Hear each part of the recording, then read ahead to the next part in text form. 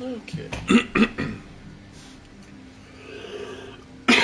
Sorry. Ooh, sorry about that, folks. Meant to mute that. Oh, sorry. Ladies and gentlemen, I am the Ephemeral One, and welcome back to me being back on my bullshit about Elden Ring. We have reached a location that is very near and dear to my heart. Because, ladies and gentlemen, we have reached the North, the Forbidden North, the proper part of the Forbidden North. And there is so much to explore up here. Because, ladies and gentlemen, we have now officially reached the point of the game where so many secrets, in my opinion, become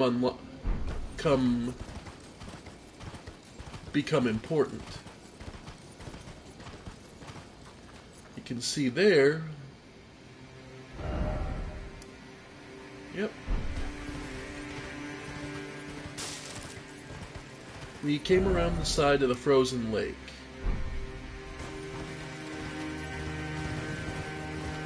Let's see. Here we go. Here's the road.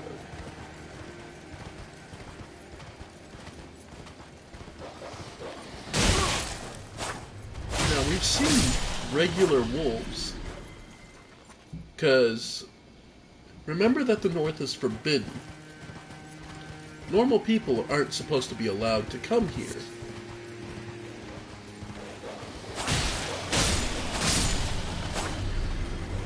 Yeah.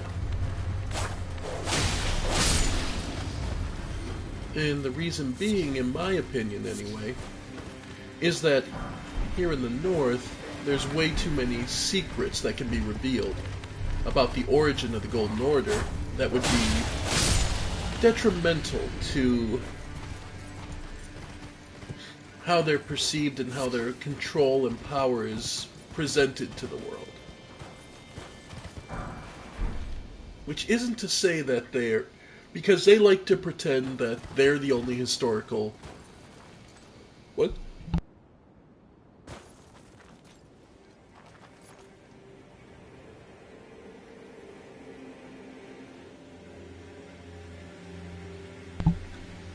Oh, sorry about that. Because by and large, the Golden Order likes to present itself as the only power in existence, like anyone. There's an old saying in our world that history is written by the victor. In this case, it's actually quite a bit more literal. History is being written not only by the victors,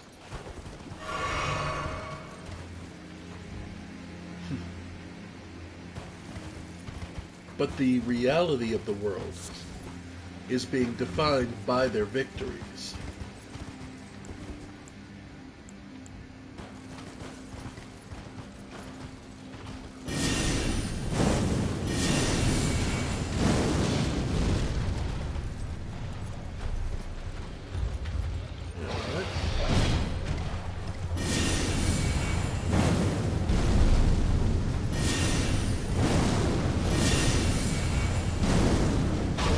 There we go.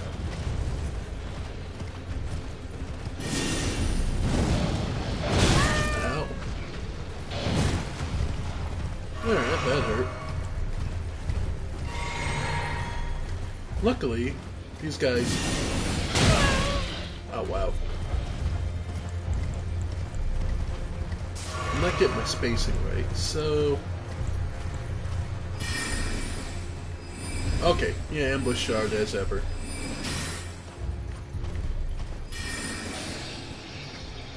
Yep. You don't get a whole lot from these guys, but it's understandable. These are starving dogs, basically. Makes sense that they're feeding off corpses. They're scavengers, they're not... They naturally wouldn't have much.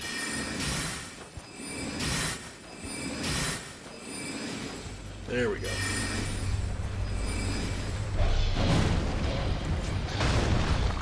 Yep. Yeah. Yeah, these are just desperate hounds. We've seen full-on wolf packs living well out here. But it's clear that's not what these are. Yeah.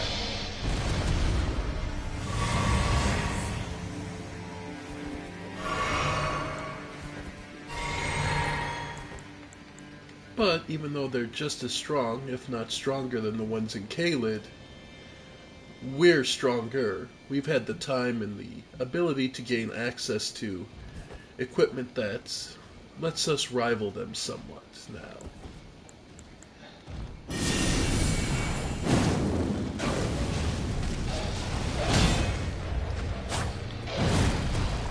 That and experience.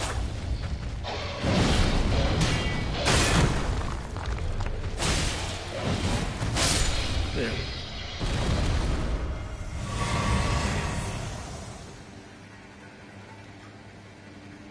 And we've seen that there's no... The North, as I was saying before, the North is also the symbol of...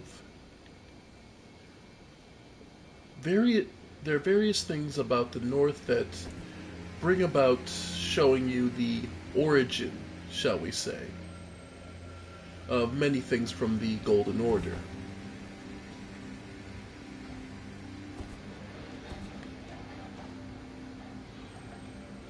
Yep. Here he comes.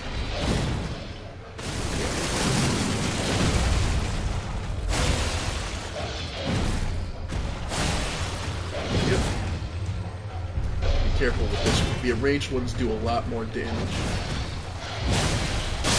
There we go. Luckily, it has almost no bleed resist. Unsurprising, it is just a really big wolf.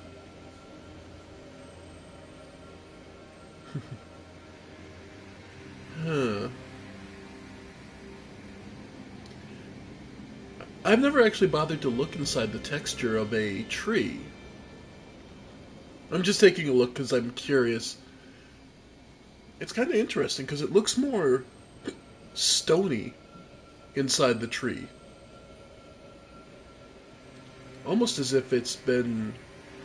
as if the tree outside grew up along a spine of rock.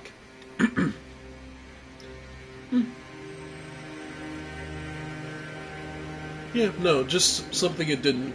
I was just curious about. And here... Yep, we see these fire slugs.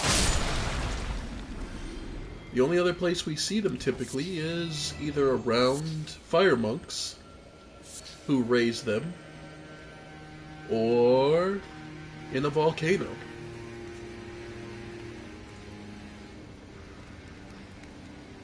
And what you could be easily mistaken for is forest or trees are actually bolts of lightning. Solidified bolts of lightning from the dragons that helped with the battle with the giants. Because, well, this place, boy, this whole area. Now, this is the route that leads you up the mountain. We're actually, effectively, the north is split into two sides. There's the route to the actual cauldron that we're currently on. That's where Grace is deriving us right now. And then there's the path that leads to the Holling Tree, which is where the difference of the Lift of Rold is. Yeah, the hidden path to the Holling Tree, and then through the Zamor ruins and everything that'll take you beyond.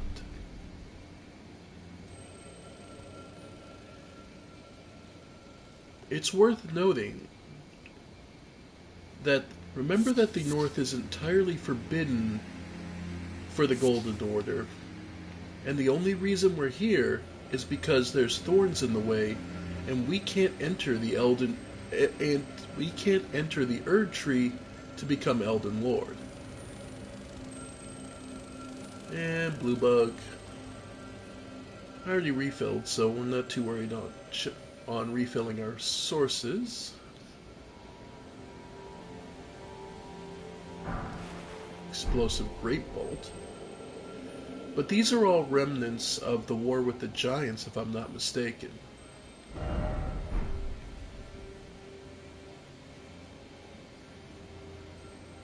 And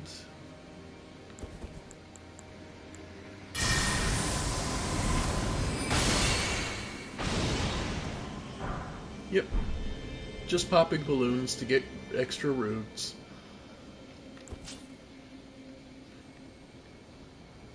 Because, remember, those balloons are how mages typically deploy marionettes to protect an area. And as we can see, there are in fact marionettes out here. Because there's a tower up here in the north. One of the mages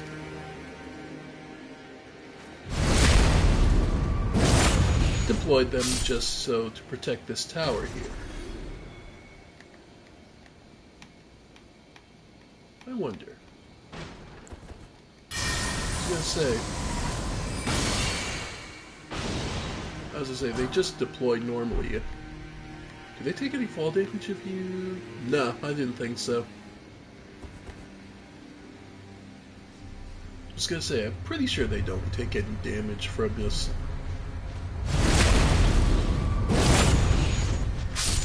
Yeah, lots of arrows, the usual. But if you've reached this area, you've experienced enough of this to know how to handle it. Just slowly take your time, pick your shots. And if you can't finish them off, just be sure to get your distance, get away from them when they go berserk. What is interesting while we're here is note that a lot of the stones have naturally golden color. Naturally occurring. It's nowhere near as concentrated as, say, in some of the mines you see underground. But it is worth noting that the color gold, which is so significant in this world, a sign of terrestrial power, is fairly common up here. Or at least it's more common than down in the south. Which, actually, because of the nature of this game, I wouldn't be surprised if it was more clearly that the Erd Tree had sucked up the golden power and concentrated it. Then redistributed, so to speak.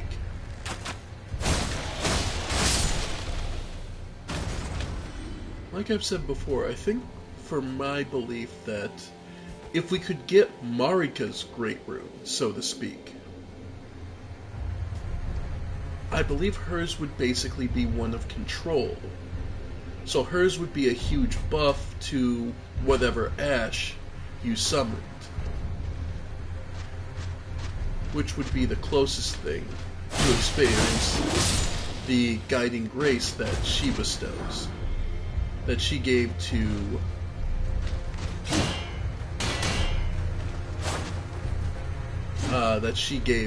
the Warriors of Godfrey.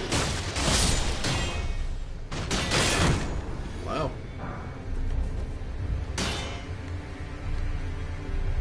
This is because it seems like her rune, so to speak, her rune is about control.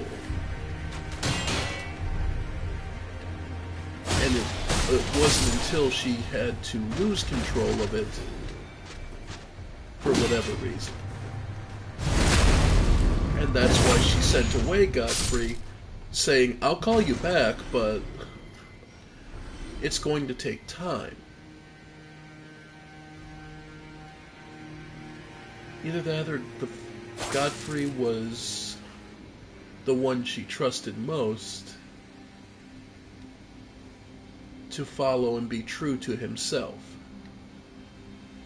And I guess presenting him with this kind of challenge, or at least a challenger like us, he would never be able to resist. And the tower we reach. Falling snow marks something unseen. The heretical rise.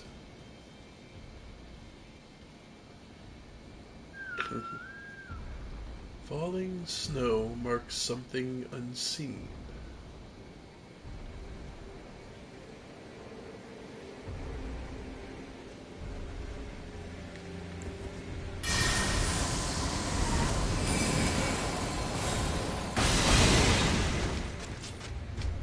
Alright. Go ahead, take your shot.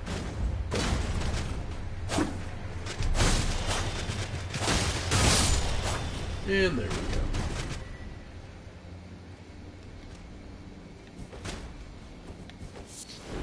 Yep. There we go. You can hear me, but you can't reach me, so whatever. Because I believe that's the one inside.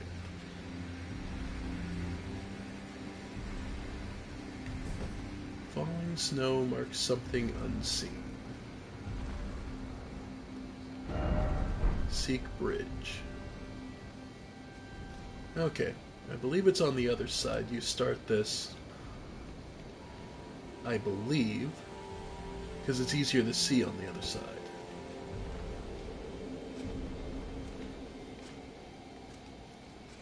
Let's see. Yep.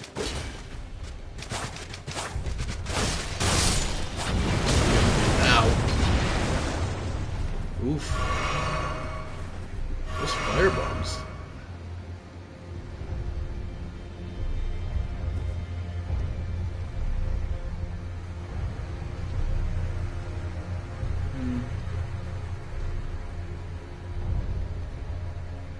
Mark something unseen. Basically, the same rule will apply with the invisible bridge. Check where it is. Not here. Theoretically, we'd survive the fall, but...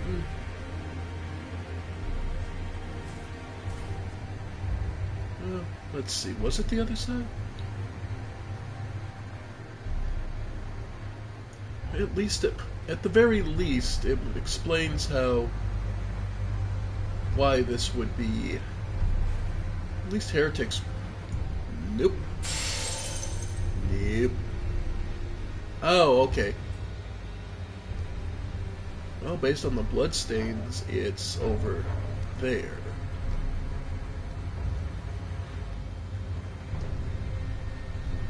Okay.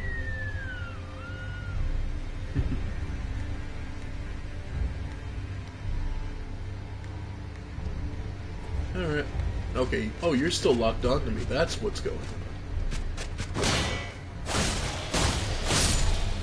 Yeah.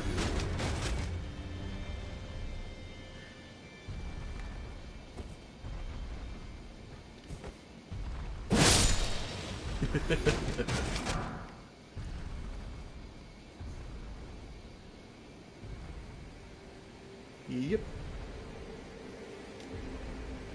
And this one.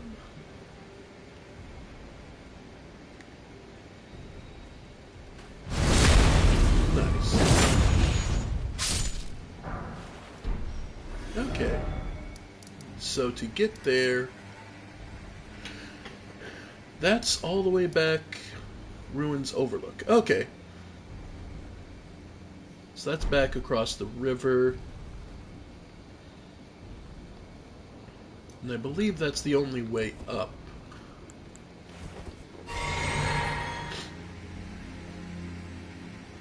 But at least it makes sense why.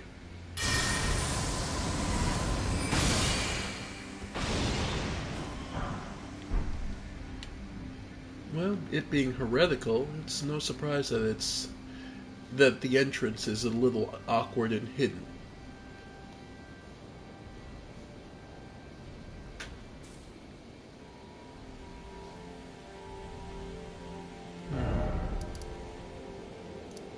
Spirit Caller Cave is below. White Ridge Road, yeah. Yeah, okay.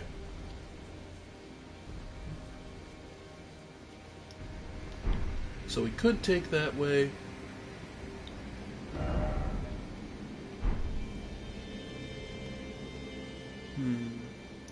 But this was just another path that led us into Heretical Rise.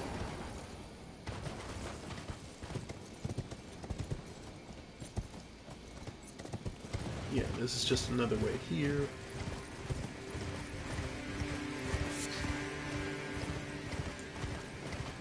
Suppose we should try and get the map so we can get a better lay of the land. Because... boy. I forget where we died. Oh, right by Spirit Caller Cave. And yeah, we'd have to deal with the dragon. Nah.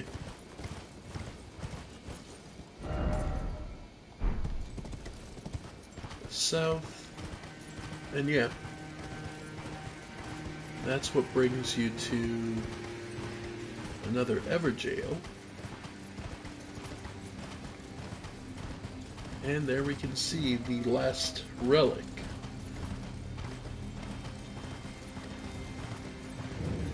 Lord Contender's Everjail.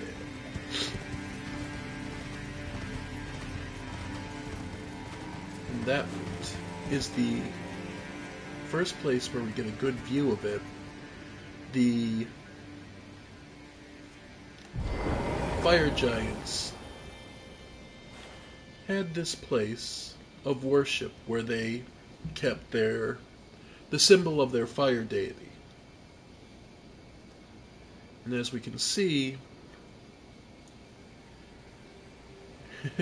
it's kind of interesting taking a look from here. You get a different perspective. The fire monks are one of the groups here who were protectors and worshippers of the fire deity. In addition, giants served them as well. And this all led to the bowl that they worshipped at. What's kind of interesting about this, from the look of it, it looks like either that there was a titan here. I call them titans because I truly believe that they're the source of titanite that some of the later games use.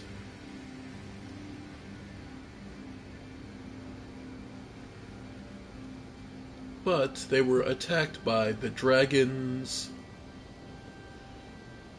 and I wonder which came first. There's no way to know. We know there was a schism in the fire monks by the ashes of, what's his name? Black Flame Monk Amon. Amon swore fealty to the god-slaying Black Flame, and so became the first fire monk to turn traitor.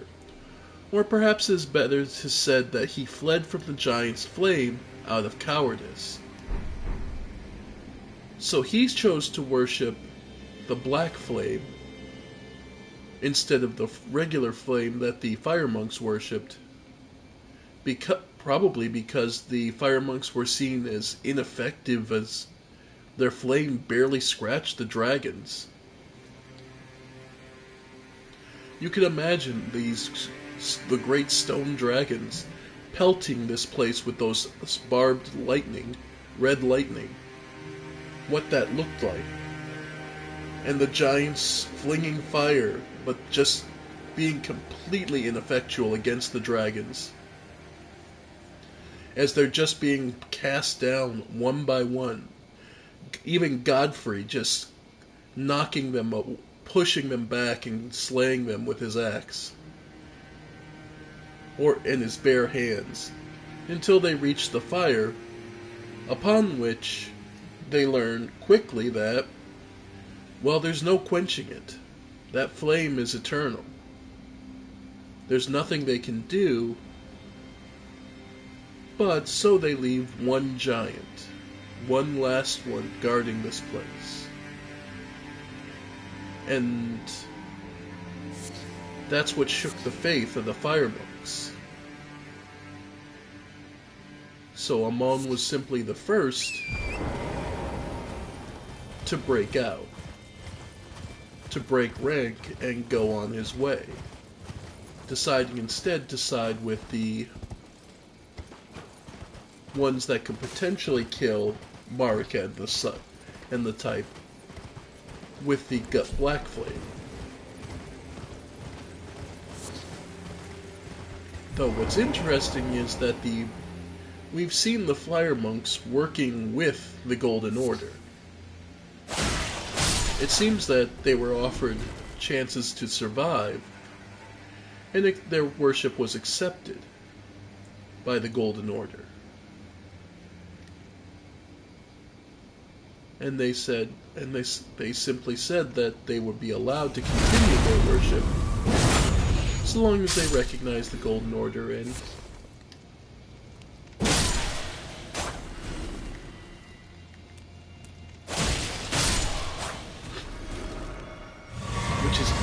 which is interesting because we see the Golden Order as such of a militant force against so many things, but it also allowed for bringing together various forces.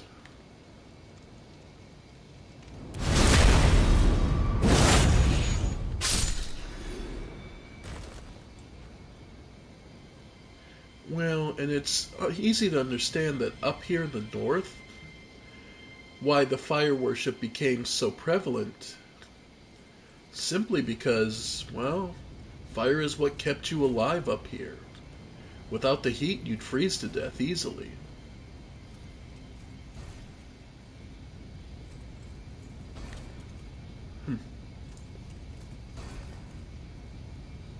And it's just worth kind of noting how this all goes.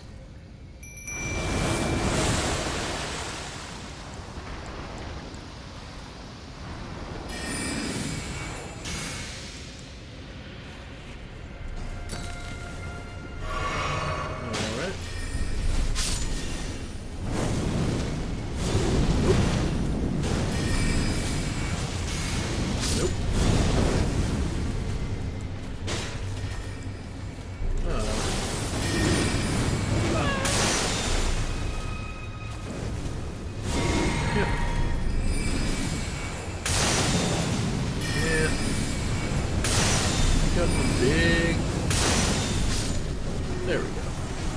I was saying, it becomes a big obstacle. Yep, Friar Prelate Gauntlets. Another stone sword key, always welcome.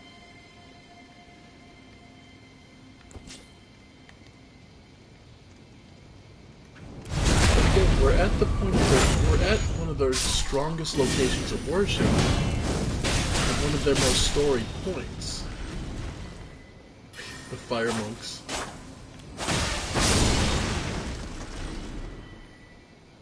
They tended to and kept the fire, and they were allowed to keep living and work alongside the Golden Order. That's where we get a lot of the fire-based giants and golems from. Because it's clear that with their design, that all the golem statues, the big tall ones, they're animated by this flame that they worship. And those giants that did surrender all had a piece of them gouged out and replaced with a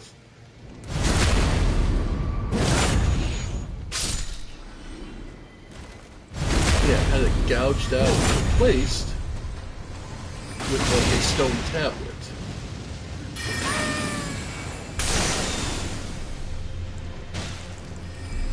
Which is kind of interesting. Yep.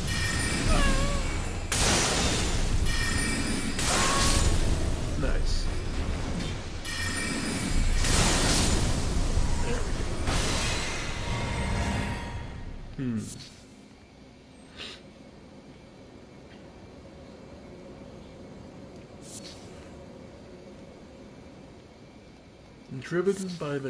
Driven by her rune, Because we've seen that the runes can actually enhance or exemplify some things a about the wielder.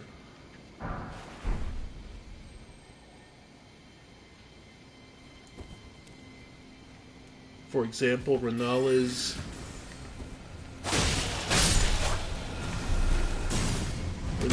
driven somewhat mad by hers. Melania spent her entire life trying to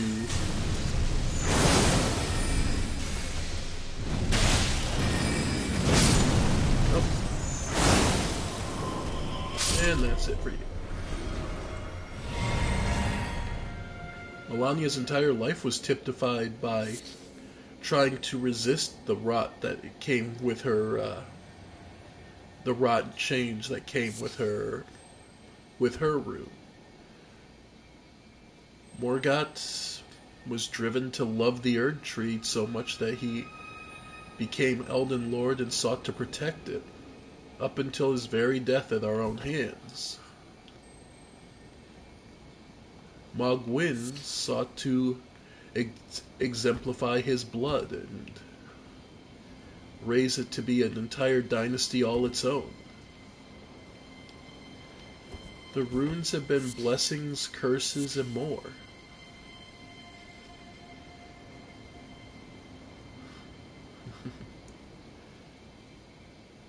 So it would make sense then that even Marika is not immune to that. That she would be driven to control, to exemplify exactly, be controlled basically, to try and direct everything.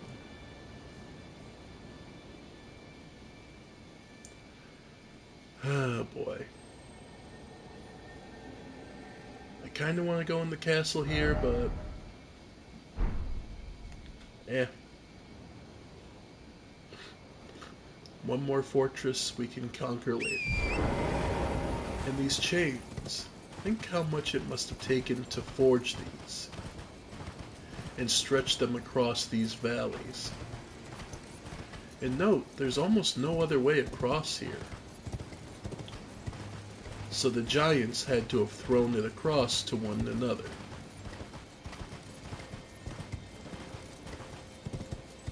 Alright.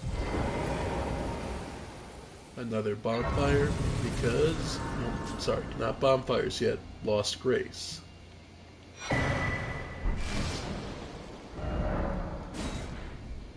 Alright.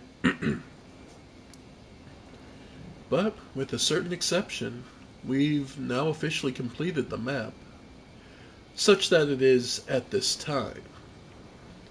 I'll say it that way. We'll see what the DLC brings, but at this time, this is the final map. We can see everywhere we need to go, from Caelid, Limgrave, Liurnia, Atlas Plateau, Mountaintop, Crumbling Fazul, and the Halig Tree.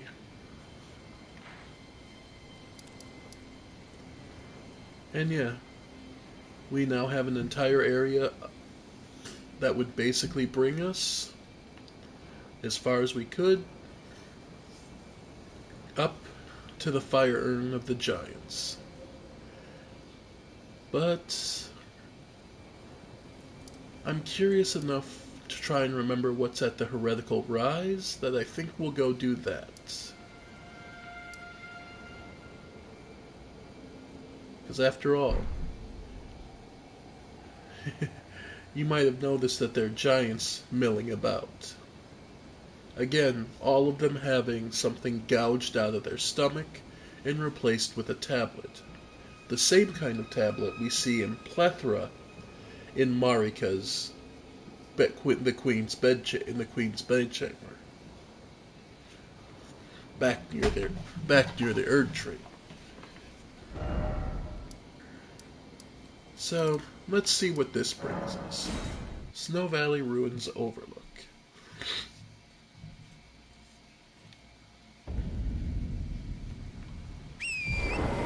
So we need to head east.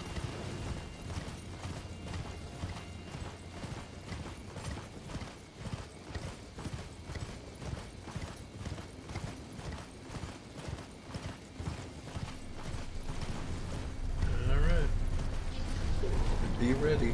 There's going to be plenty of skeletons out here.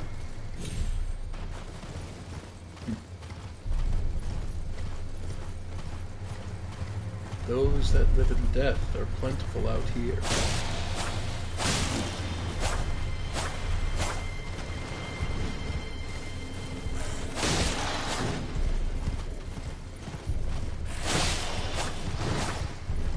The reason being is because they buried their dead out here. And that made Deathroot all the easier to access these bodies. Which actually brings up a point I was thinking about at work earlier. The walking mausoleums.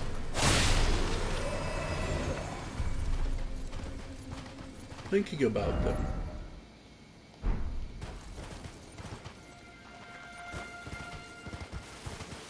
Let's see, where is it?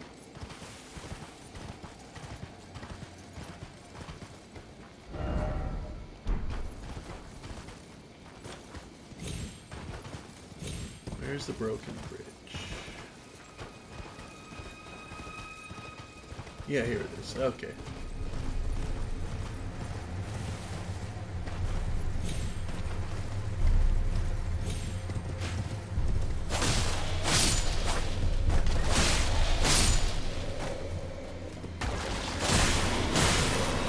There. Alright. And if these weren't here, what you would have to do,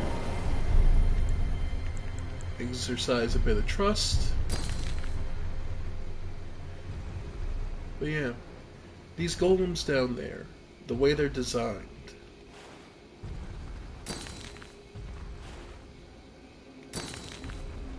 basically you can see the origin of them in their design. The way that the giants, the fact that the chest is the weak point, as I've said before, the fact that they're animated by flame makes sense for flame monks.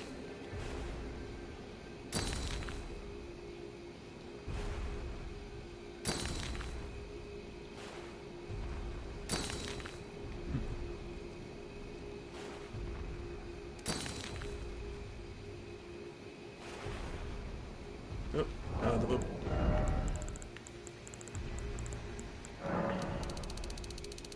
Yeah. Plus I kind of think it just looks cool to see the stones. Just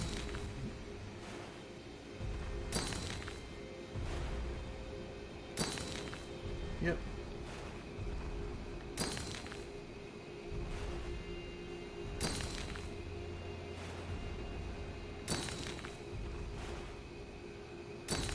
Because I believe we're going uphill, which is why there's...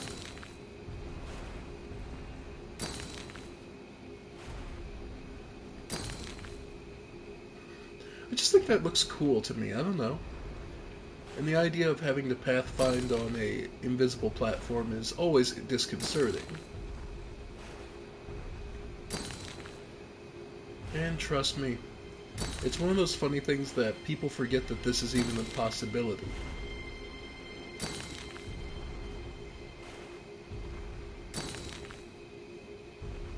Alright.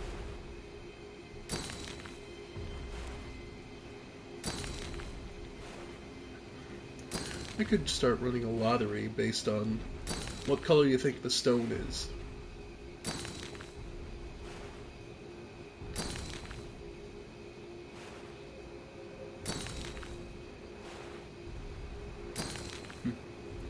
Yeah, but I don't do Twitch channel points, so, yeah. And I don't have enough, Alright.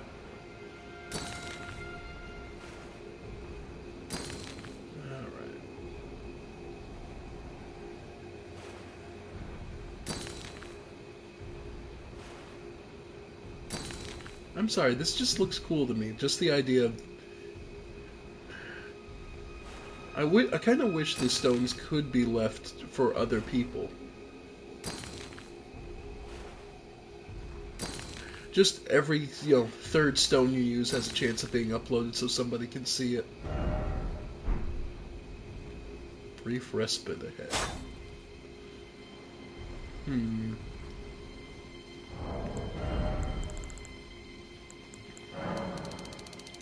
Besides, it's not like I have a real use for all these, so... Beyond this, so...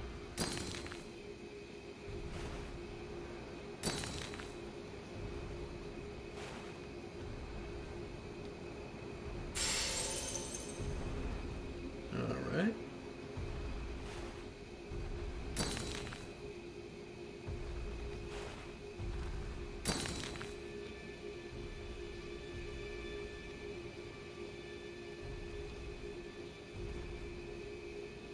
So not there.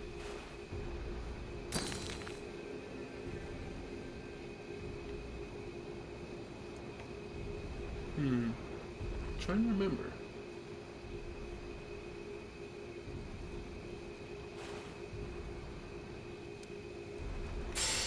Nope.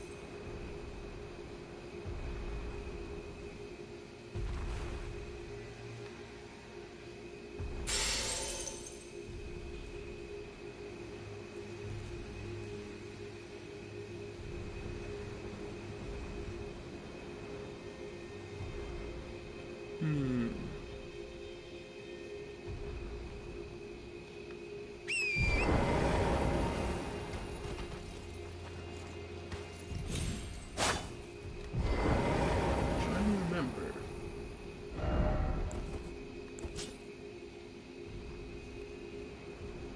Brief respite.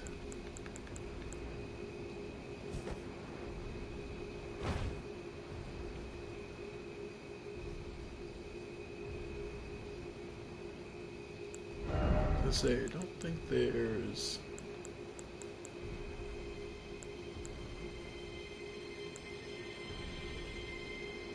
Spread out.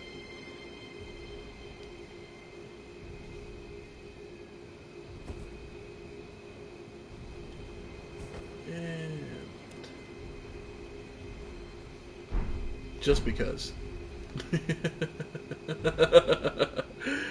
Screenshot.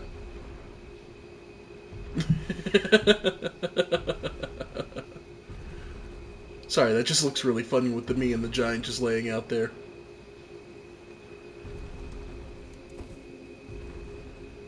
Okay.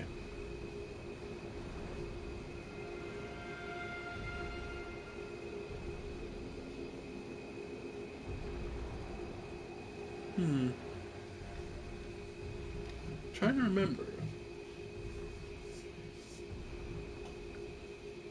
Heretical Rise.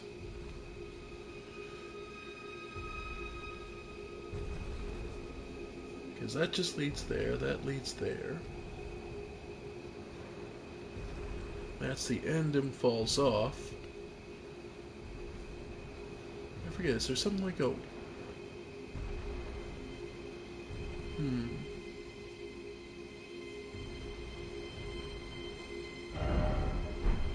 Seek hidden path.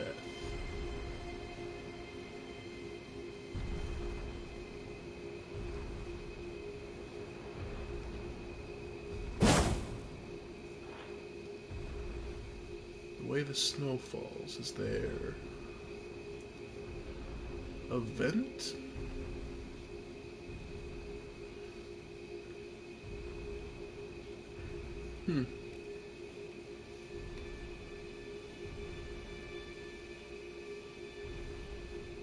Oh.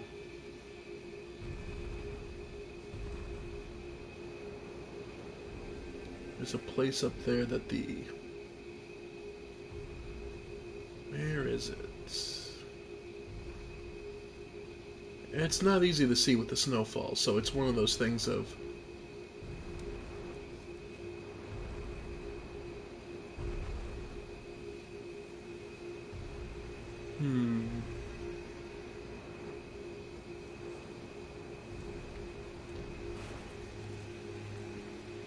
Nope.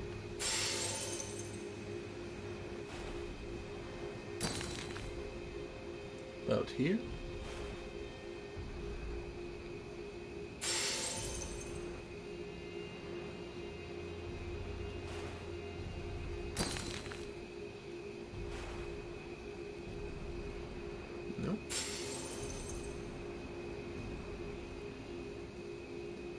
Because it's hard to see and it's hard to remember exactly where.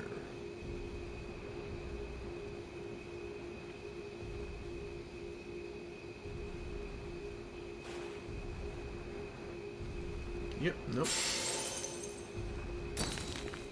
Okay.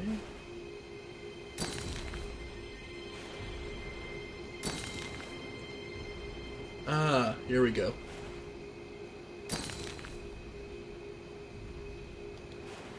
Yeah. There we go. There's the... Like, I believe there's a hidden path. Yeah, up to here. Yeah, it's just hard to see. But that's what the snowfall's for. Yeah, when the snow falls, it's easier to see. Okay. Alright, there we go. Heretical Rise. We've made it inside. But it does open up automatically once you've entered it.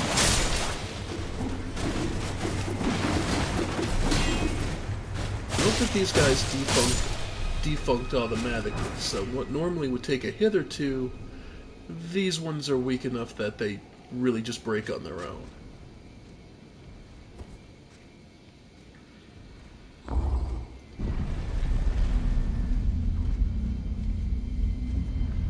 And let's see what's up top.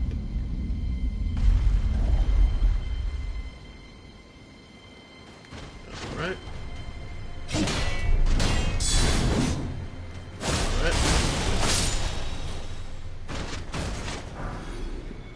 Suppose it's no surprise there's still another marionette.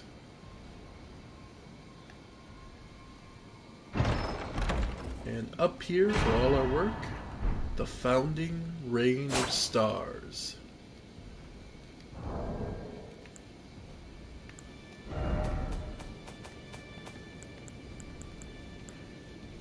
"12 dark shots, a downpour of star rain for a while.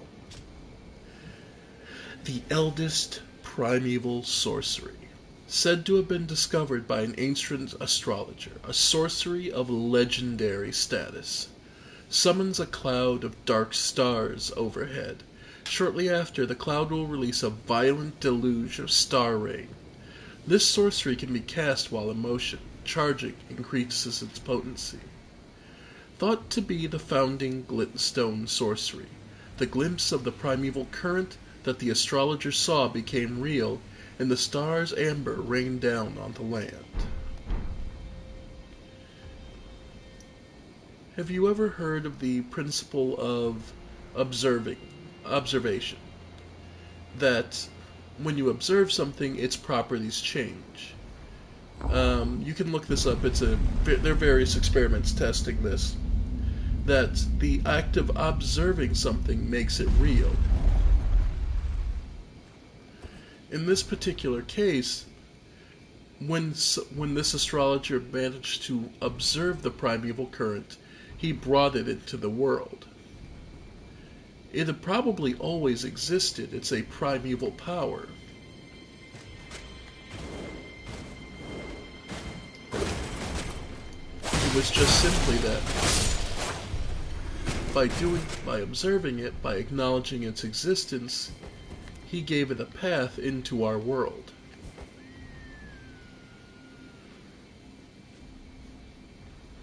So, let's see. Well, let's try it out. Just thinking. Yeah, let's go here.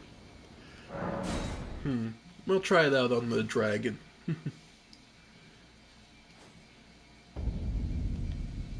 So, we have the intelligence to use it. Alright. So, is it 2 or... Yeah, it takes 2. So we'll get rid of Hidden Body for right now.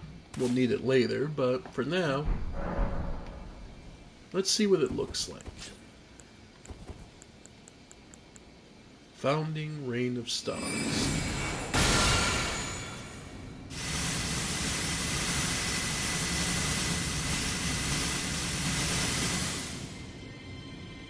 potent, but obviously best against a target that's going to either be not moving or moving slowly. So let's try against the dragon. It does constant damage, and it does do an impressive amount. So, yeah, we'll try it out on the golem over here first, see how we like it.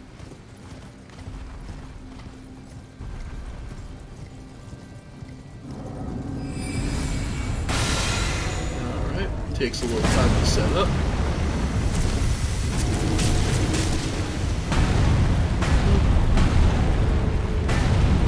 Not the best.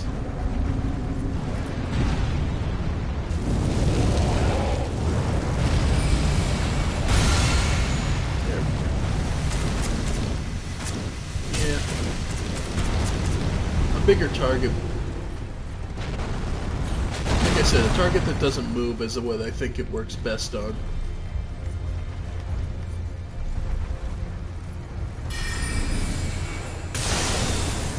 And the spiral.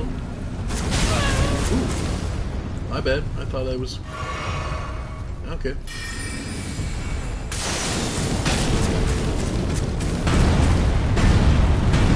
His tracking is way too good, just saying.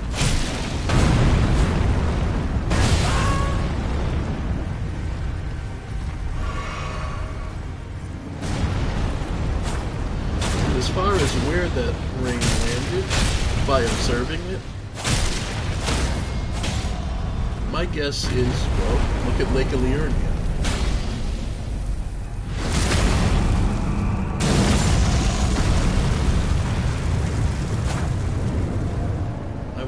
Very much that's where that ring of stars fell, was coating Lake of Liurnia and all that glintstone.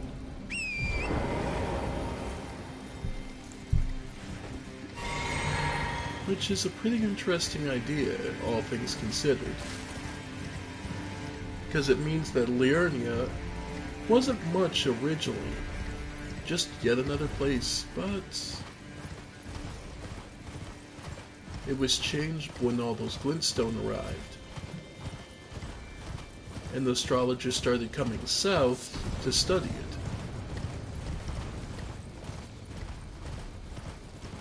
Oh, I never activated this Lost Grace? Yeah, my bad. Alright. The Frozen Lake. Not a horrible place, but an annoying one.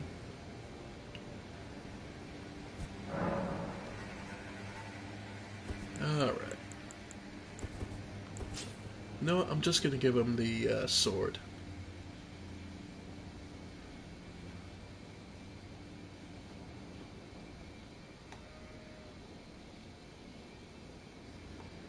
Alright. The deeper you get to the lake, there's two. The problem with the lake, fighting on this lake, is there are two threats. There's the dragon.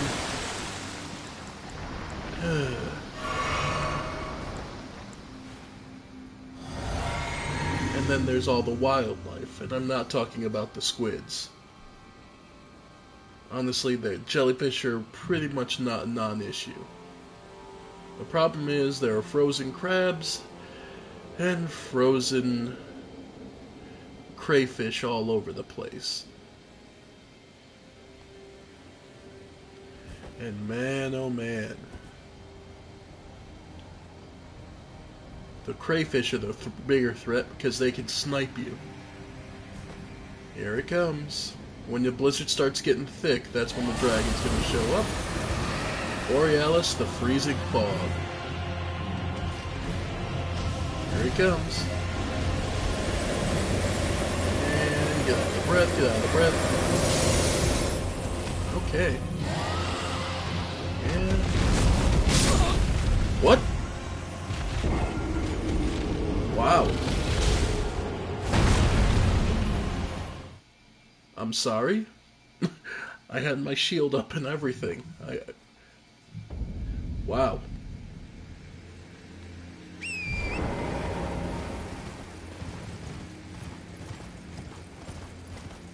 Wait, do I still have... No, I still don't have that equipped. Okay. I'm like, I don't have anything equipped that's reducing my HP, so... That was just kind of one of those, what? I guess the freezing breath is what's...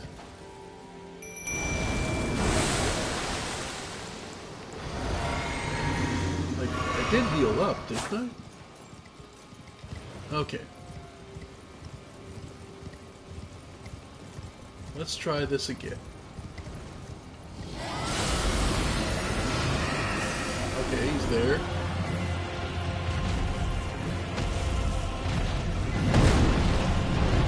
Alright. Cool. And jump.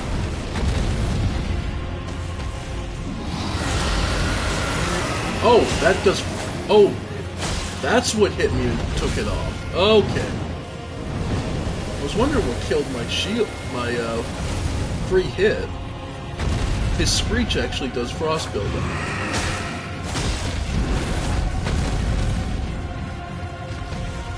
I thought he was going for the tail swipe.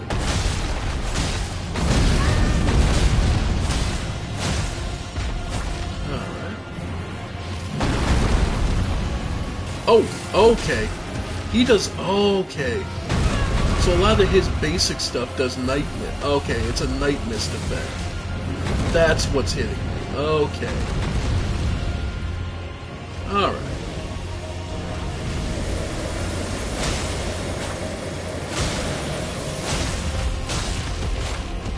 Okay. So a lot of the usual weaknesses aren't as easy. Okay, that's what's hitting. Yep, stay the hell away from that. Oop. Okay. Yep. What?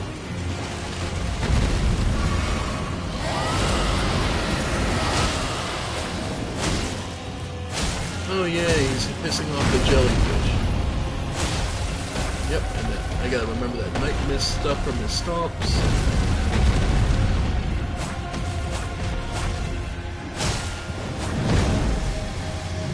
Yep. Get away, get away, get away. Alright.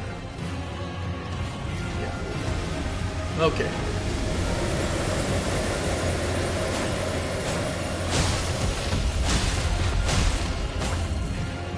Close his tail sweep. Yeah, no, it's... Okay. Okay. And that just covers the whole area.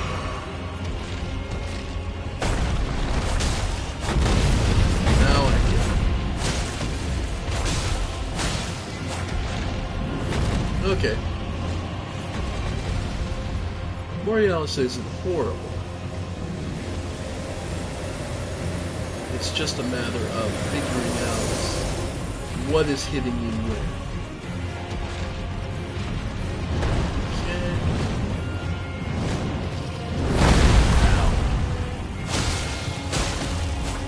Okay. Okay, heal up. Because Borealis can do... That, remember, that stomp releases Night Mist, so don't get near it.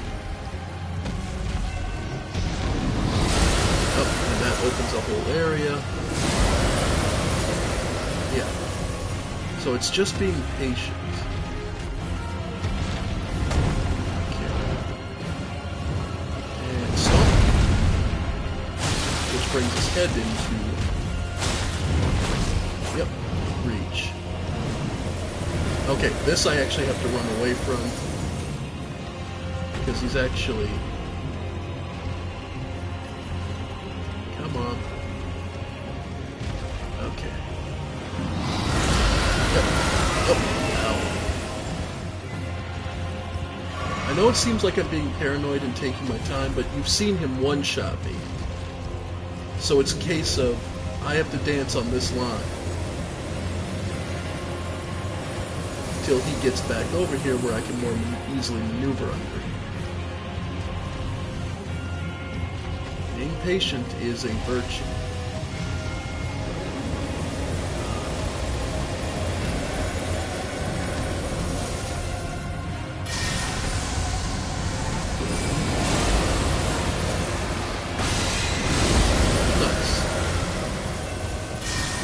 And we have range, so...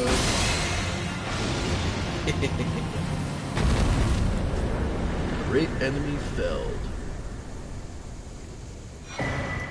Another dragon heart, and another power.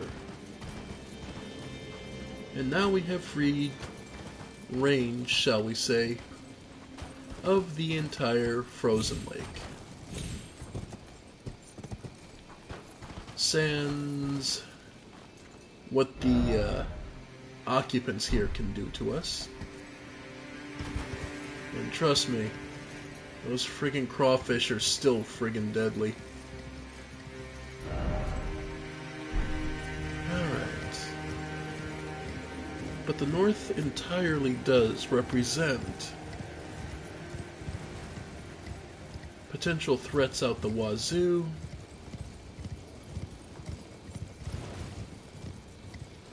And it'll also introduce us to something we'd see in the Hollig tree, but it's clear that it came from here first. The Spirit Caller Cave. You'll want to come here to understand a mechanic. This is actually this is sort of a tutorial of sorts.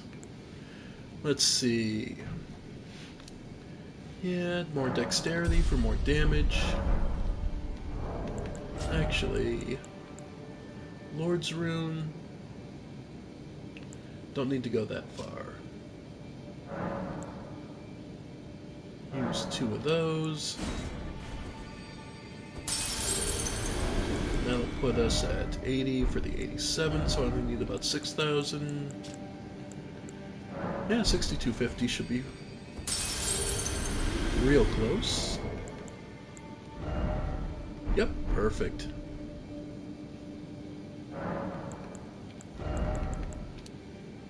Nice. So, alright. Spirit Caller Cave. This is one that required 2 sword stones to get in. Swordstone keys.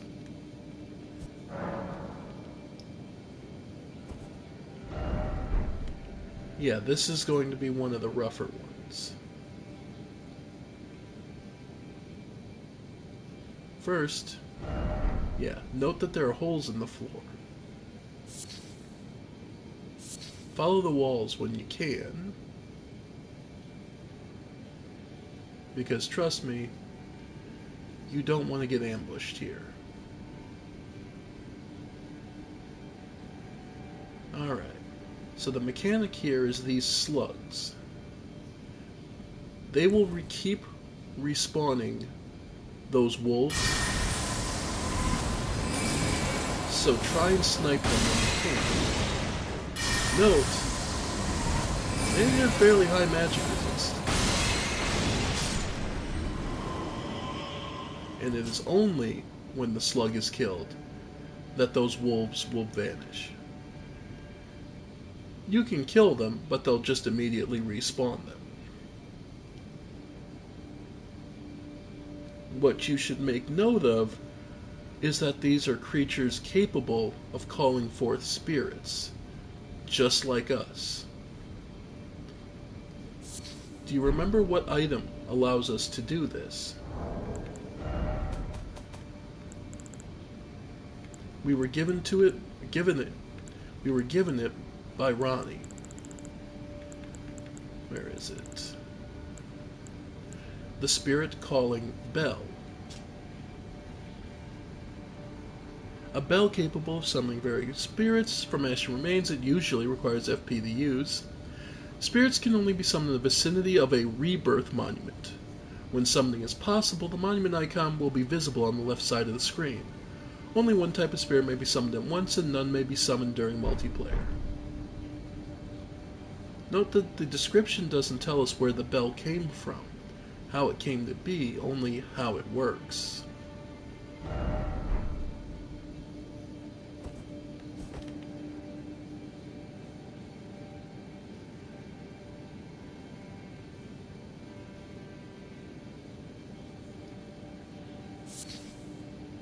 It's a mechanic, but it's one that...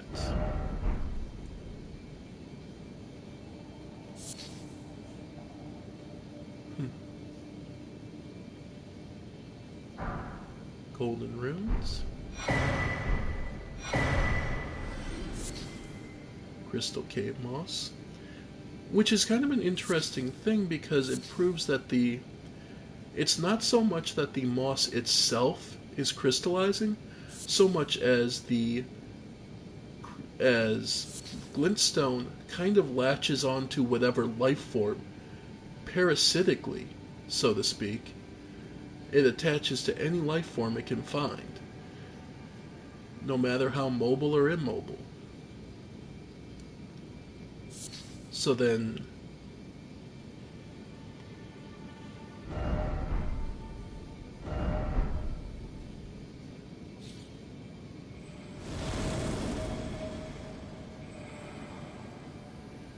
now you can see it has the ashes of a warrior from the land of reeds, who must have died here. And there we see.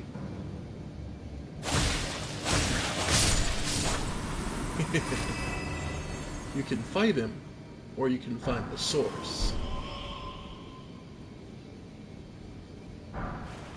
And make no mistake, you can just fight him. I don't believe you get runes until you kill him, though. So, yeah. Dire Wolf.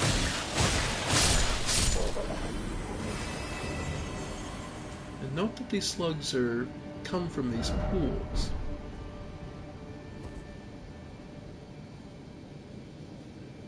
And yeah, I believe this is where you would fall down. And yeah, come down here and you would engage this wolf from the head on. And it would keep spawning until you killed the slug. Once you know the mechanic, it's not so bad, but your first time is going to be kind of rough.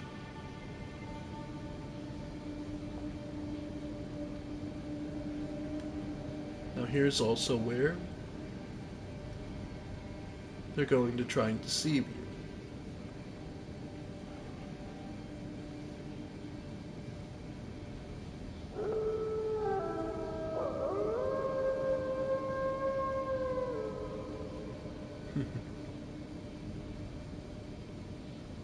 For one thing, you'll want to go around the backside of this wolf.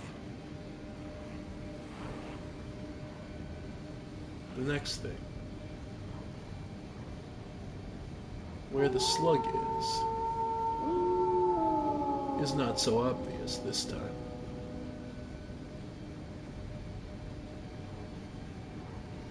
There, all the way in the back. So what we'll want to do is wait till they go away.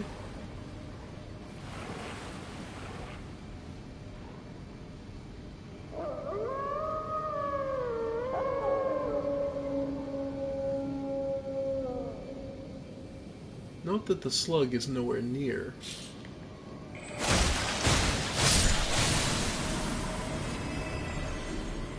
And note, it doesn't get rid of everything.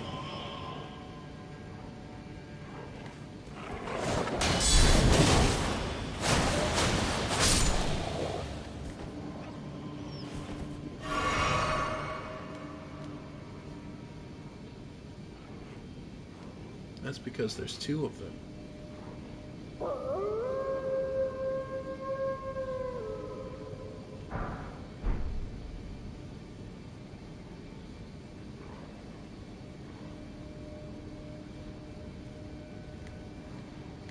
as we've seen, I don't. With magic, it takes 2 shots, and that might take too long.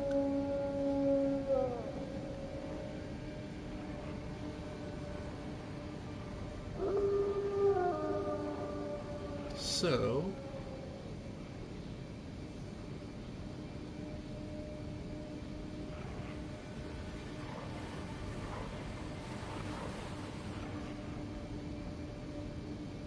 your best bet is to wait until these 2 are gone. They're off sync, unfortunately, but give them a moment.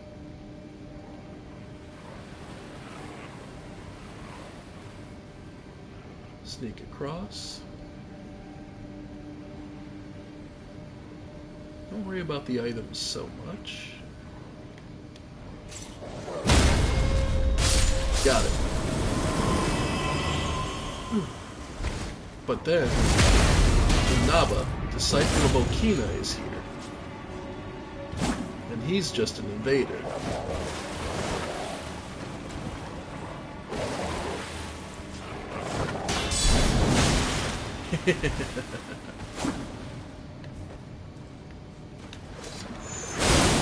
Nice. Okay.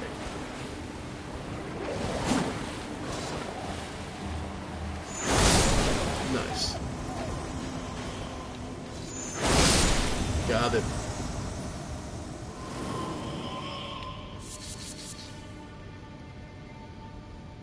Alright, but I believe that's not the end.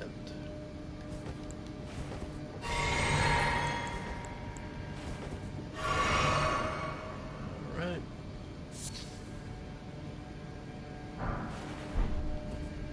Because I believe there's one more. Or have we reached the boss? I don't remember exactly.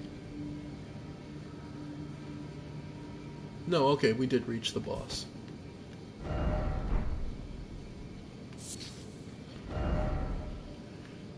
Be wary of trio and then try sleep. Okay, let's make sure I didn't miss any items. I think I grabbed everything. Oh, yeah, I did forget this. The white reed set, right. The armor of the Land of Reeds, which we can take a look at. Where is it?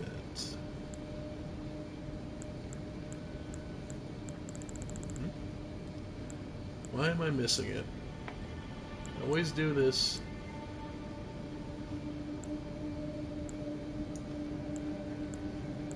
It's probably because I'm not a big fan of samurai armor, so I just kind of... Okay.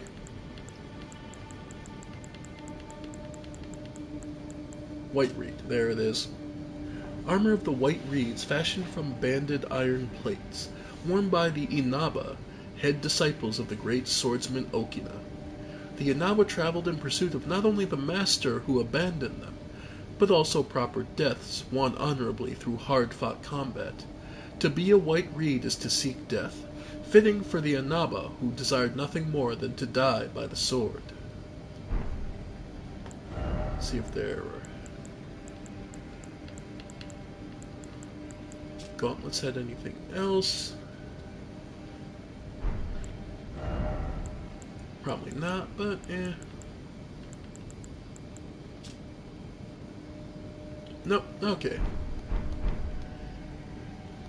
I'm not a huge fan of the samurai look myself. Though, that stuff, no, I will give respect where it's due. It's pretty good, just not my taste. Alright. We'll pop a ring arc.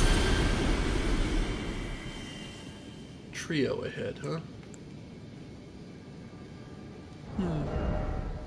Maybe we ought to switch it up. Different mimic. Let's do... yeah, let's go with Engvall.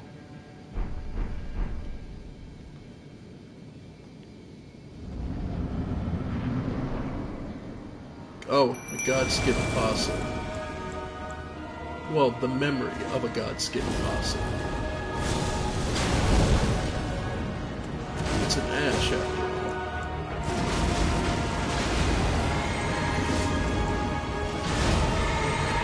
Alright.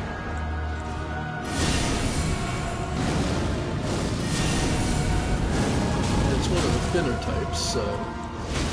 Alright. Let's see how he likes the pounding of the stars. Not especially damaging to him.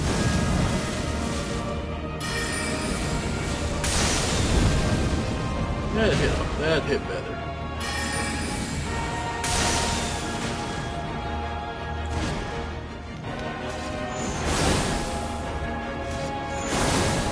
Alright.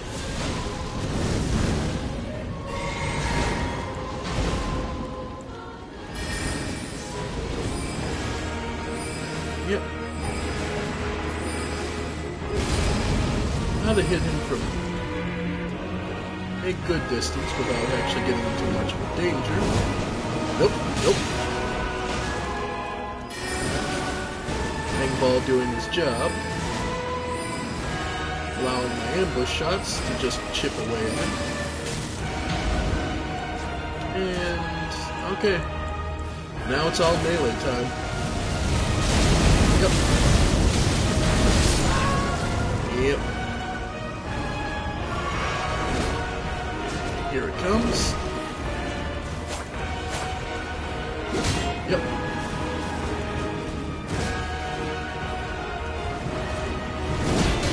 Yep.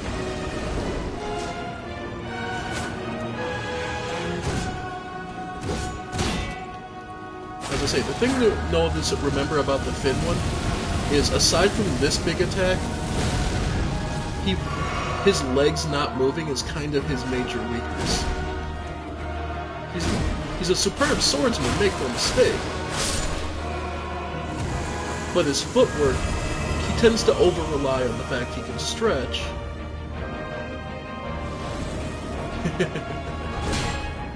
Yeah. Oh, you thought this was over? Not in a chance. Now the big one is a little different.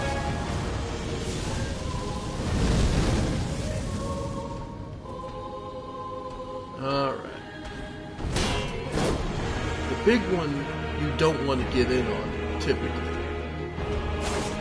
Because he is extremely good at spacing. And getting that damage in when he wants. Yep. Yeah. And he's really good at forcing me back.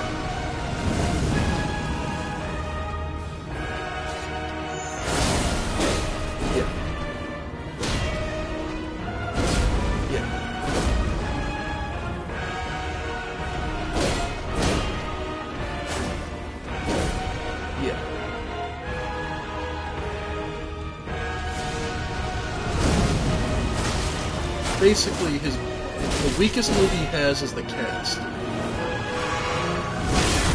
Yeah. Yep. And of course, remember, Black Flame actually does whittle your health down a little after he's already hit. There we go.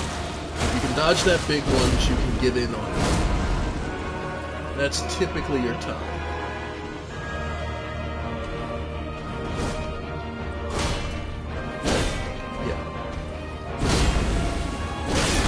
These are guard breaks. Again, it's all about timing and spacing. Unfortunately, he's got more control over this than I do. Yep.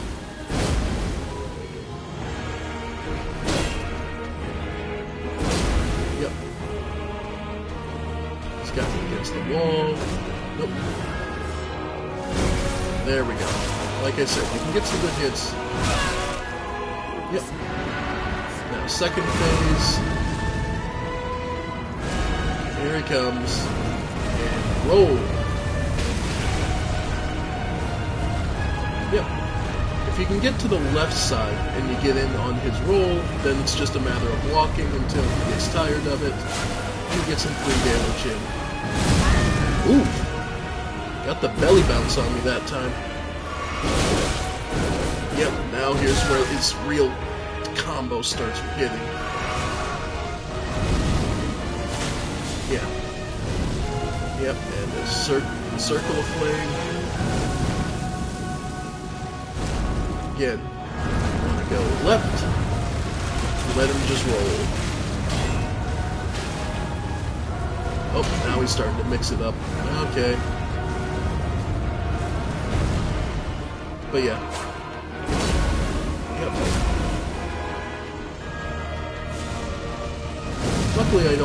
Luckily I don't have much in the way of runes, because I don't think I'm gonna make this one. Though it kind of makes sense there's no statue of Queen Marika here. Because I'm pretty sure there's not one right before this fight. Considering these are worshippers of the Black Flame, it would almost make no sense for them to have. Yep, okay, managed to get out of the belly bounce that time. Yep, okay. Got out of it this time. But yeah, if you can get to the left, roll to your left, and then keep it up, you can keep circling it. Like I said, I'm more than likely going to die on this attempt, but hey. Though again, it is worth noting, these are the ashes of followers of a God-Skin Noble. Yep. Yep, got me. Committed too hard.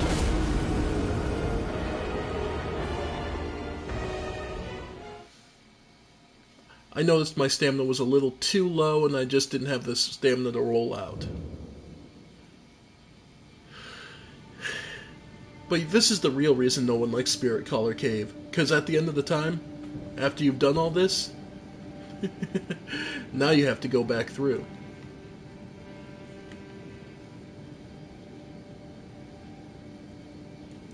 Yes, you may know where the slugs are, but there's always the chance that something goes wrong. So,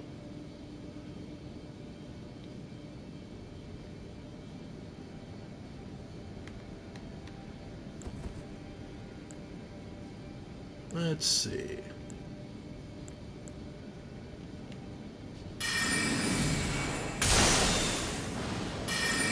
Yeah, no matter what, it looks like it takes 2 shots.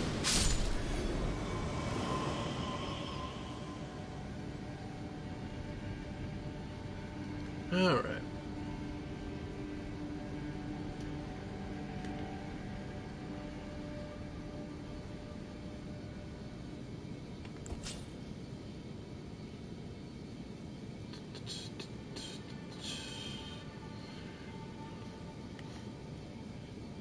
It is quite an interesting thing, though, that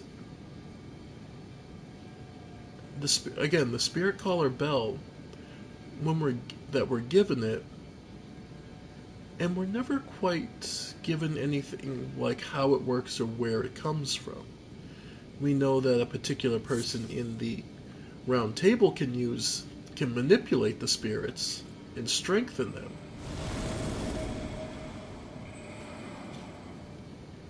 Though it's kind of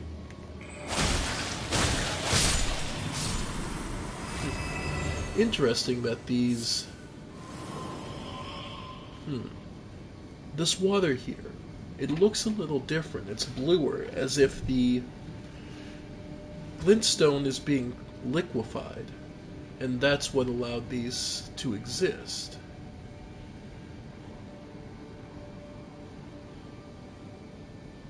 Alright.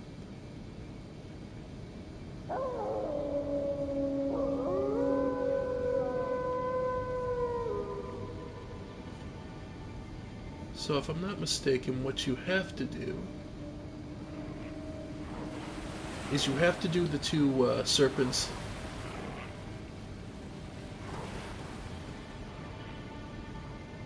You see me? Oh, it sees me. Okay.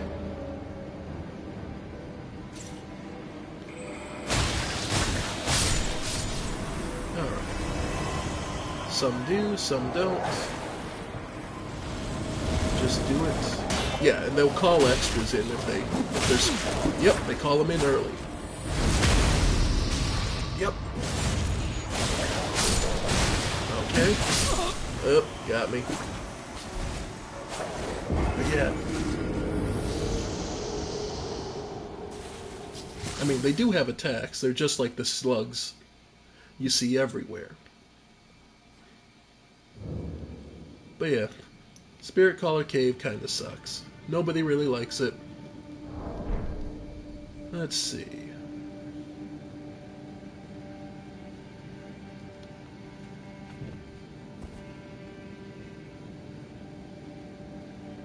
Could ask for help, but we'll try one more time.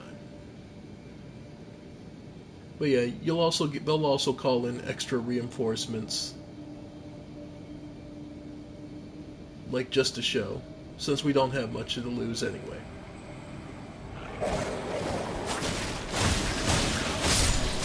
Yeah, they'll call in extra wolves. So that's why you want to be stealthy with this. Typically, because it's just a matter of, yeah.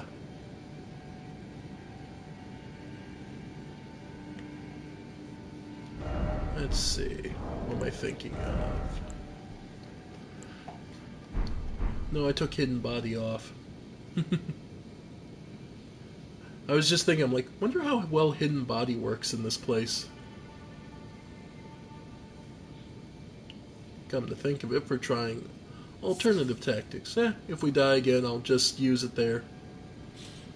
I'll go re-equip it. Now, it's kind of interesting, and a kind of a thought of blasphemy almost, that those warriors of the White Reeds are looking to die by the sword in an honorable death, but instead they're being constantly resummoned.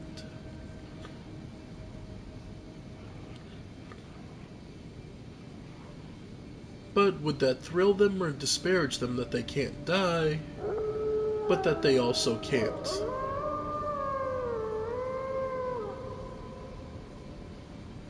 But would that also make them happy because they get to seek death eternally?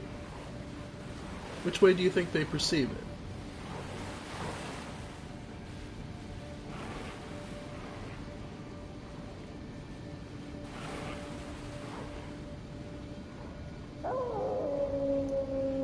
And yeah, you can't go for the second slug because that one over there will spot you instantly because it's constantly on guard.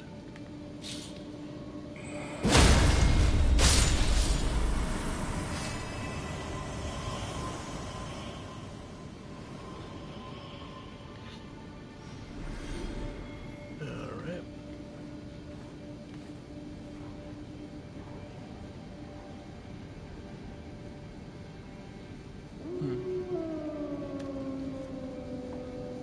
I suppose it comes down to the question of, is the seeking of death the point or just a means? Yeah, that one's running back. That one's running back, so... There we go. We should be able to get close to the slug now. Well, it's technically more of a snake.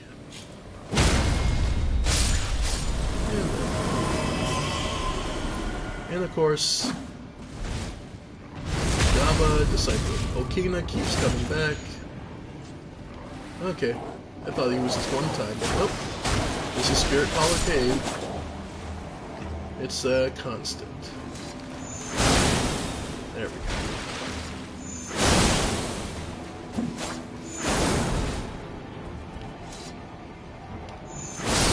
There we go.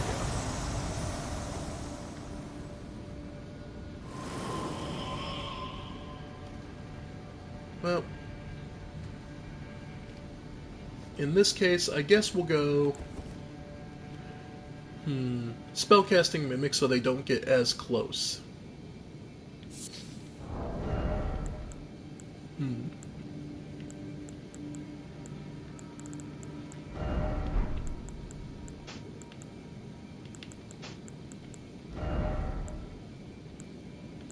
Yeah, we'll do spellcasting Mimic.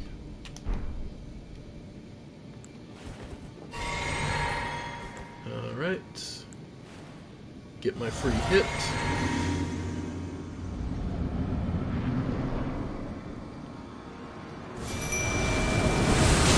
Now, there's my free hit. Okay. While he's focused on them. Wow. Yeah. It's missed. Yeah. Wow! I've never seen him go for the full 3 combo, if I'm honest. That is the first time I've ever seen one of the Godskin Nobles go for the full 3 combo.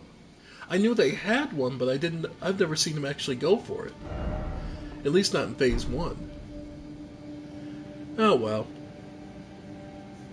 I think that's about good for now. We can always come back to that later.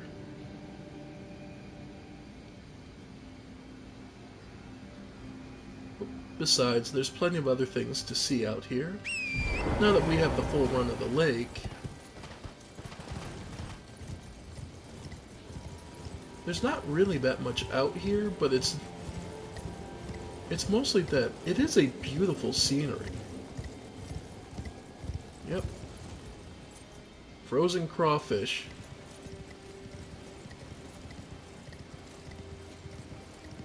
They're all over the damn place, too.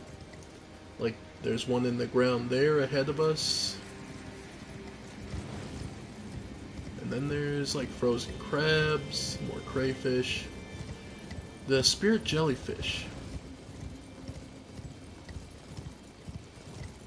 The fact that there's so many out here does make you wonder what exactly...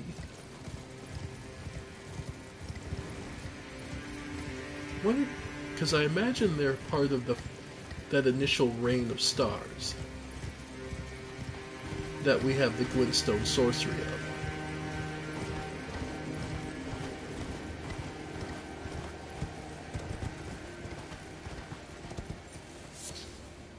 I imagine, because we've seen that they're pseudo-sentient at the very least. Because the one we had a sister that they had promised to go to the stars with. Unfortunately, thus being one of the ashes we can summon, it means they've died. So their sister went out, and, well, we got them to at least fulfill their promise from life. Oh, one of those invisible creatures. I forget I don't think they drop anything other than runes. Off the top of my head. Yeah.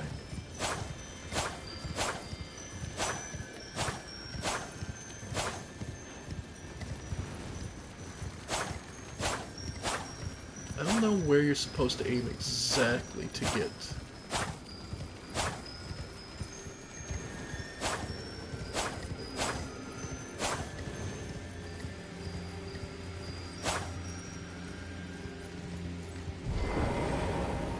Because I don't think they're the type of creature you can just stand here and wait.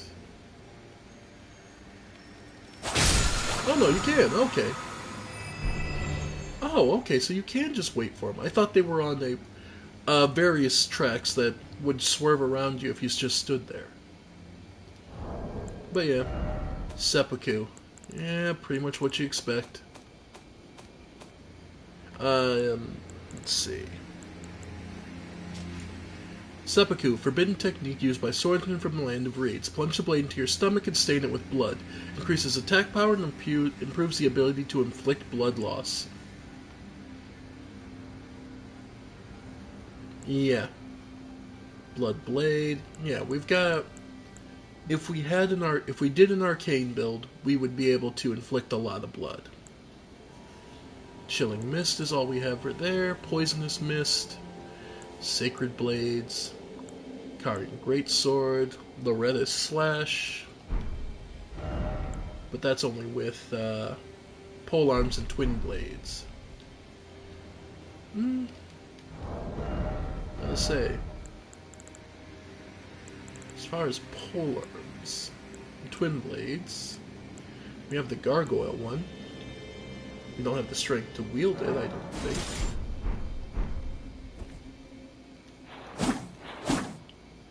Okay, two-handed we can.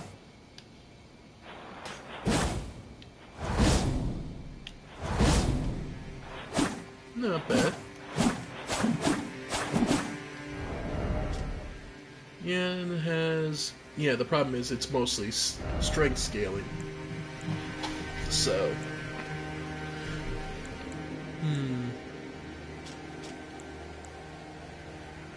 Wing of Estelle. I was gonna say...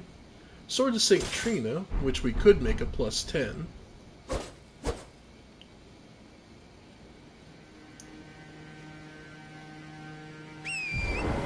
Just taking a look. It is kind of funny that it looks like we're under the... That's kind of interesting. The Lord Contenders. Everjail is right above where the... Now I'm kind of curious about something.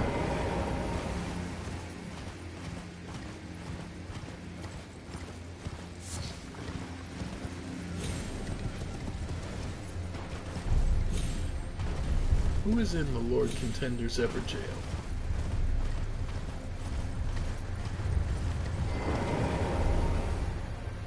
It might just be coincidence, but I'm kind of curious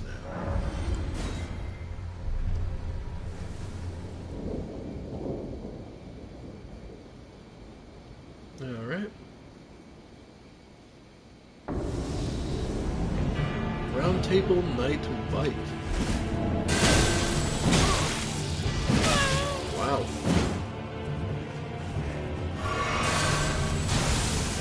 Okay. Well, Mike is big on lightning. Yep. Boy.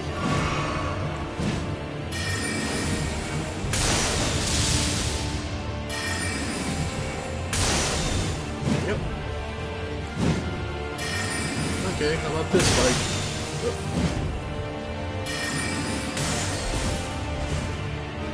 Yeah, that managed to push him back. Okay. Ambush shard.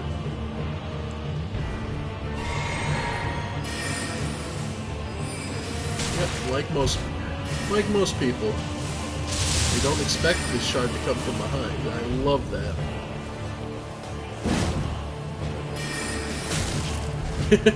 Just hitting him in the back of the skull.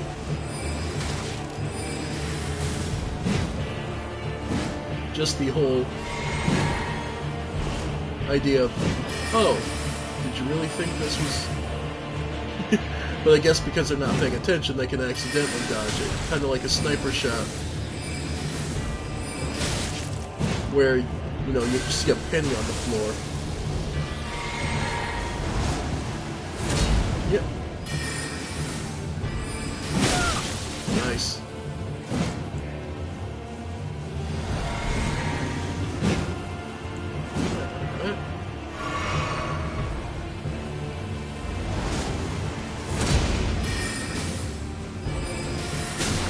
Yep. Sorry, bike. Only so many chugs. Well, that's the downside of being a boss anyway. You get all that nice extra HP, but you only get one heal.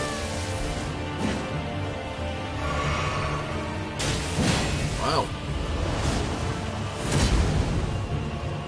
Okay.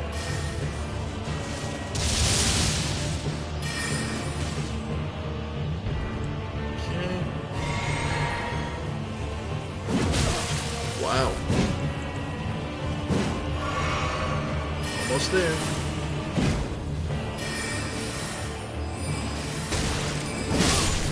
There we go. Sorry, Mike. There's Dragon Bolt and the Fingerprint set. And a nice payout.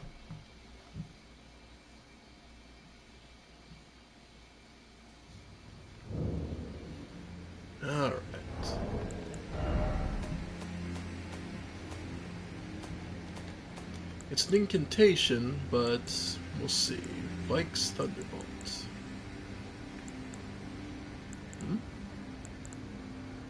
There it is, okay.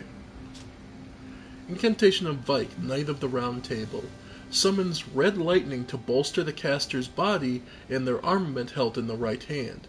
Enchants armament with lightning affinity attacks and increases maximum equipment load. However, lightning damage negation will be reduced, because you're already being struck by lightning constantly. Of all the knights, Vike the Dragonspear was the one Landsex loved the most. No surprise, considering... Yep. Makes sense. And then... the fingerprint set. Fingerprint helm. Iron helm worn and blistered by singed and blistered by fingers. Worn by Vike, Knight of the Round Table. No other tarnish was closer to the throne of Elden Lord than Vike. But without announcement, Vike traveled far below the capital and was scorched by the flame of frenzy. Did he make his choice for his maiden, or did some other force lure him there with suggestion?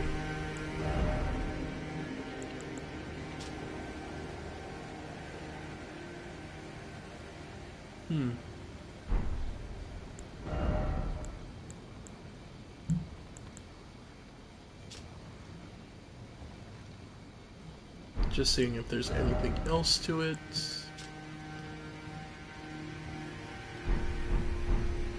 Again, though, of all the tarnished we've seen, we have yet to see any tarnished with a finger maiden. Just point blank, that is a simple truth. Hell, we don't have a maiden. We have someone playing the role of the maiden. But that would imply that she implies herself that she is not actually one.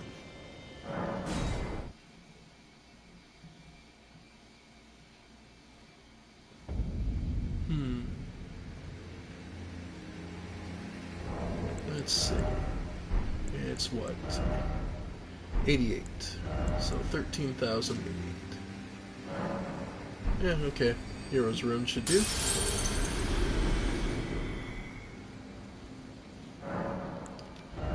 Level up. Yeah, let's start getting some more HP. 25 dexterity is fine, 60 intelligence is good. Yeah, just some more HP to survive the hits. Alright. Now for this area, where what look like trees are actually the hardened lightning bolts of the dragons that when the fighting came. What should worry you are the presence of the briars sticking out of everything, because the briars are the sign of the Prince of Death, and unfortunately he's trying to access the giants, but hasn't been successful so far. Though what is kind of interesting is the simple truth that all these giants could theoretically be resurrected in death.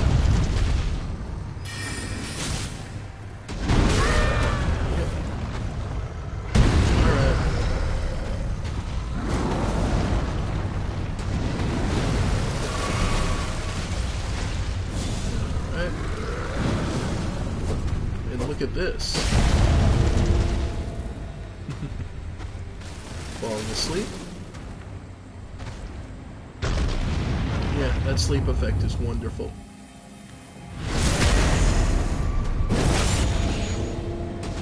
Yep.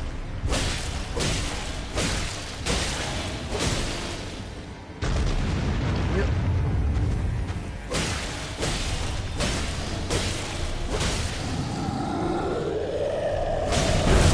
Comes the sword, just as every giant has one.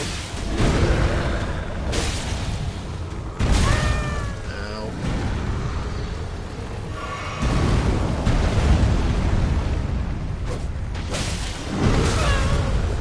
shockwave got me more on that one.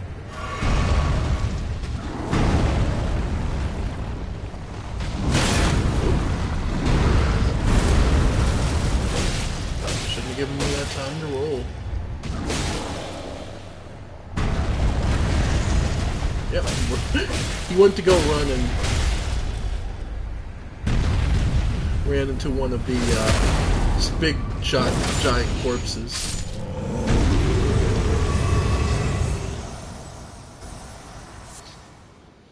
And Arteria leaves. They're rare, but they're... Dark red leaves with thick, swollen veins. Material used for crafting items, exceedingly rare to find. A faint pulse can be felt in the veins, stirs the blood, providing an enlivening effect.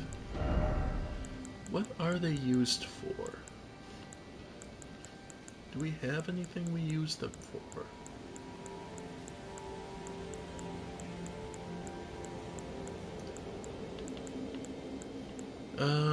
Blood boil.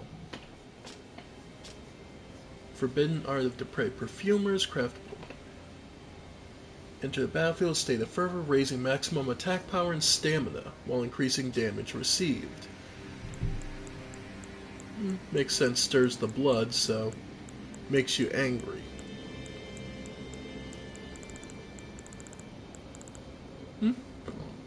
Okay. Was just curious because I couldn't remember what they were used for.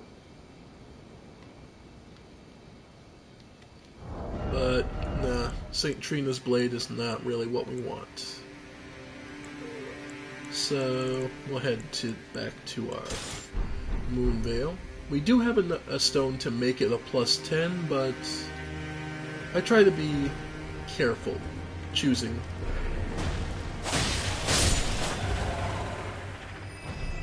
Now, that's kind of interesting.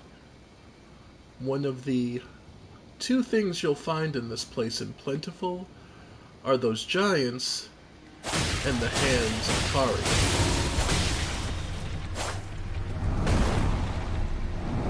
And not just the little small ones.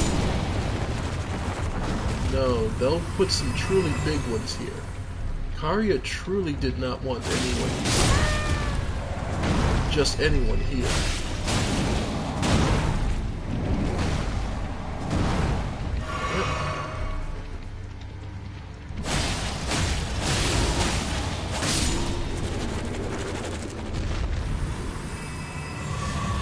Well, with their proclivity for necromancy, I suppose I could understand Karia wanting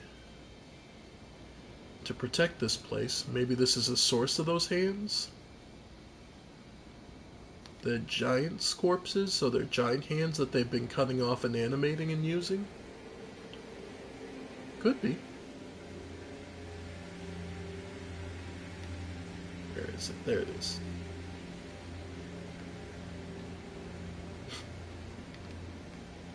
There we go. And we want that.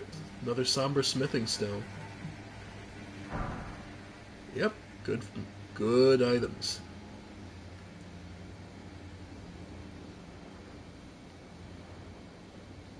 But yeah, these are all the giants who died defending what they believed in, that fire god. But what was left for them after the fighting was done was a choice.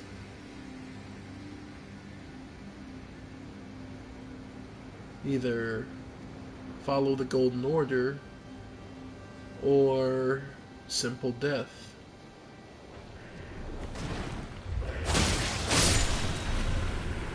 And it was clear that Marika and her kind the Golden Order didn't care, and her guided army could not have been cared less for their fate.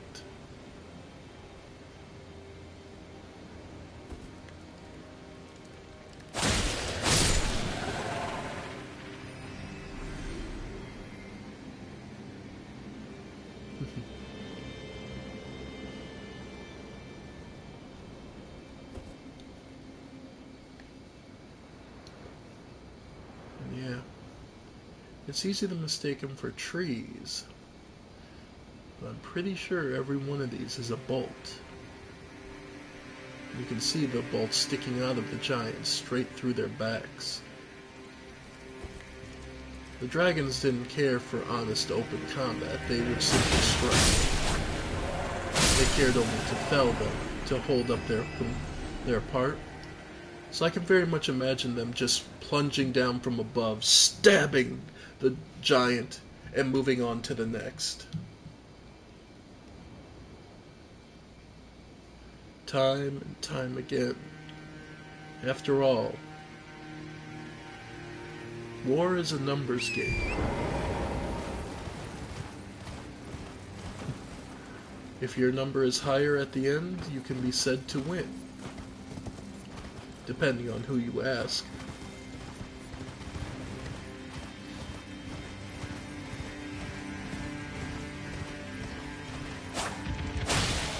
Yeah.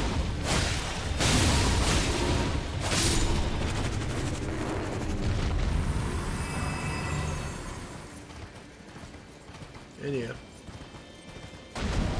There we go. Now.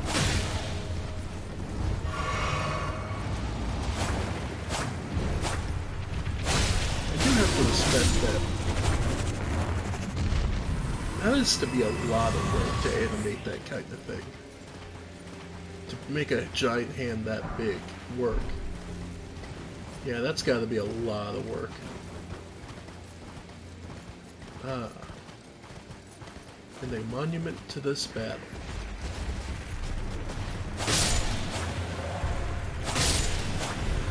Nice.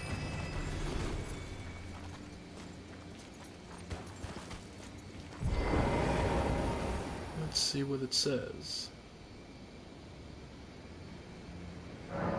The war against the giants, champions battle, trolls betray, fire vanquished, the era of the Erd Tree begins.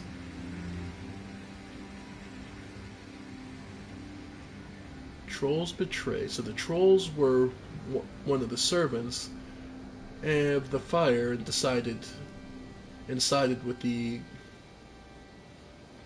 Golden Order, which makes sense.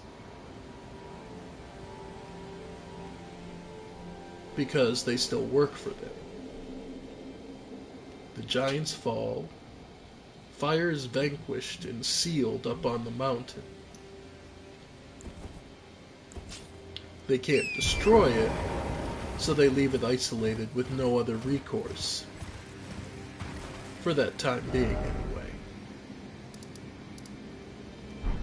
Giant Mountaintop's Catacomb. Ow.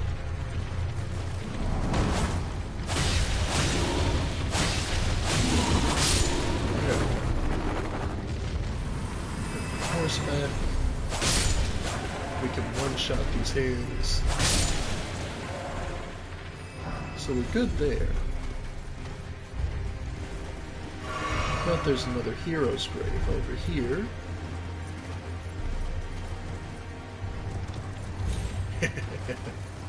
I love that little scare tactic of them climbing up there going, oh!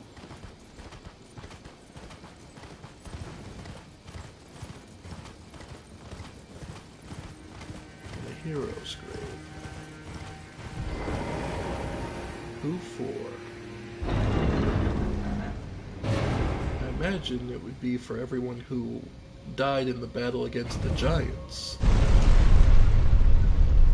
At least that would be the first assumption one would have.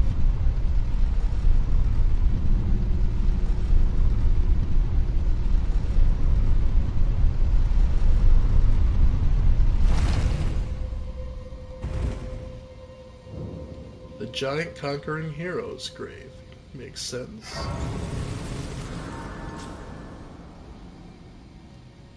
So this is for the place where those souls who were spent in doing this fighting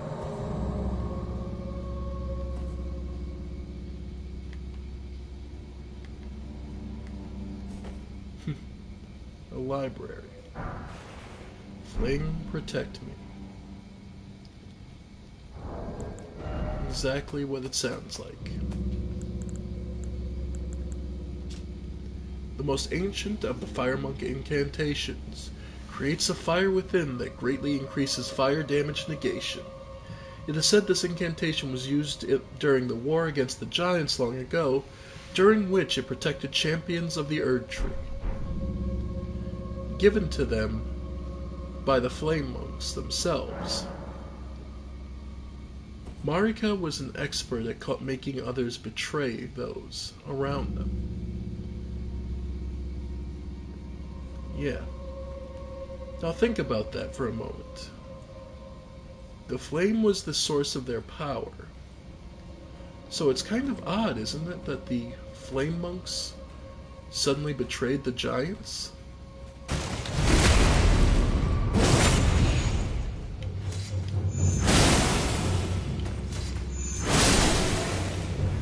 Yeah. It's actually kind of odd.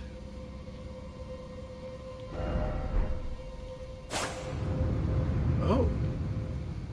Well, thank you for the hint.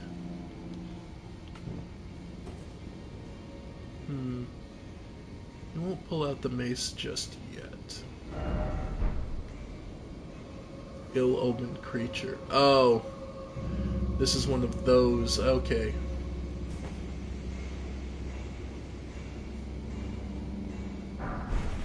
Alright.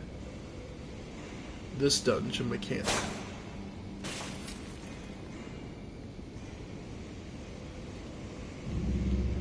Yeah, we'll just face it head on. Because it is an annoying mechanic, but it is... It's not the end of the world. It's just annoying.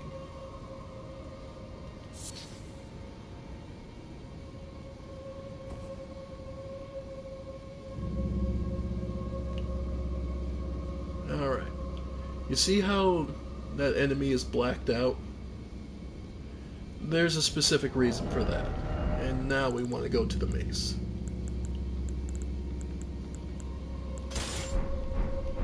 Okay. You see how he's blacked out? He's invulnerable in that state. It's a special type of shadow magic that basically renders them invincible. But anything that is protected by the dark, once brought to the light,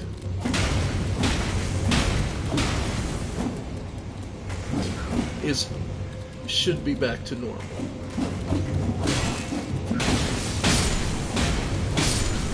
There we go.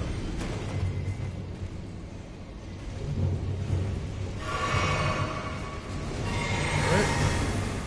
Yep. And now he's back to normal. But it's still a boss monster, so be prepared.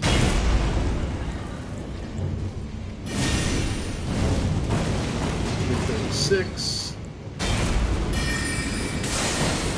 40. Yeah. Yep.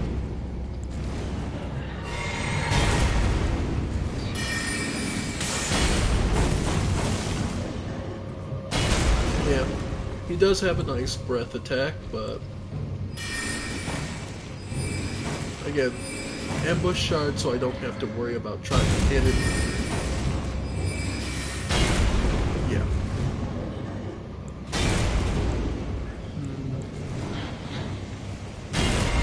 I know you only get the stun once, so.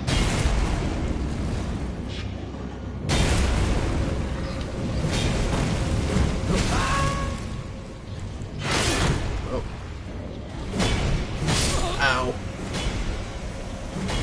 Yeah. These things are obnoxious. And I don't believe the, I don't, off the top of my head, I believe the... Alright. One thing we'll want to do is switch the mace back up. Ashes of War. Chilling Mist.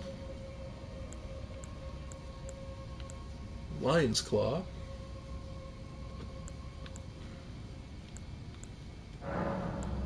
and keep the magic or go cold? Now we'll go magic for that extra damage.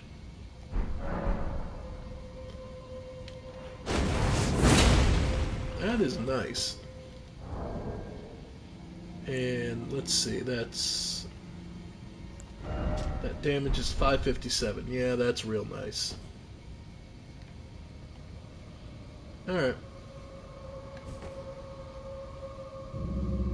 Because, yeah, blunt damage is where we're going to want to be.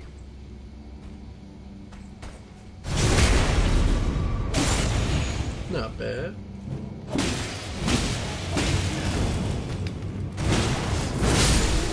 Ooh, nice hit. Took some damage from him, but still.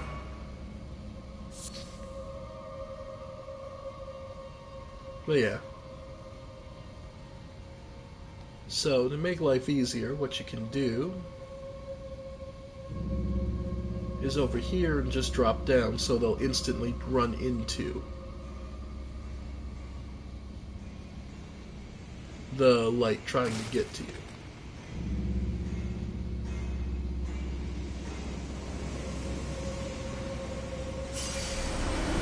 Alright.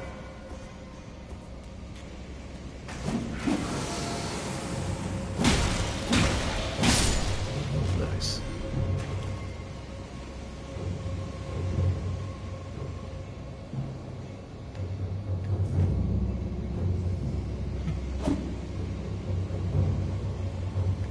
If you're just gonna ignore me, I'm just gonna go. Okay. Let's see.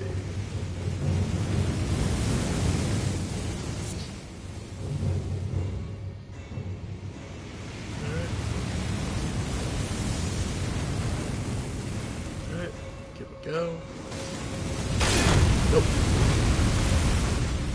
Okay, fire monk. Okay.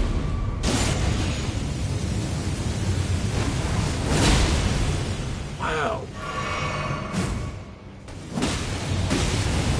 There we go.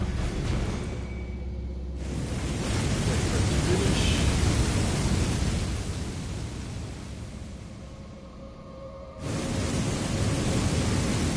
Okay. Let's see.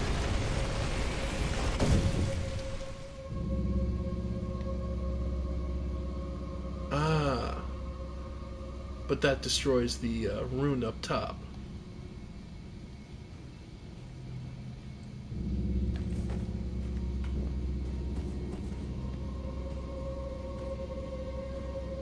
Alright, just another fire monk.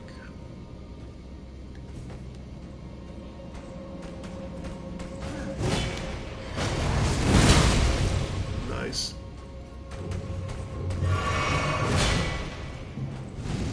Yep. Got it.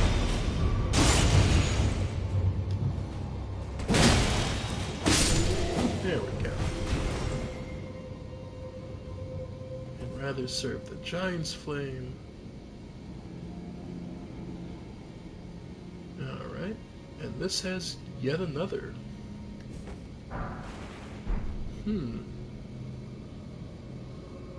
Secret place. Why not? Alright. So it's clear I'm going to need that, so...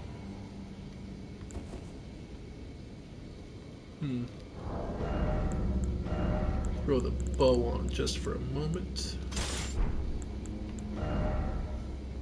Doesn't really matter. Normal arrows, because all it's got to do is hit. Yep, it'll go back up.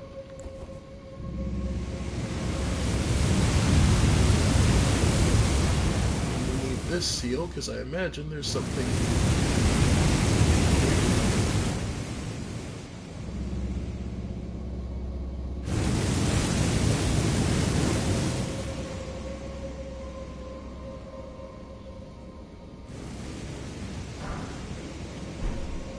Oh. Yeah, there's a couple. Yep. Yep. Coming to the light. Okay. Got one. Yep. Yep. Ow. Ow, ow, ow. There we go.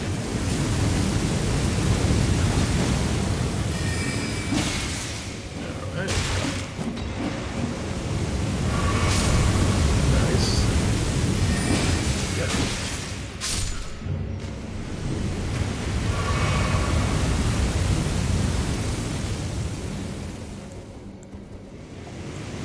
I think we should be about to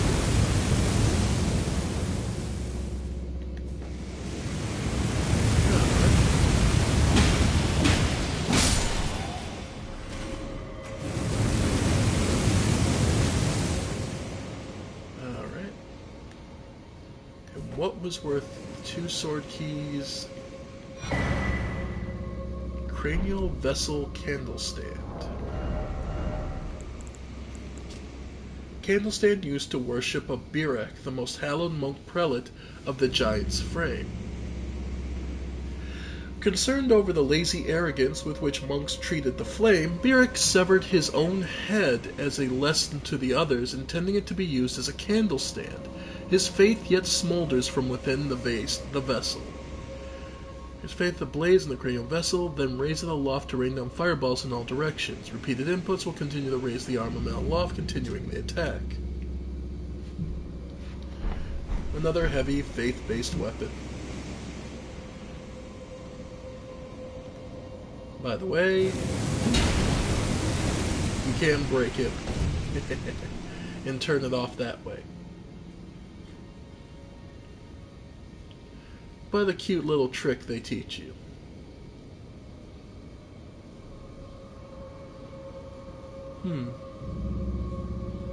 Okay. So the ones I've been calling giants are actually trolls. That's why. Okay.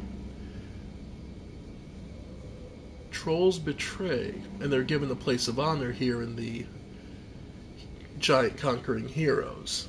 Now, what's interesting about that is that trolls had... Okay, so these are all considered trolls. Okay. That is kind of interesting. So this is a place to honor the trolls who betrayed the giants.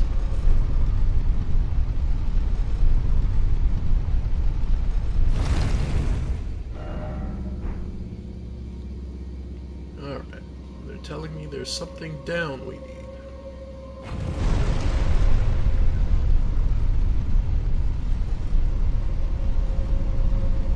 Ah.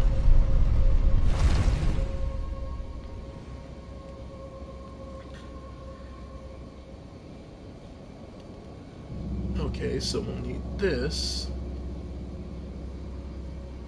And I can't go anywhere from here. Oh. Okay, pull the lever.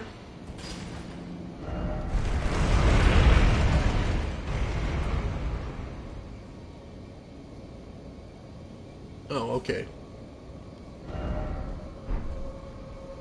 Okay, so I needed this to set up for the last of the trolls.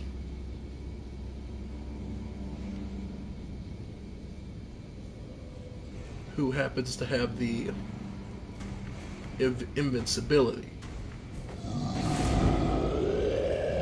Okay.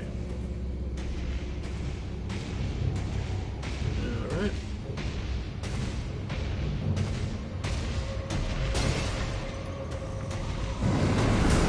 Yep. Over here. There it is.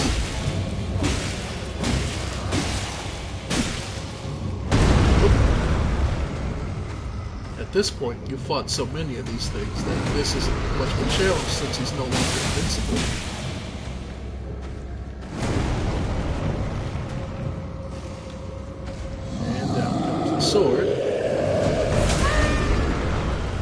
forget that the shockwave is further than I think it is.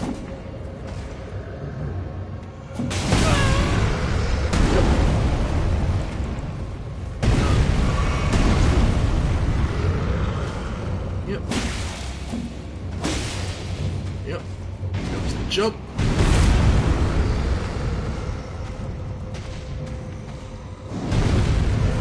Charge.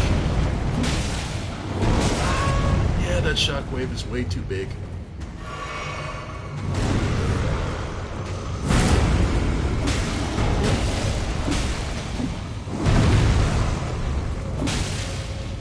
But yeah, without invincibility, it's just another giant troll fight.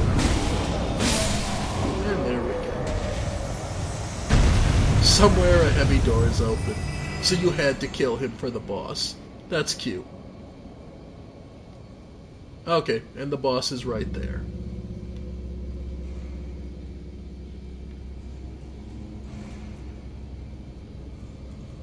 But it does look like there's some more to this place.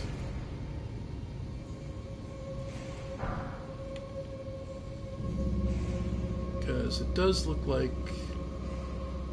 yeah, the boss is down there. But, as you might have figured, there's also a place we can go downstairs. So, what you do is you pull this lever,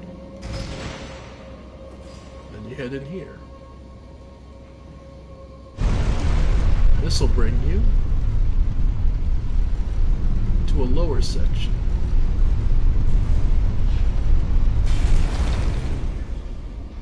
Where once again the Golden Order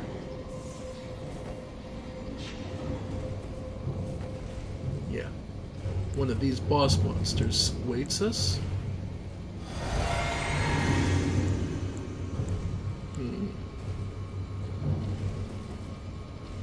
It's not especially mobile, so Shard Spiral should be more than sufficient.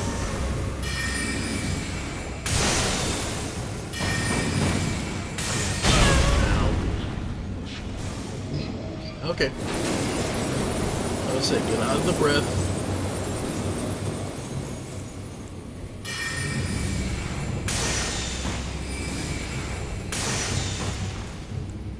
And just straight comet should be fine.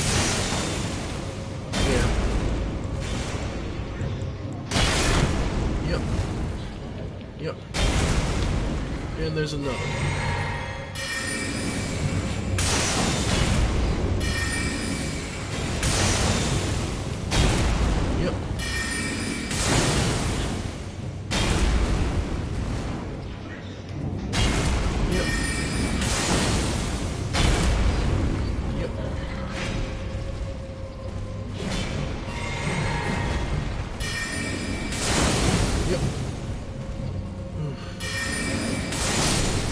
Got it. Watchdog's Greatsword. Stone greatsword wielded by the Erdtree Burial Watchdogs. Though decorated with the Watchman's Eye, the pupil was taken by grave robbers and is now hollow, leaving the stored as mere lump of stone. Huh, so it was enchanted at one point. Makes sense.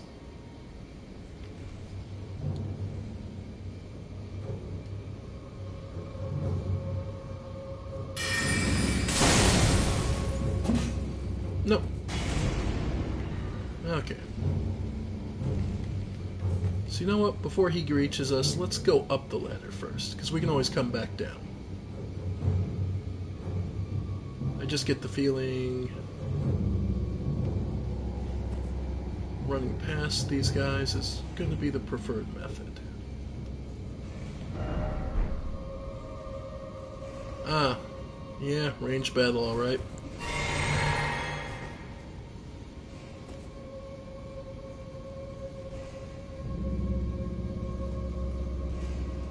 Just glad I'm not using fire damage. Okay.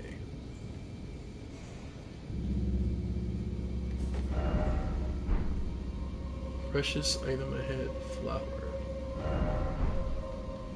Be wary of hole, because it's going to just drop you back down.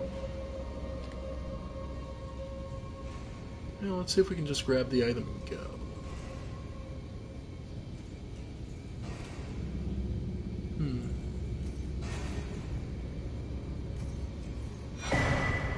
Giant seal. I imagine it's exactly what it sounds like. Sacred seal depicting the one-eyed god of the fire giants, adorned with braids of red hair. Sacred seal wielded by the fire monks and prelates, this catalyst enhanced giant flame incantations.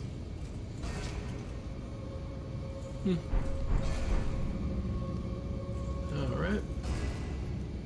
Don't really need to fight the prelate, and honestly, it's really not kind of worth it. So I think we'll just leave him be. Still, it makes sense that you'd have the giants, because the prelates and them...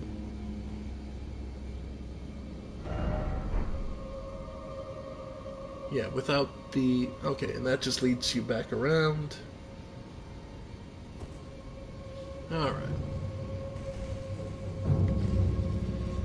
Is there anything really over here? Come on. Come into the light.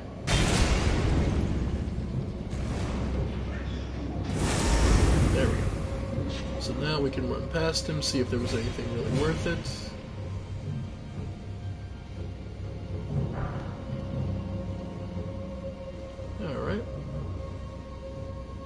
Because they're still boss class monsters and it's just an annoyance. But it is a sign of strength that we've actually reached the point where a boss class monster was now reduced to just regular fodder.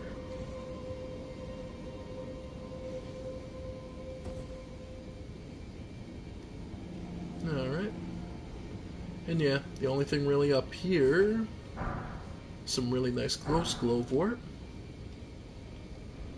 But that's about it. So, let's head to the boss itself now. So who's the giant slaying hero's protector? Who's guarding everyone who's supposed to be at rest?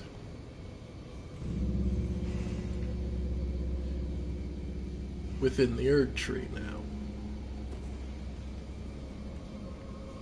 Okay, Marika statue, so we can retry.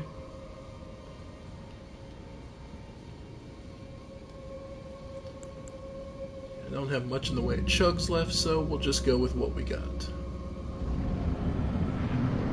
Oh, Ancient Hero Zamor. Okay, makes sense.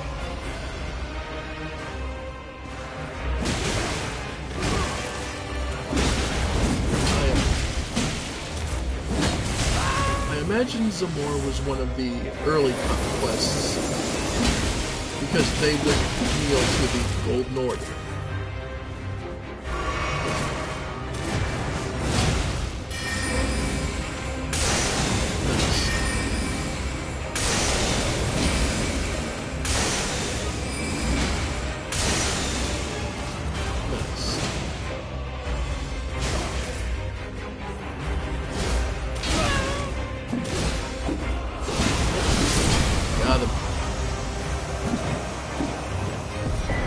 Doing so, we get the Zamor curved sword and the set.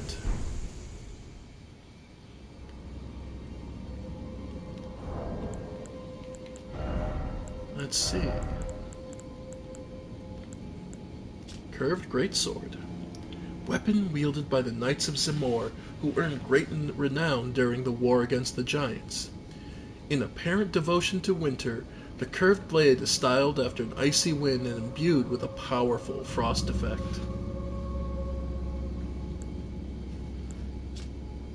So, yeah, we could only use it two-handed, but we could theoretically use it. Let's see. and the Zamor set. Where is it? There it is. Mask worn by the Knights of Zamor, hailed as heroes in the war against the giants. These long-lived warriors, clad in biting, freezing winds, are said to have been the mortal enemies of the fire giants since time immemorial. Anything else? Long-lived warriors.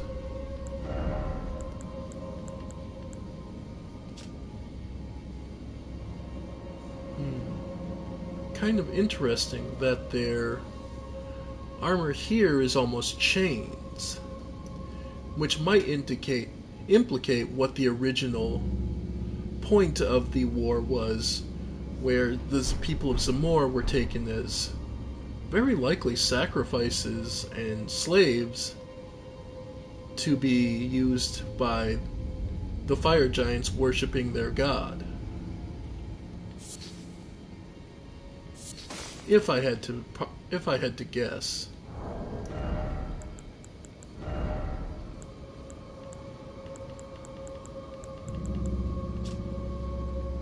Yeah, because like you see here, they're leg wraps.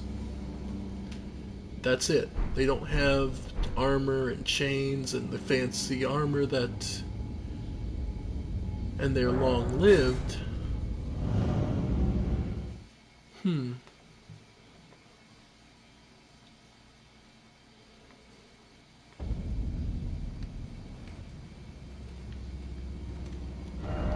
That's an idea.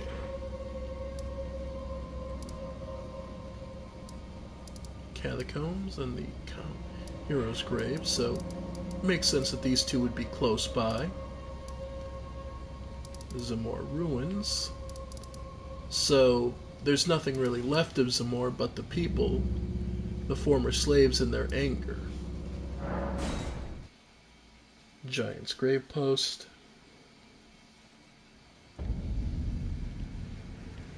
Grab another level.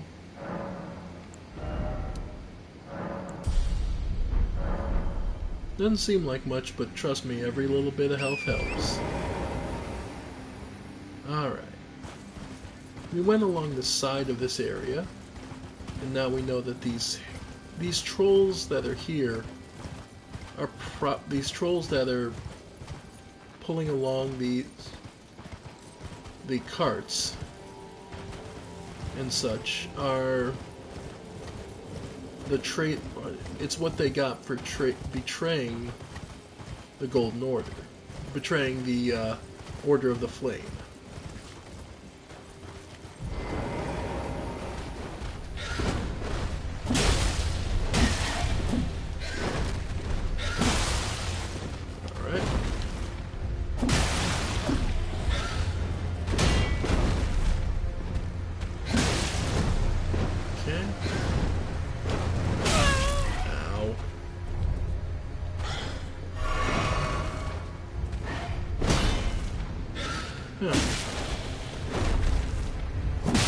Which came first, the birds and...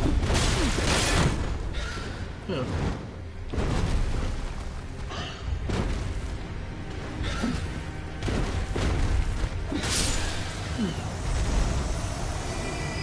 Wonder how these are related to the birds in Caelid.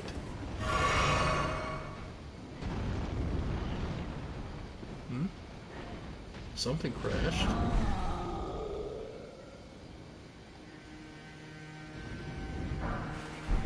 Fan daggers. Never had a real use for them so far, but you never know. Something's fighting. Oh, one of the trolls is fighting one of the birds. No reason to get involved.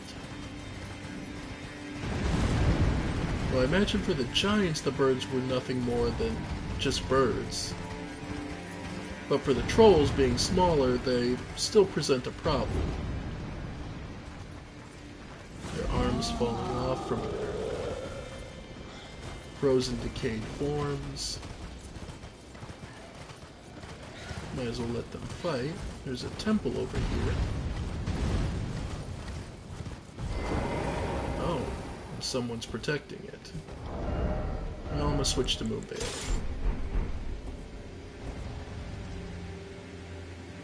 Invaded by Bloody Finger Okina.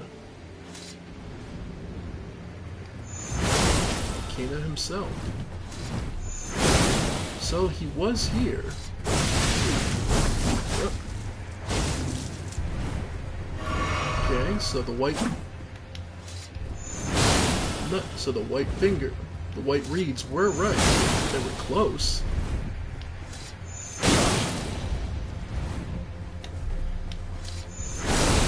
Yep. Okay. A good duel. Bloody Finger Okina.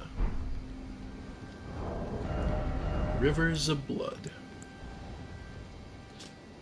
A weapon of Okina, a famous swordsman from the land of reeds, a cursed weapon that has felled countless men. When Moog, Lord of Blood, first felt Okina's sword and madness upon his flesh, he had a proposal: to offer Okina the life of a demon whose thirst would never go unsated. Corpse Piler forms a blade of cursed blood for repeated interweaving successful attacks. Additional input for success, yeah. So, Moog basically let him live what he wanted, which was to constantly fight and seek to ever improve. Well, he sought death, and he eventually found it. Another place for Marika's words, perhaps?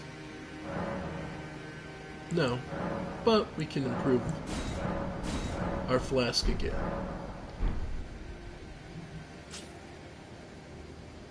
The Church of Repose. The Church of Placing Things to Rest. Right.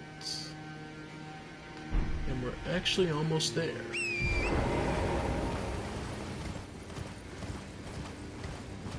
Because just ahead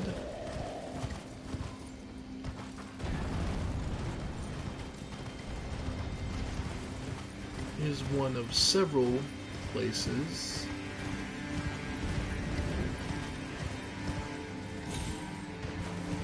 of importance.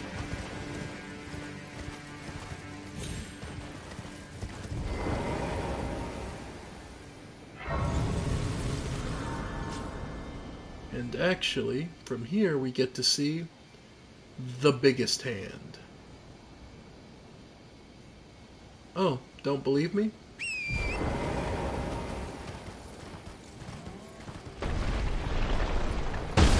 The biggest hand.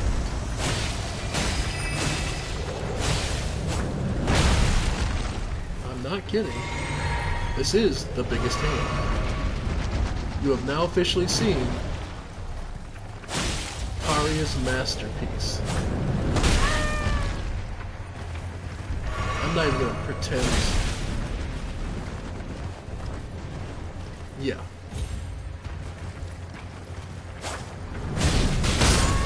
Oh. Yeah, it's so big it has trouble targeting you.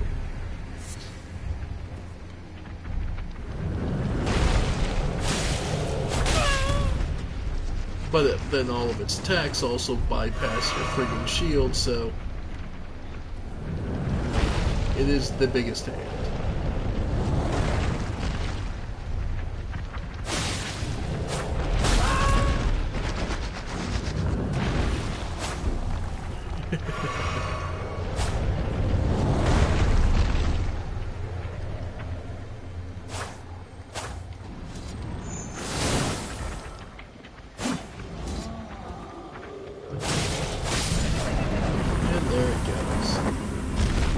By the way, it's a regular enemy, so it will respawn. I just wanted to put it out there that yes, that is the biggest hand. And that's the foot of the forge.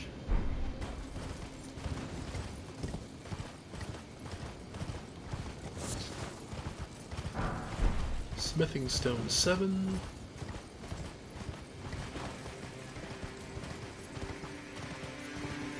And at the foot of the forge we'll find its last guardian.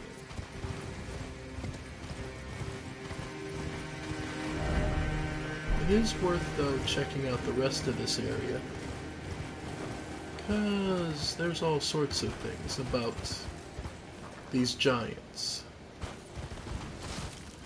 The fire monks still... The best way to put it is the fire monks still pay tribute to these giants.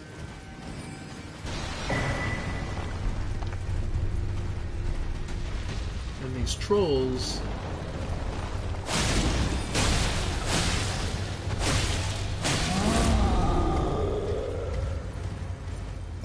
are all here defending this area. Basically so that if in case any of these giants ever truly reawaken, they'll be here to end that. And note that the pots they were using were covered in a cold flame. It was a blue.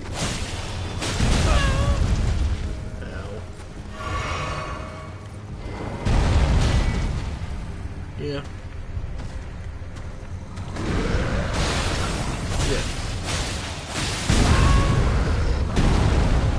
I swear I roll faster than I should be rolling faster than I do. Alright, take your sword out.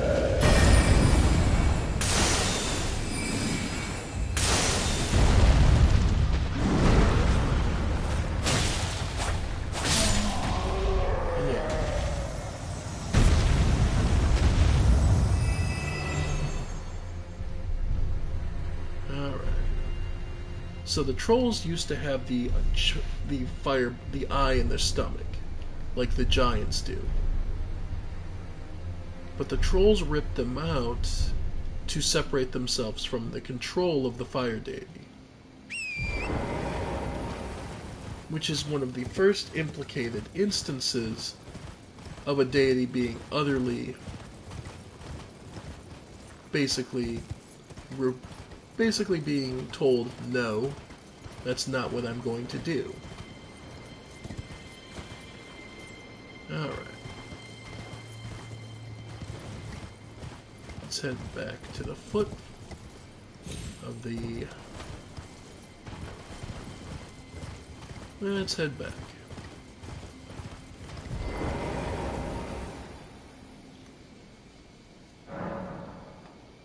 Okay.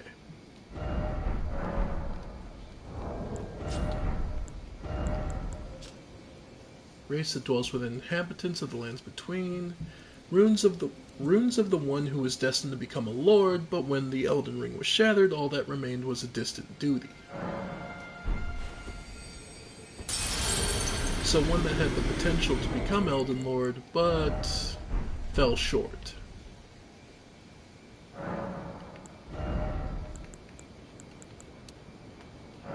Alright, 11:25. Alright, folks.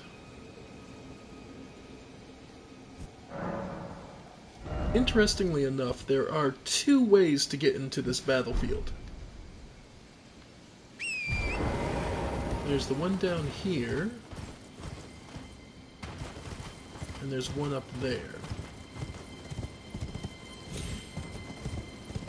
It kinda sorta doesn't matter, but sorta does. It's odd. Okay.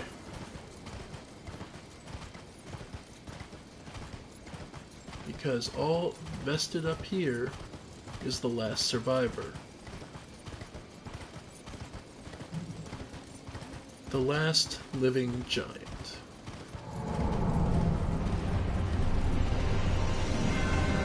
You'll note the right leg.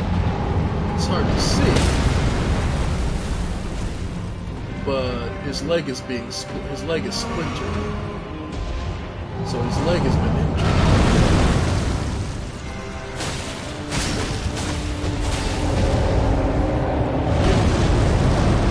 It does that roll attack we see so many of the trolls do. He's big, but his foot is still broken. Mended with corpse wax, actually, if you look closely.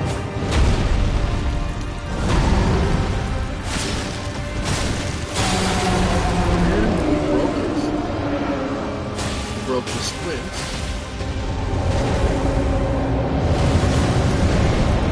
So now it hurts a lot more. Now he's going to use fire, summon some fireballs against us. Nice. Alright, as far as these balls go, they just get close and spread some fire. That's about it. They're area denial more than anything. Yeah. Boy. Yep.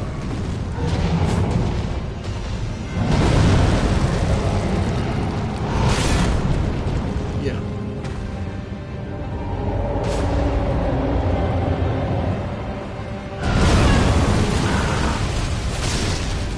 Like the trolls, his tracking's way too good. Yeah. But you'll see in the middle of his face.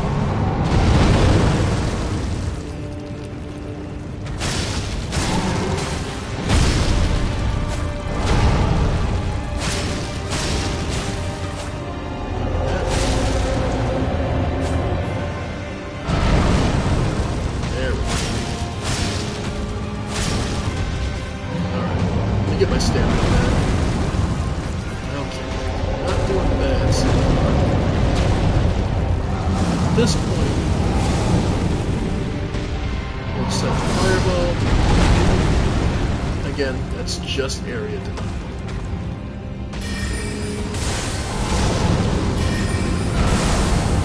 Got it.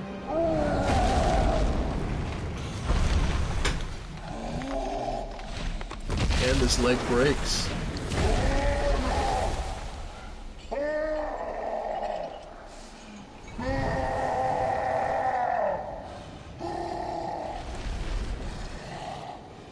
So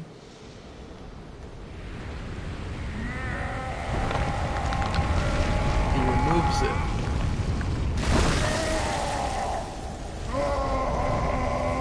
Burning it and offering to stoke his god.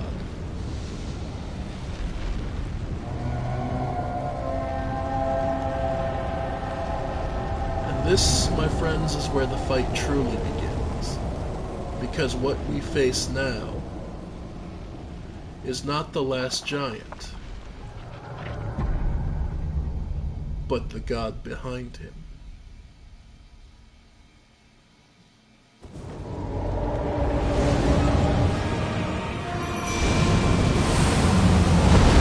This is the point I suggest saving your magic and your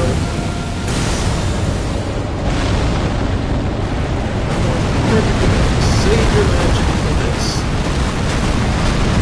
Yep. Save your healing and save your magic for this as much as possible. Because this is where he gets aggressive. This is where he's going to throw everything he can at you.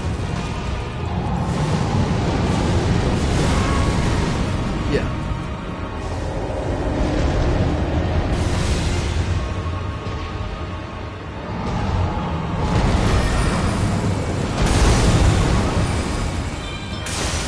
Yeah, this is where things get rough. This is also where I can thoroughly suggest getting Torrent back out. Because he is going to just come after you with everything he can. Torrent helps you. Torrent will help you between the torrent and the second enemy to fight. You get some damage in.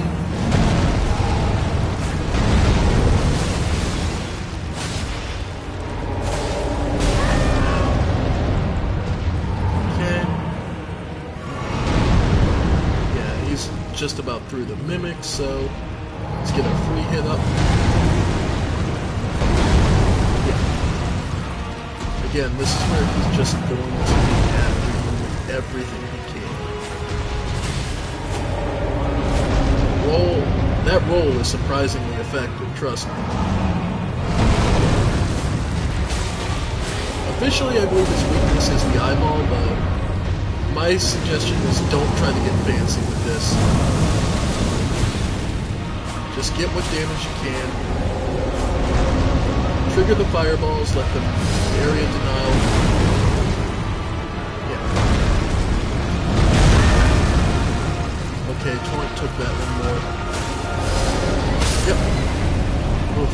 Knocked off the horse. Good luck. Ow. Yeah.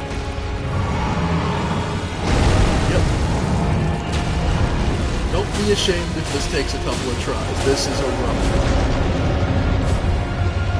Okay. Yep. I wasn't ready. I was too busy focusing on switching out my magic. Don't bother with... let's see. Don't bother with Nightshade, because obviously... Night Maiden's Mist, because that's obviously where the magic's going to... He's not going to stay still long enough for it. He's crawling on all knees, but he wants you dead. Alright, same with Founding Stars. So let's see, what spells would actually be useful?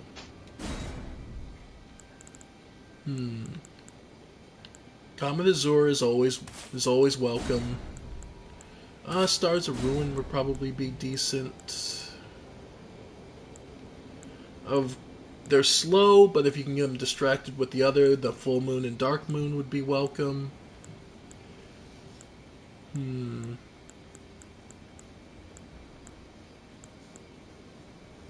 Just thinking. Well, I've not actually tried it, so maybe Glintstone Ice Rag and Freezing Mist? I don't know if he's immune to ice or if it procs harder. Don't know, honestly. Yeah, that'd be about it.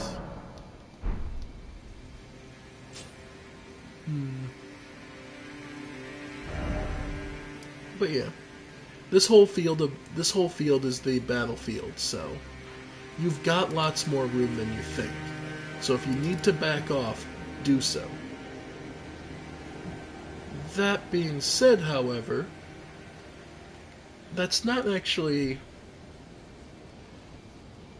We've made it that far, so now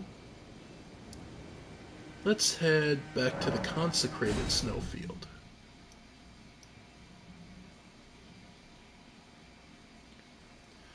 So we know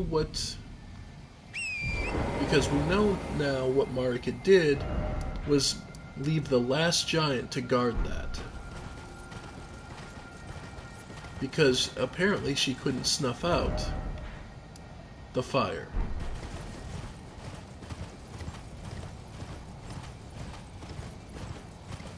And yeah, now that we have the map, it'll be a lot easier to get through here. Because one of the areas we want to go is here. Because if I'm not mistaken, that tower is...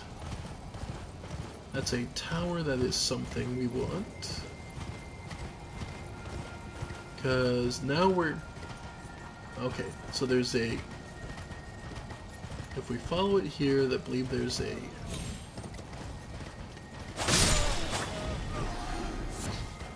row of fruit. Still, bringing a row of fruit this far north.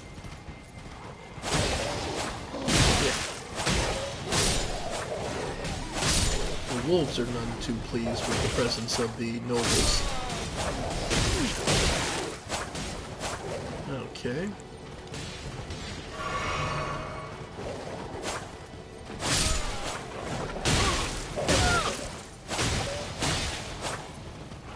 Yep. Yep. There we go.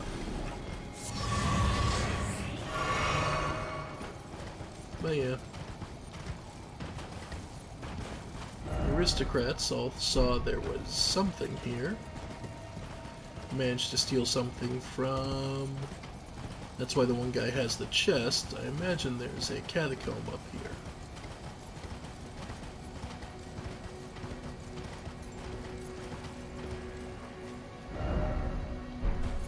So probably a little further up here.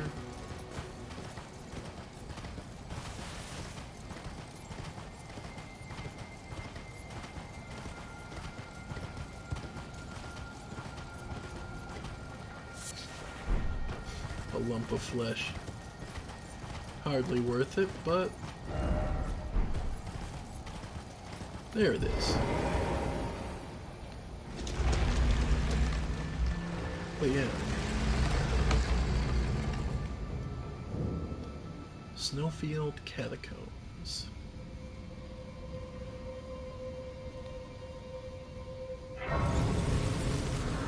And in from the blizzard.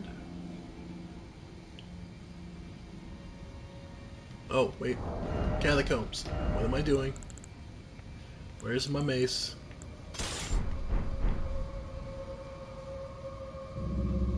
Water. Oh, that doesn't bode well.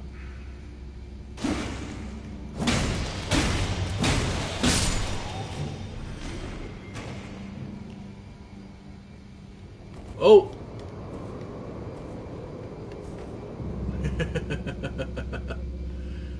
Hey, something different. Yeah, at least it's thematic for the area.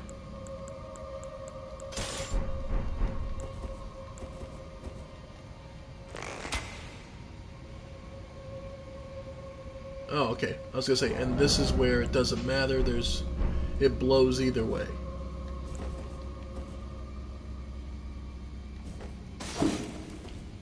Nope. I figured.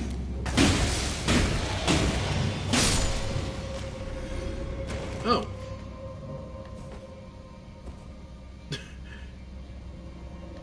Well, there you go. Boss door is all the way over here already. Anything in the room with the flamethrower? Or ice blower? Yeah, ambush there.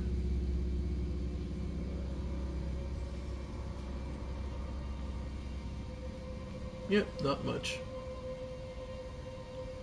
Yeah, if he doesn't feel like fighting, I ain't gonna stop him. Try bow, because there's another one.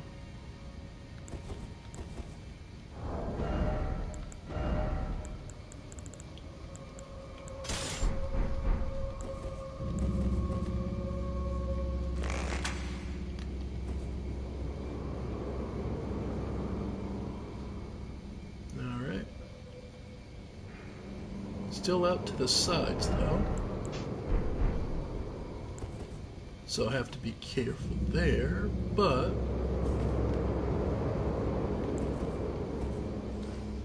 Oh. Yeah, I'm sure you're willing to just chuck knives at me all day.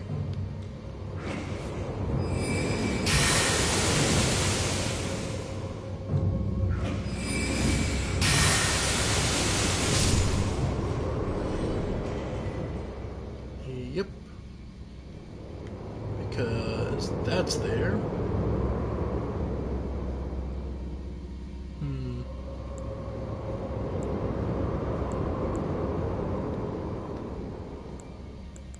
Alright. So, let's go and charge it.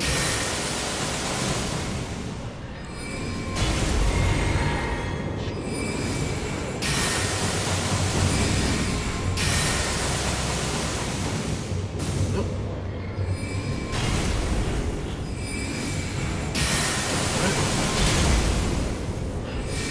Wow.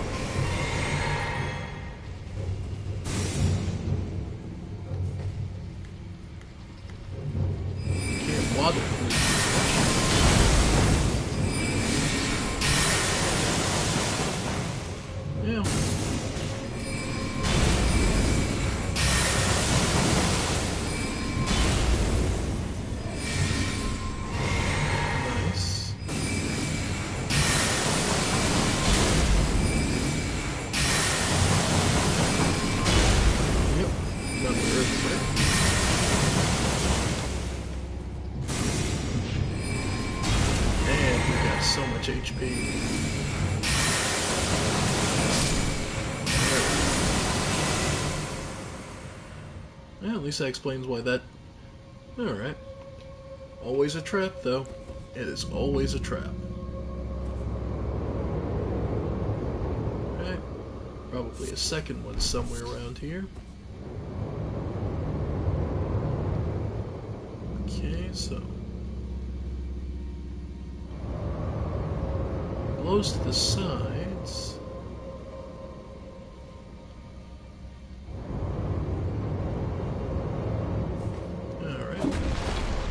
Now if we move it back up, does it just blow to the front? Or does it blow to all three?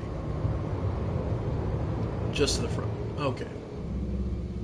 But then does... yeah, that hits one of the hallways up top. Water materials. Be wary of ambush. Where are you, and how far are you in this game that you need to be wary of ambush? We should just assume the ambush is coming.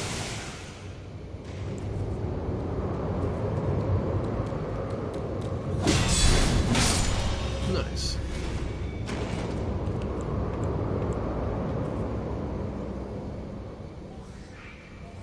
Yep.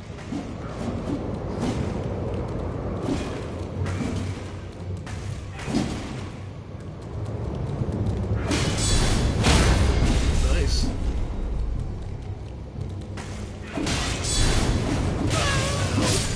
And got me. Staggered their attacks just perfectly.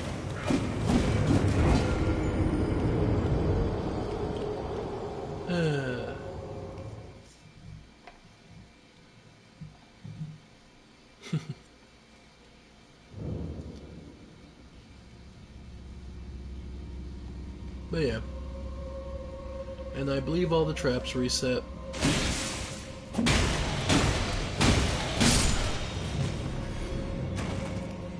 Pretty sure. Oh no! I thought the traps reset. Maybe that was like 1.0 here.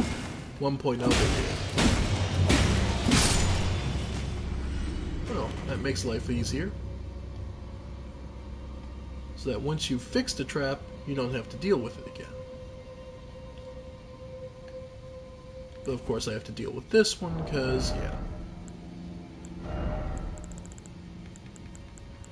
Because there's no position where it doesn't just stop shooting. Alright.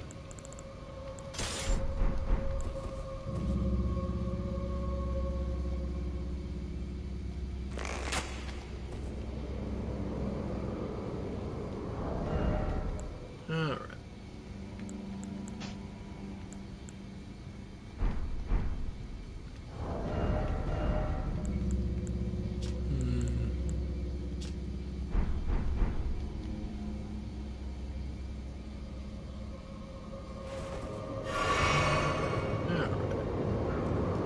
Of course, you're demoted to a regular enemy, so you're just around. Yep.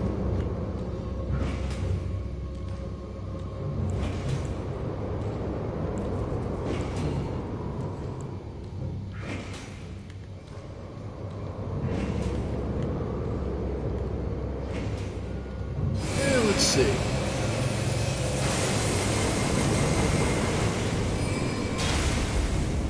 Not especially noteworthy damage. Like, everyone always swears by this, but I don't know.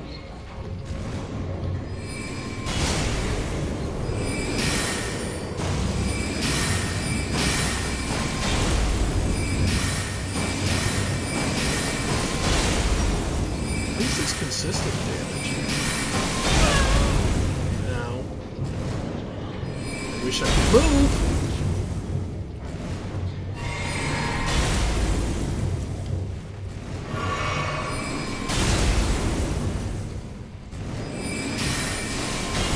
The Watchdogs actually look like they're using a version of controller, come to think of it.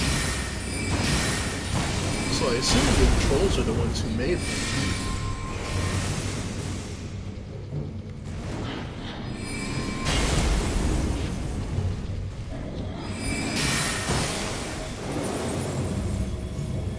Yeah. Staying away from the ice breath. It leaves a Night Maiden mist.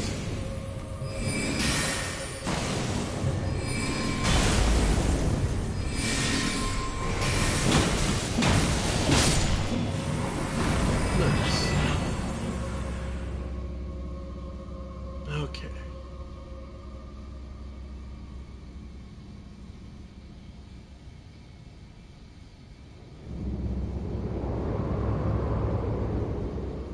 Okay. Wait for the next breath.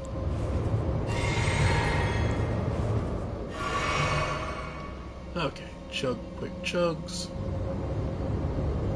Wait for that.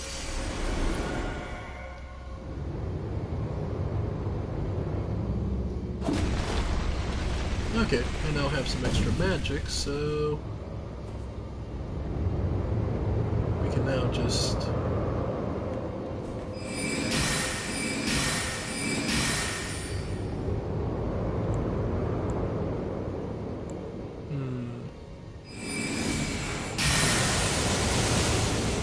there we go. One at a time, gargoyles never stand a chance. Wow. Man, the game just wanted me to look like an ass for saying that, huh? Oh well.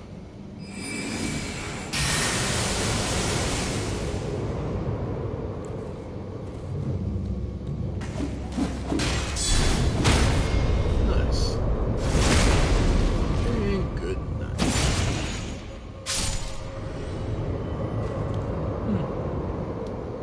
So was it the trolls who made all the...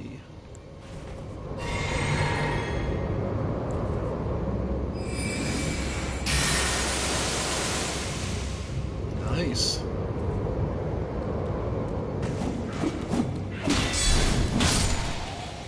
And there we go. And there's one last one hiding over there.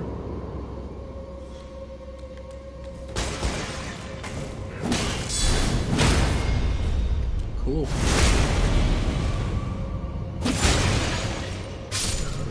Blunt magic damage. It's what works down here. Okay.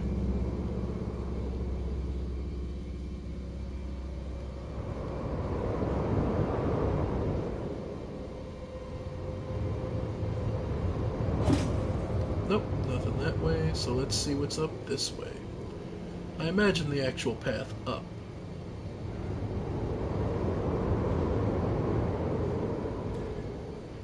Yep.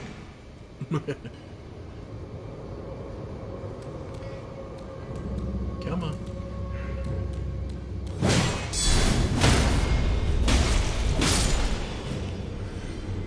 There... The others... I was gonna say... And you're just willing because that's another trap.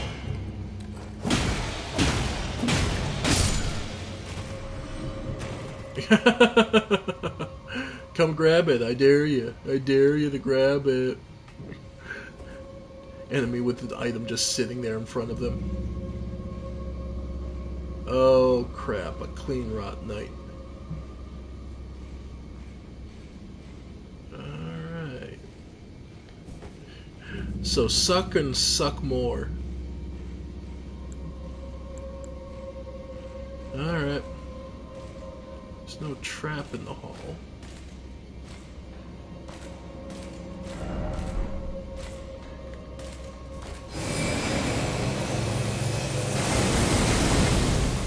Yep, dodged out of the way, of course.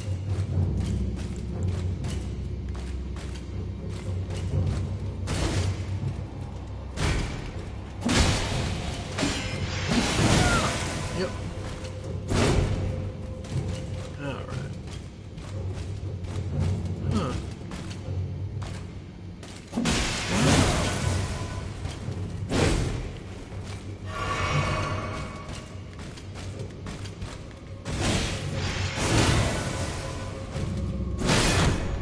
Okay. Yep.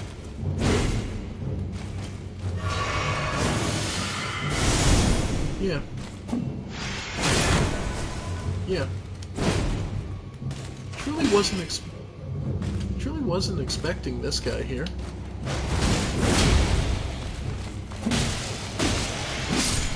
There we go.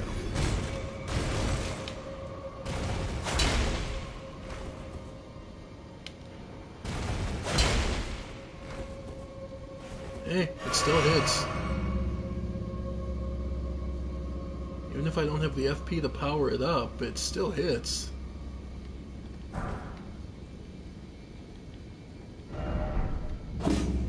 Nope. I was gonna say, if it's one of those cases where you have to hit a wall for 30 minutes, I'm gonna pass. Even if it is truly hidden. There is such a thing as... Oop. That's what I thought! I'm like, why isn't it firing?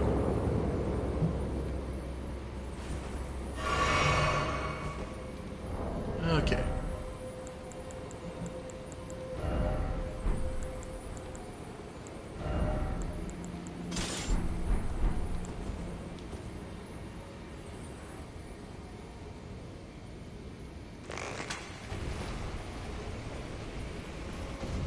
Okay.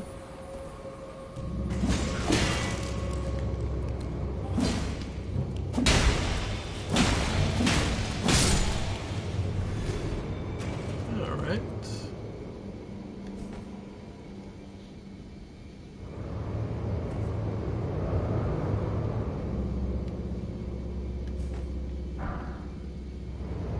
Okay, is there anything else in here? Yeah, another clean rot knight just laying down. Well, I guess it makes sense. This is...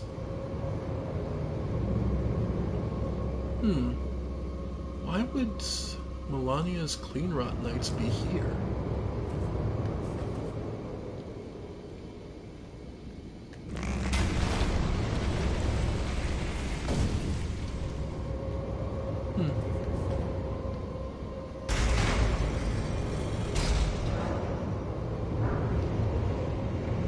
Glowport. Golden rim. Nice.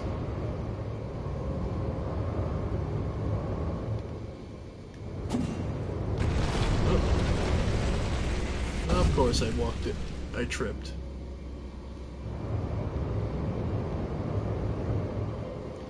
Okay. Well, we got through. So now it's just a matter of going after the boss. Which is... Yeah, I figured that. Yeah, what the hell.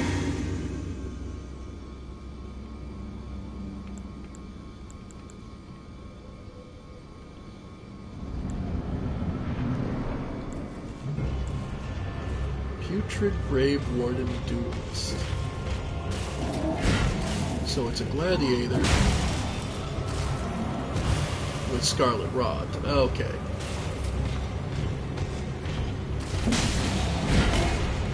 Yeah. Yeah, what the hell? Nope, nope, nope.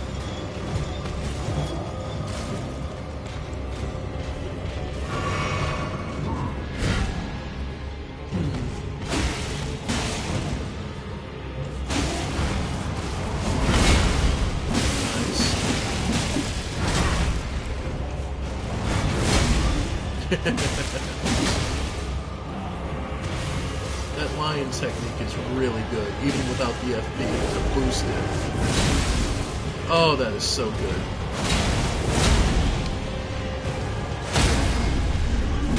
Nice.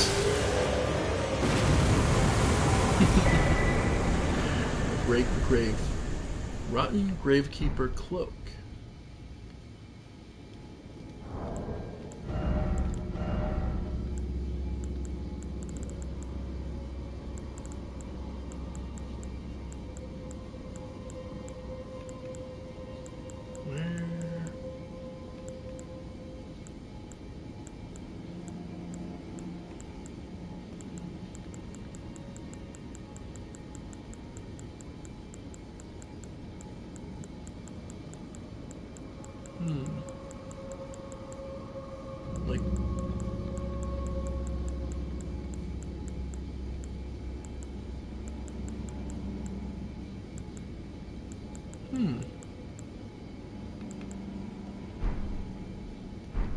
Is it an accessory?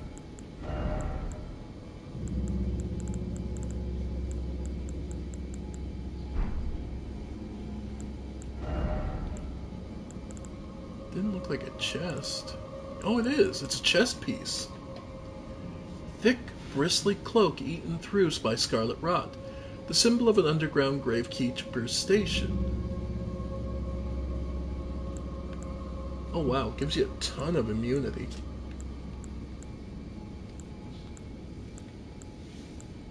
Yeah, no, that's pretty good, but... okay. Basically helps you resist scarlet rot a little better. Makes sense. Though, what kind of doesn't is the fact that...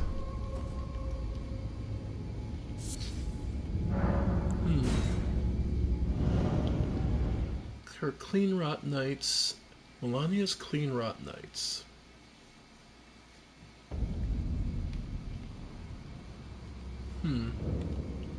It is kind of odd that they're here. What was Melania doing all the way up here in the Forbidden North? Maybe on Michaela's behalf? Doing research on... okay, because we have evidence of both Melania and Michaela being here. Because Michaela had the whole thing of Castle Sol is his project of trying to capture perhaps the sun, perhaps he's trying to with Castle Sol, I imagine he's trying to animate and bind the body of the Prince of Death with the soul of the fire, with the soul of the fire god.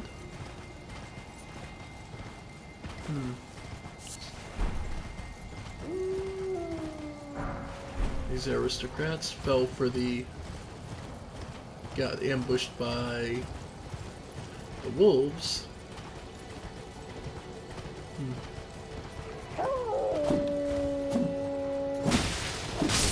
Yeah.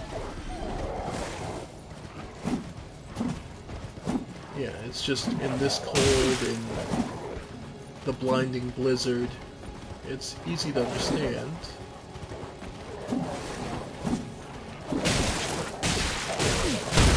Yep. I wish I could move!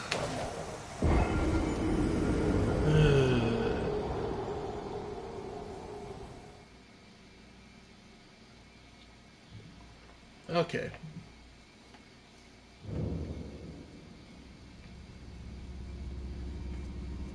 But yeah. So Michaela and Melania were both out here in the Forbidden Lands. It makes sense, they were probably looking for the place for the Holly Tree. That makes the most sense to me anyway.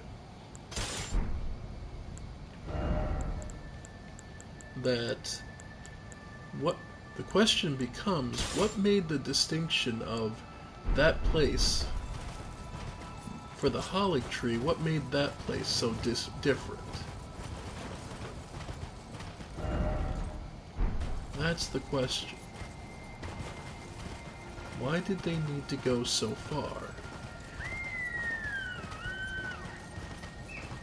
So, we can imagine Michaela and Melania sending out scouts and charting course across the frozen wasteland, dealing with the constant wolf attacks, supplying those who would be bold enough to go out here.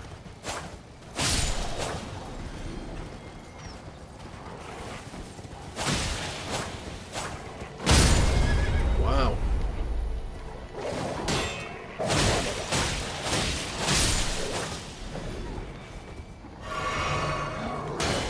I mean, these are no simple wolves. These are hardy survivors. These are the kind of wolves that will rip you apart, like we've seen. And in addition, guarding this place, Raven Schools. Wow.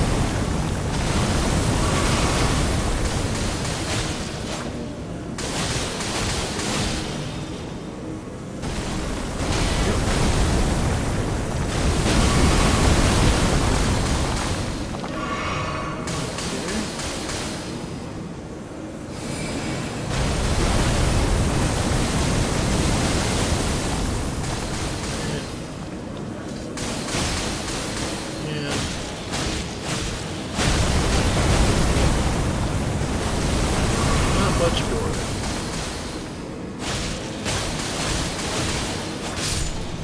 Raven Schools. Well, I guess that makes some sense. The Raven School is one of the processes and the backside of studying the primeval current. Effectively, which is studying basically the origin of glintstone, which kind of works as a communal collective almost, which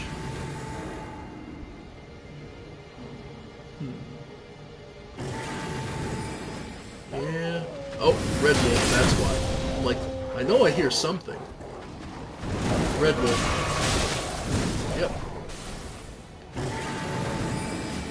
Yep. Get me out of here. Yeah, no.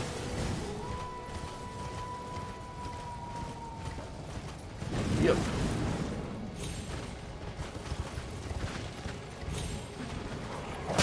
Yep. Oh, come on. But yeah, Red Wolf. Out here in the blizzard. Ugh. But yeah, again, that's... Man, charting a course through this place. At least you can understand why so many people got lost and died. Alright. And this one's leading us to something else hidden.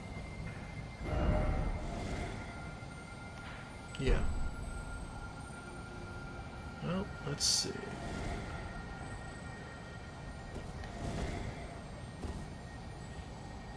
What else is out here? Hidden cave, hidden storehouse. Wolf ahead, but giant sword. Yeah.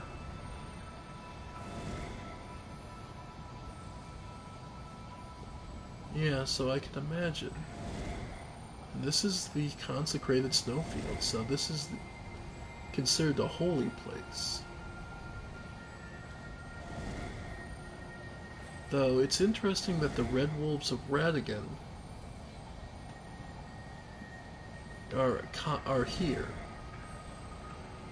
Meaning, very likely Radigan, unsurprisingly, was here as well. Even though we don't exactly... Like, Radigan is the Elden Lord consort, but...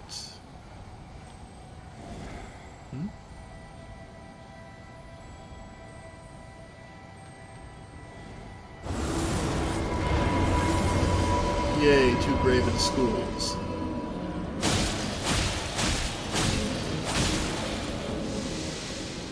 Okay. Down here further. Okay. And to a chest. Rune arc. And I lost it.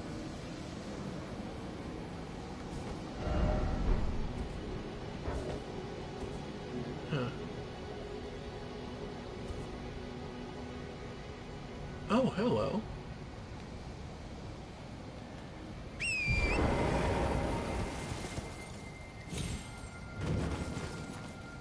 Albinoric Rise.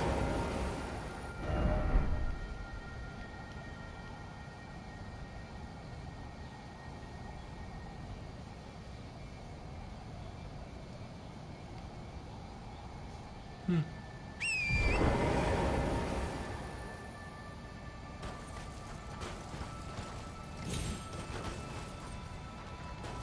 Well, kind of screwed up myself here.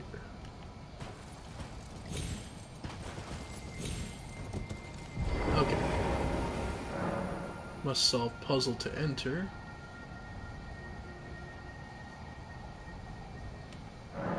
Must solve puzzle to enter. Okay.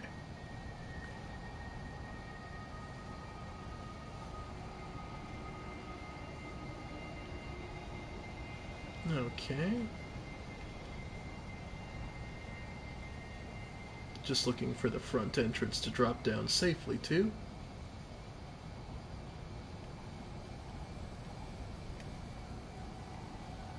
Alright, and when all else fails, because I'm pretty sure that's a... Always grab your rainbow rocks and drop. Okay, it's theoretically safe to drop.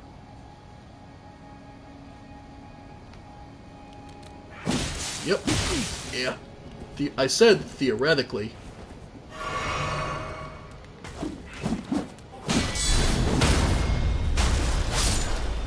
Alright.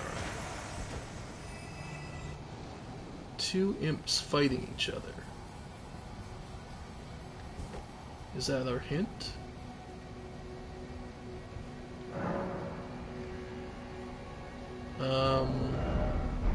Well, we do have ashes we can summon. Where were they?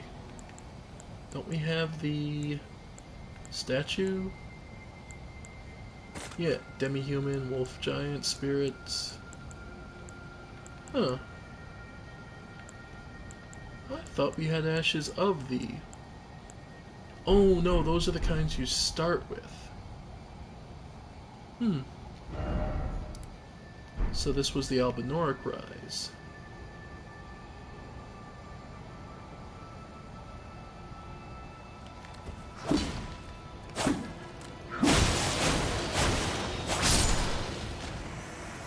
Maybe you just need to kill the two.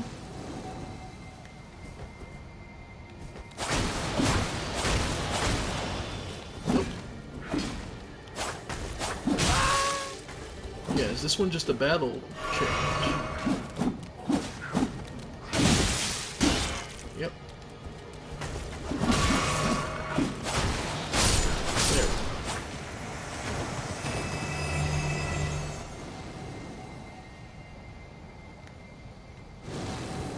Alright.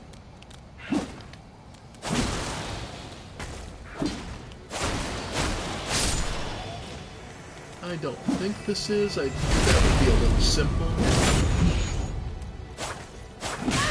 Yeah.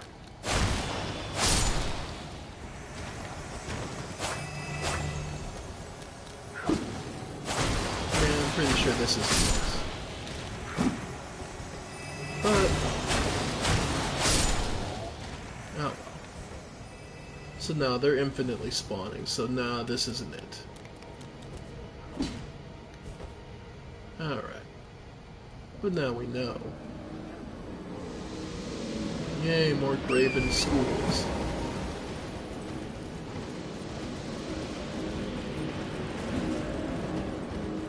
Yeah. I was gonna say, if I'm not mistaken, the actual solution is you need to have a particular ash that lets you summon gargoyles. And you need them to fight those.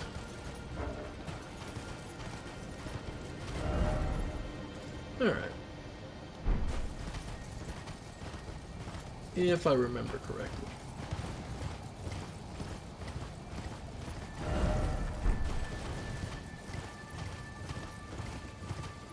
But it has been a little bit.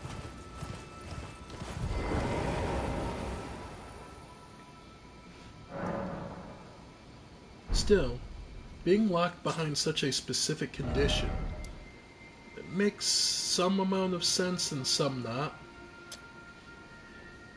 Alright. So now, let's start checking out these ruins to the west side of the consecrated snowfield. To the east is Ordina, the liturgical town. That is your actual destination. But my god. we, trust me, folks, that is a pain and a half. Alright.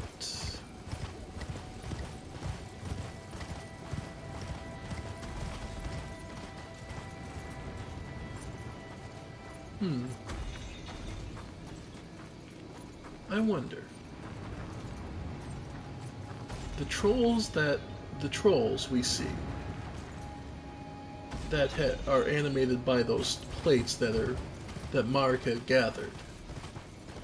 I wonder if,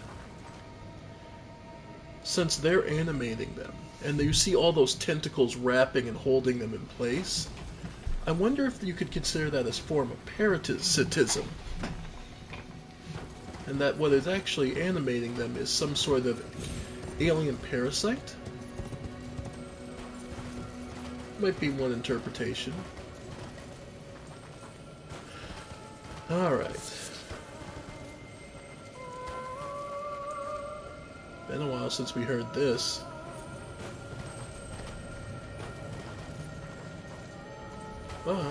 Yeah. More of the bats. Oh no. My bad, wrong song. No, these are the ancestor worshippers.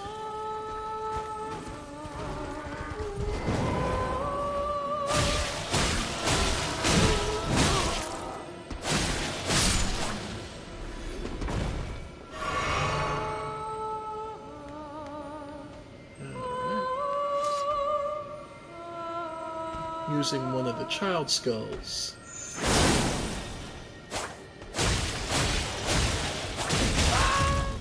Gods, they hit hard.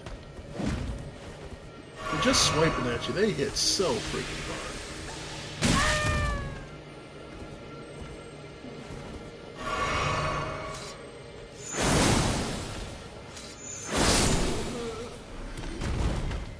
Nice.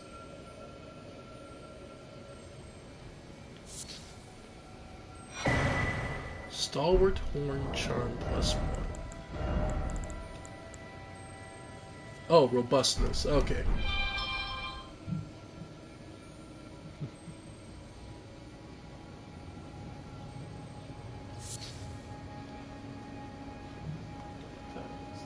Yeah. Alright.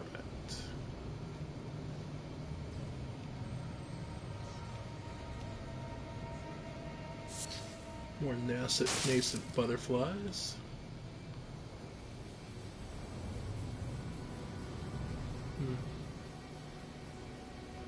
So I assume, one would have assumed this would be a minor Erd tree, or a more primordial form of it.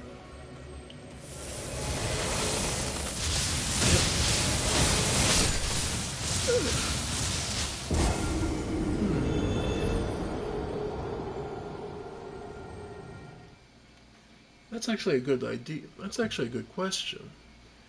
Okay. Because why in this place, why would there be those lightning spirits? And it's consistent with those trees that we would know as arch trees later on.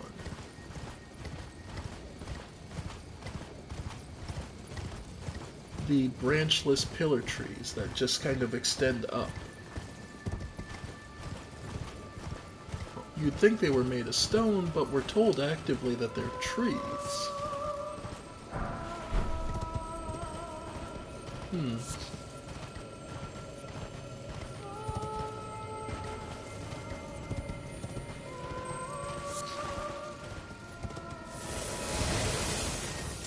Yep.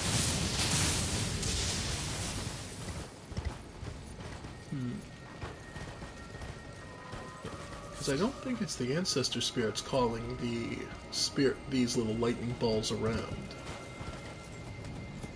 As far as I can tell, anyway.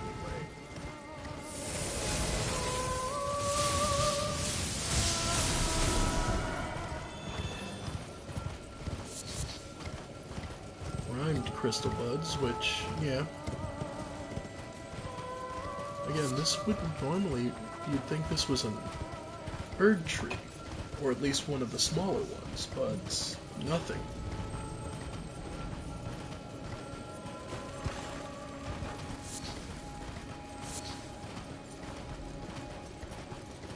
Because to me, one of the things that stands out about the north, Yolog Anix.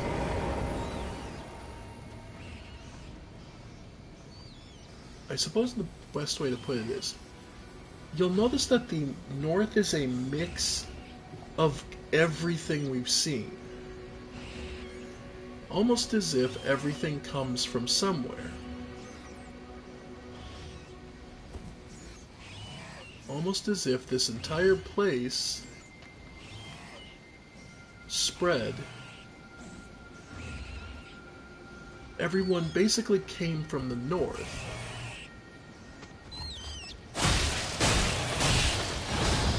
Yeah. The Flame of Frenzy. It seems like it's all coming from up here.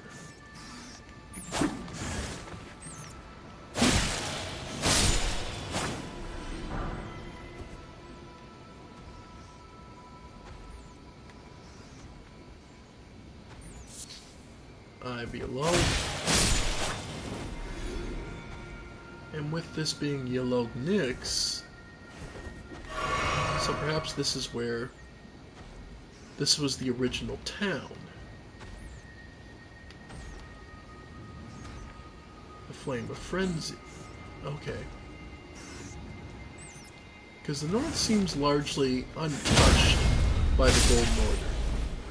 Like, the Golden Order has made many attempts to hide its origins.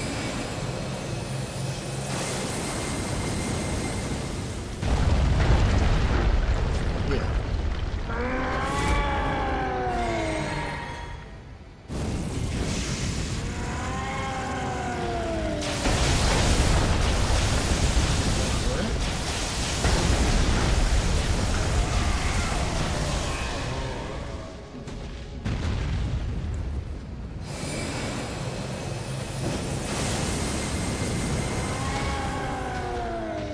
Nice.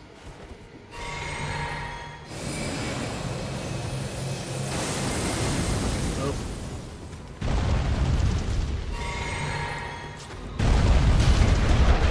Yep.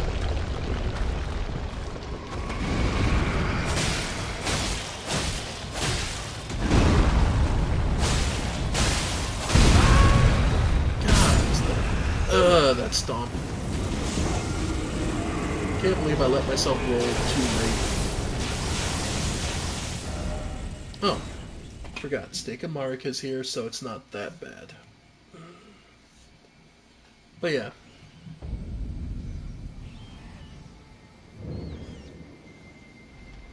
Yolog Anix.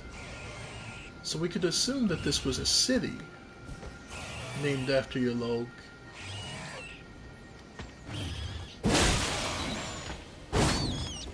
Of course.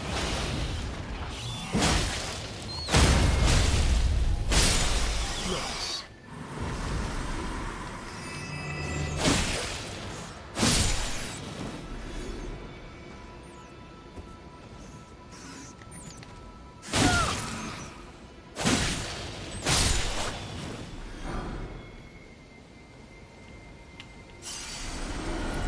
So let's see.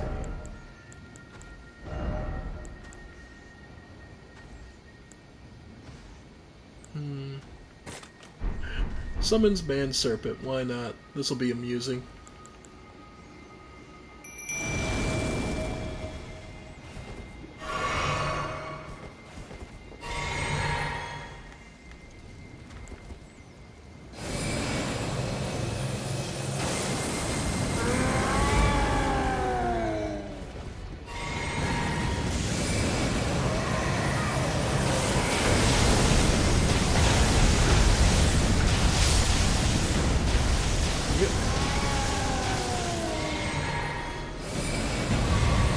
Like I said, it'd be amusing. I didn't say it was going to be effective.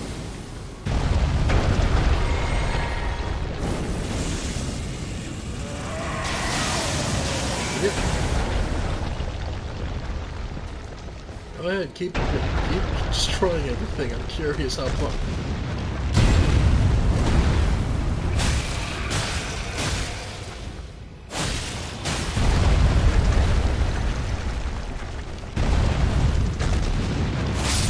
There we go. And of course, more eyes of yellow. Which for me is just a curing material. I've never been big on using Frenzy Flame. I don't even like the ending. Though it is kind of interesting in that it is the only ending in the game wherein you actively upsets Melna. Melna doesn't care for what you do with the world. She wants her freedom. And she is dedicated so much that she's willing to die for that result.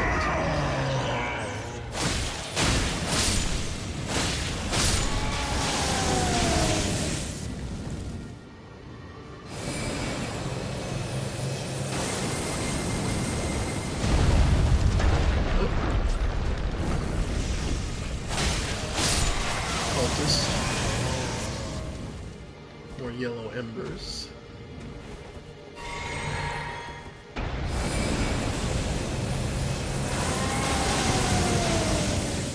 Hey, if I've got free shots, I'm going to use them.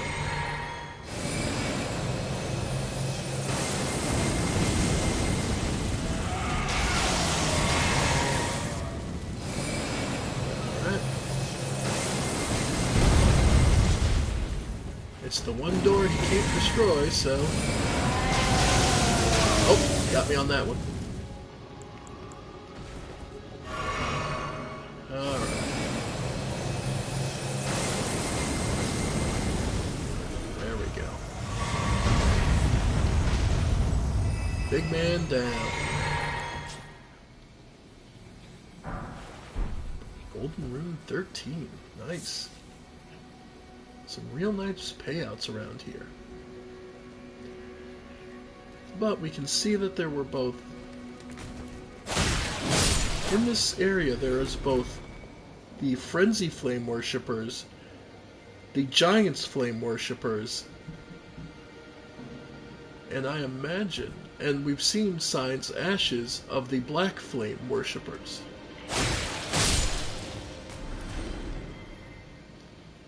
So the various flames came from the north, which is how they learned to help themselves.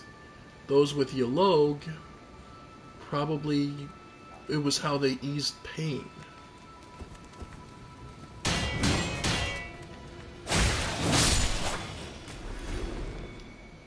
The Giant's Flame was more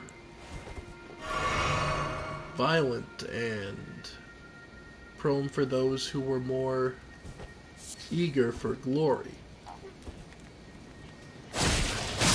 The Black Flame of Death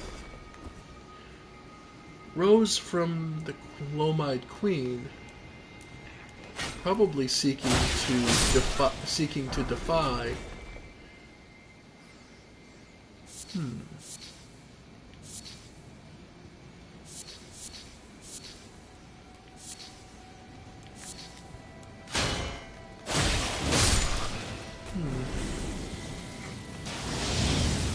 Yep. Ow. Not bad.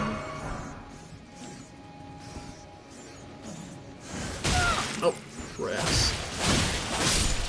I'm like, what's that noise? That huffing of the rats.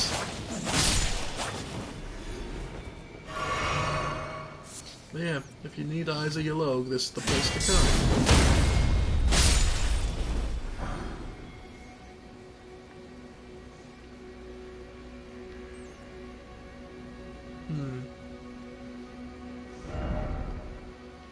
Okay.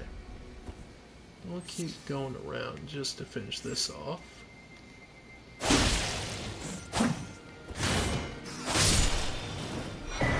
Another Storm Sword key, very welcome. Let's see. Because the thing we haven't found yet is the underground section.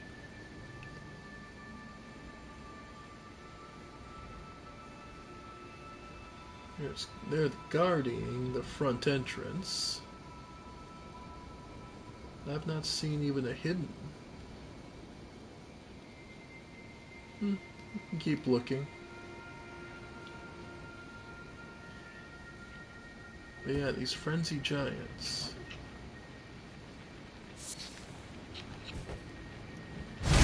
Worshippers of the frenzy flame. Which just grows around here. Which does make some of the best... what do I want to call it? One of the best healing items for Torrent. Ah, there it is. Now I just gotta figure out how to get up there. Alright. Because looks like it's a matter of a jumping puzzle.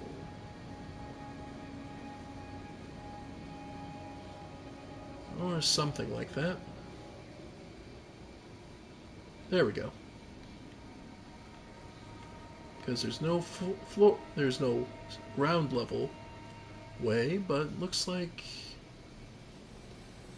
if we go over here, because they gave us the greatest ability in this game to jump, and they expect you to use it, damn it.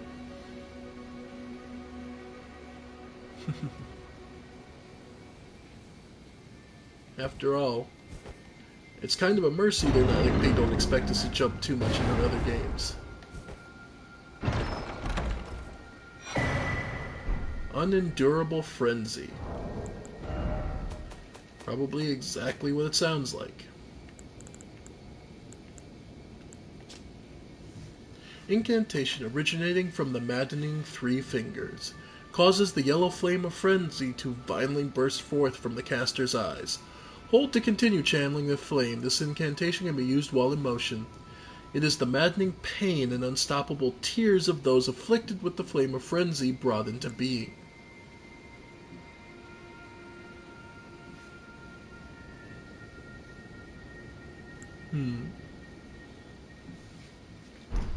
So the flame of frenzy basically racks you with insane pain.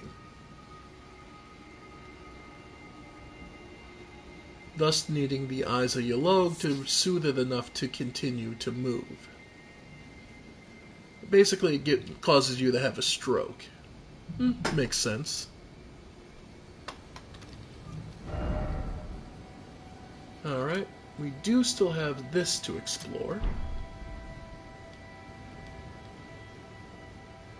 Where's that? Number 3.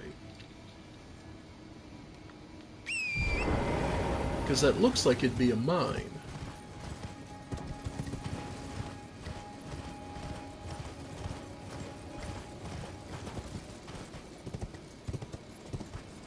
Now there's this smoke, which was largely your hint, I imagine.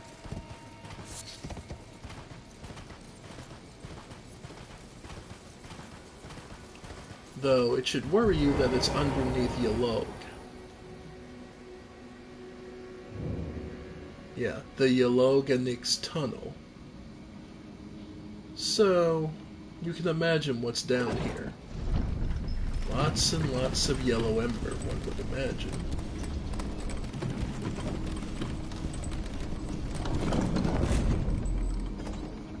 But we'll have to take a look and see.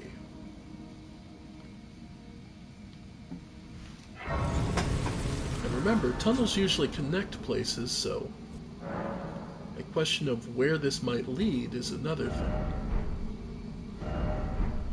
Be wary of monstrosity.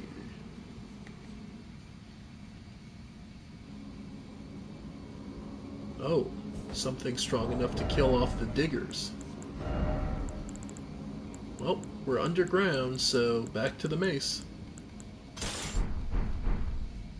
I will say it before, I'll say it again. You're underground. Blunt damage.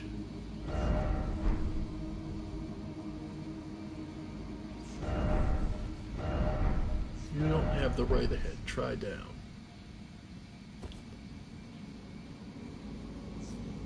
But yeah, something is just killing all the diggers. Yep. So basically this is a drop down and try and make it your way back out.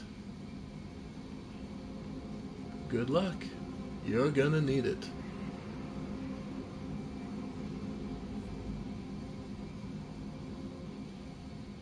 Ah, and the elevator has just been broken and shattered. Okay.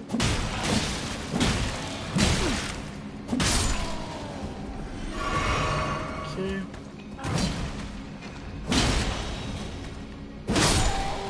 Managed to get him. And we're actually hitting hard enough that we can make them flinch, so you know we're doing something right. Okay. So what's down here that would be managing to break through their tough skin?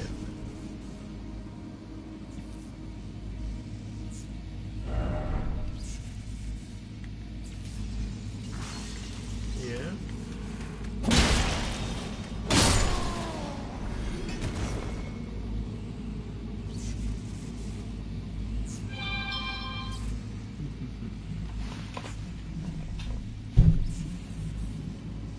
Let's take a quick look. My phone's been dinging. Yeah. Mostly advertisements, one quick message just to make sure.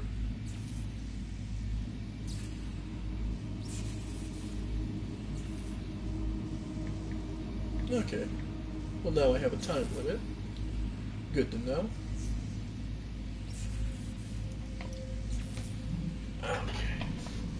So I've got another half hour we can go, and then I gotta start getting ready to go out.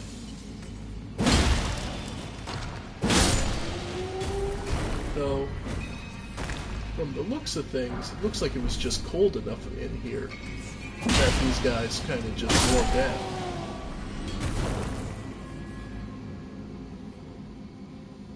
At least that's the first glance.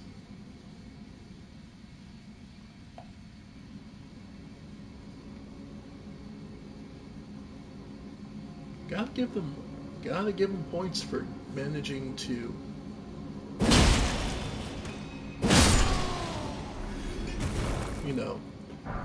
scaffold and work their way up here.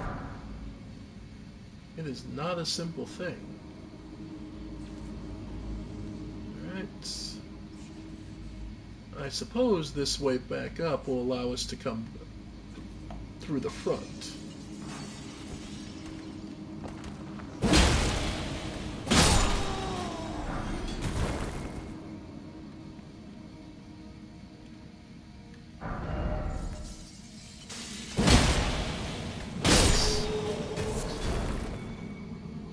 Gravelstone, which again, that's an item that comes from the stone scales of an ancient dragon. So, very much imagine.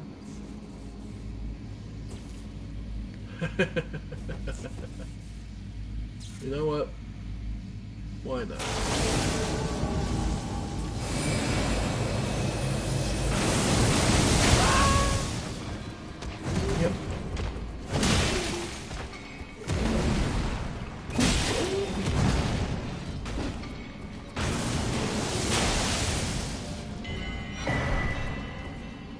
Room.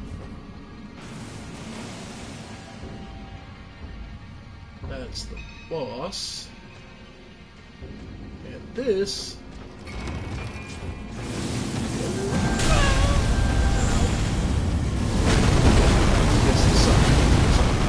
but that door means I can go. Okay. Now I can focus on just fighting him, because now we have easy access to the boss.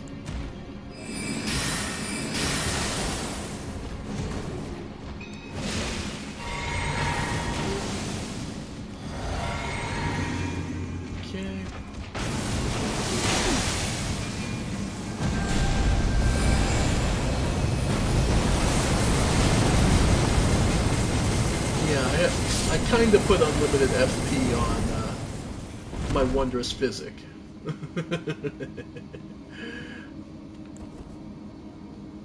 It only lasts a few seconds, but a few seconds of Comet Azure can be a devastating thing.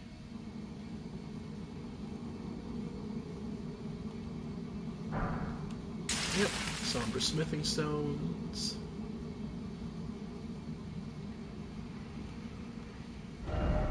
Strong foe ahead. Yep. But okay. So we have the access to the boss. However, that wasn't the end of the tunnel. There was another way out. Or at the very least, another way to go. So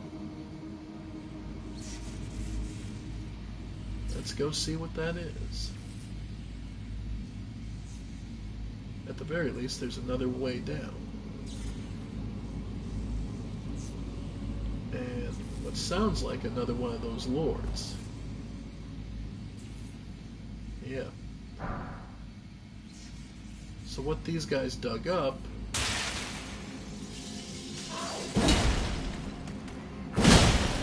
Yep.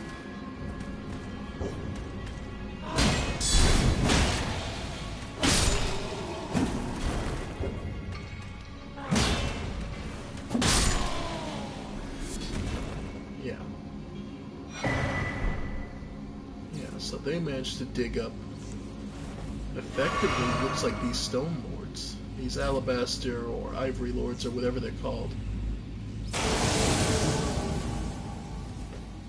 And an ancient dragon smithing stone. So that's the plus 10. That's the final upgrade material.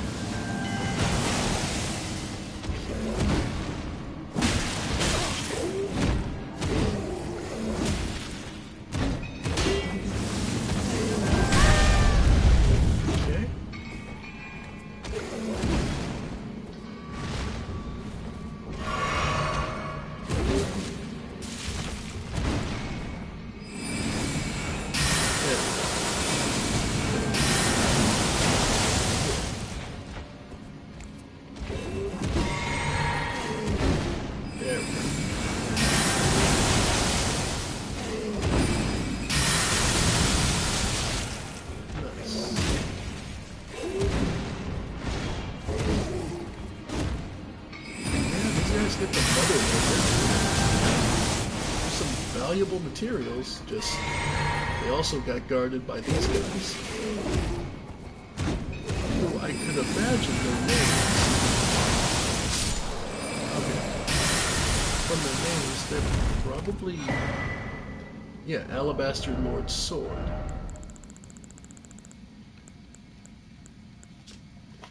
Great sword forged from blue-white meteoric ore. The blade conceals gravity-manipulating magic. Weapon unique to the Alabaster Lords, arrays of ancients with skin of stone who were said to have risen to life when a meteor struck long ago. So, and them being called lords indicates a place of station. And they're ancient, so one would have to believe that this is... perhaps the remnants of the Dragon Empire? This far north, though. Well, who knows? Geologic shift, among other mysteries. Oh, that's the other thing we just picked up.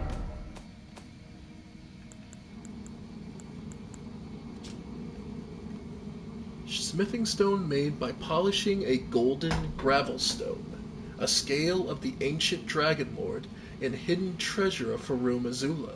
Strengthen armaments to plus 25. The ancient Dragon Lord's seat is said to lie beyond time. This stone lightly twists time, allowing the creation of a weapon capable of slaying a god. So in both cases, You're channeling the power of the ancient Dragon Lord. Which I suppose is interesting because when you finally get to him, when we finally do get to face him, he is in fact missing, I believe he's said to have 5 heads, and in fact missing all but 2 of them. So, and I suppose that makes sense that what we're finding for materials, depending on which version, the ultimate material is parts of his missing 3 heads.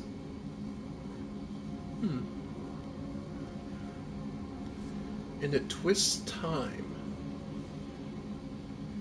Because as we'll see, well, we've seen Crumbling Fazula, Farumazula is, yeah. It's definitely stuck in time, but it still seems to be slowly moving. It's wavering as if it's trying to find, as if it's going to, if the power that holds it at bay ever gives in, everything will just fall back into place and unfortunately fall apart. Alright. Mimic. Can't really see what's in there.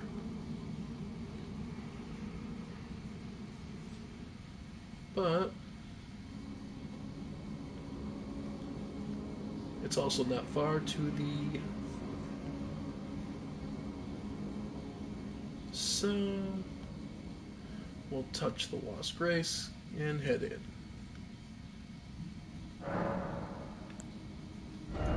Need 95. Okay. 15. I should have 10. 75. Okay, we'll just do 2.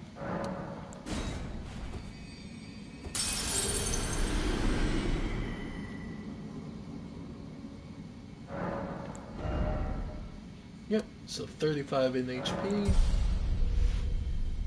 Probably another 5 in mines, just for extra casting and damage output. Well, for basically more FP, just because that is always welcome. More HP and FP, pretty much if you could automatically have it at 99, I would. Like if there was a mode in the game that gave you 99 HP FP and then just lets you modify from there, I think I would.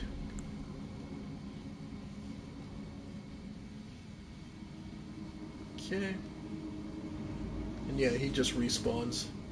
So if you really want the Alabaster Lord Sword, this is where you come to just grind him out. And here...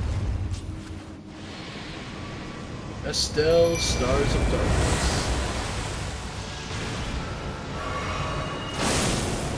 Why are there 2 Estelles?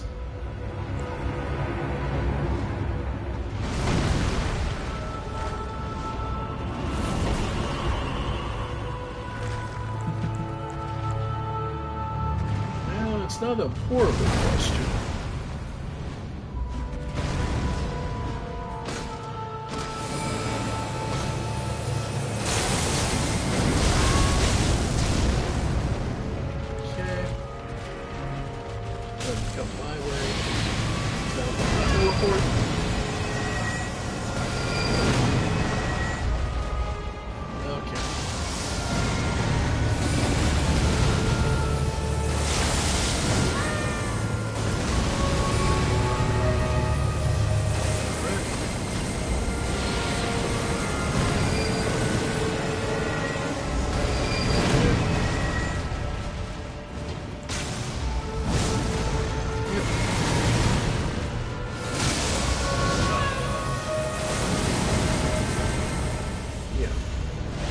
Problem with Estelle is, yeah, he teleports, so it's not real easy to get real good damage on it. Yep.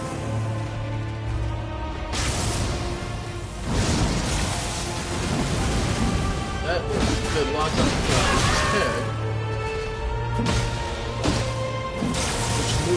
so much.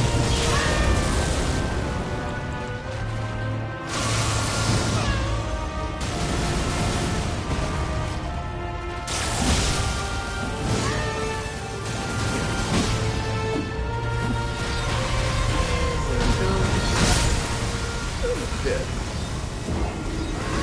Yeah. Yeah, there's a second Estelle. Though it's not named the exact same thing. So it might be a spawn of Estelle. The natural born of the void is not necessarily the exact same thing. Species-wise, perhaps, but maybe not exactly the same. Anyway.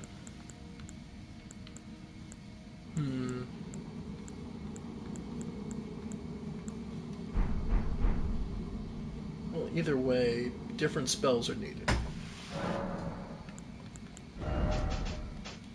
Let's see.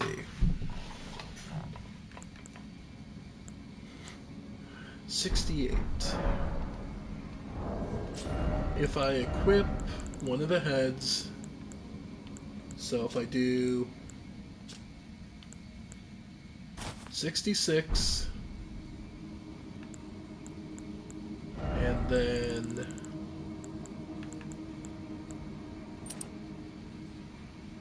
alright, that gets me up to 71.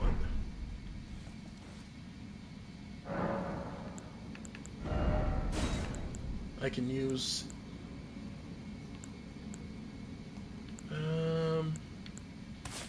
full moon, let's say, and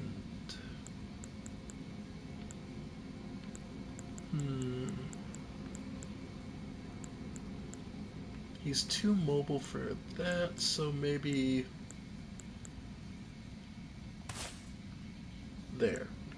Alright, so we'll give our copy that.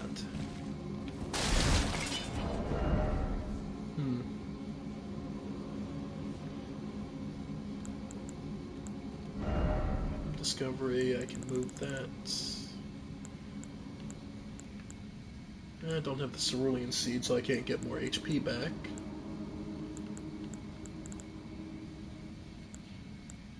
And we'll just do all damage negation. There, to help offset the helmet. Okay. So then from there, just need to find armor that moves me down to medium. Banished Knights. Blades, maybe?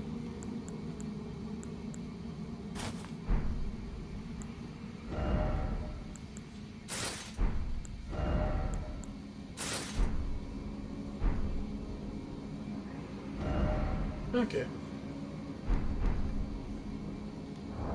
We can also swap the mace out for going just back to Moonvale. Yeah. Okay. Because what we'll do is we'll have the mimic casting.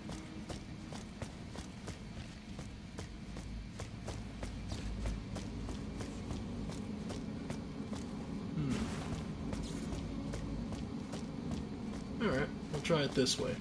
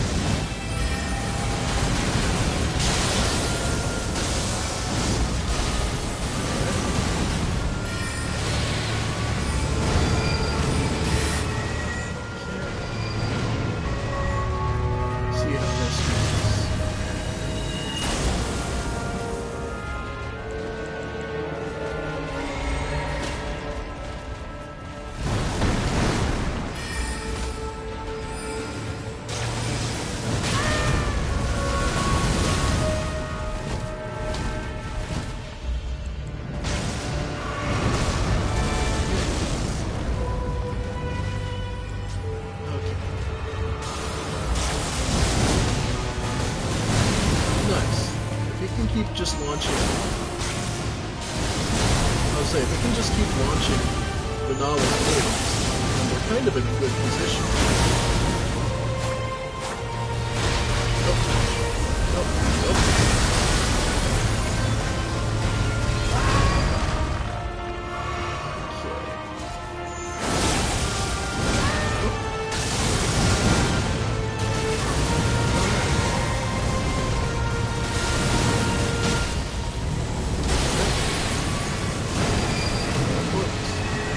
Over there.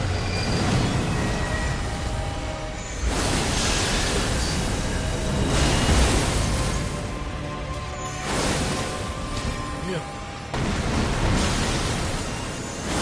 Yeah, I'm just getting watching Renala's moves. We're in a pretty good position.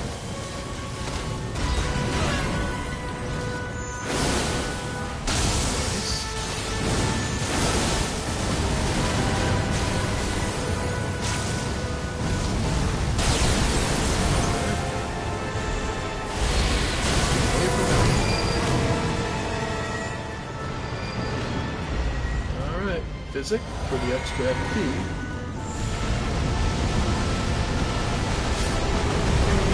Just trying it.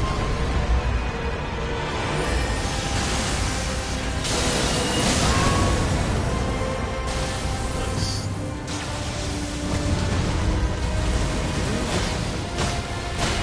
Nope. Nope. Nope. Nope. Alright.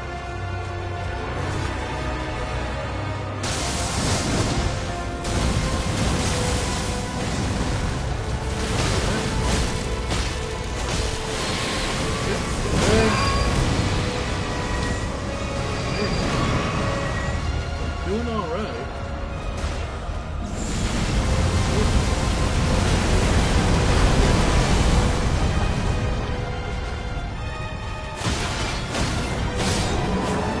Got it. Stars of Darkness is no more. The Meteorite of Estelle.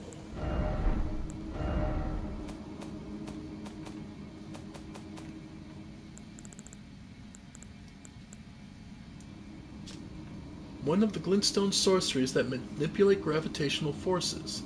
Summons a void that emits a hail of meteorites. Hold to continue effect. A manifestation of the power with which Estelle leveled the Eternal City.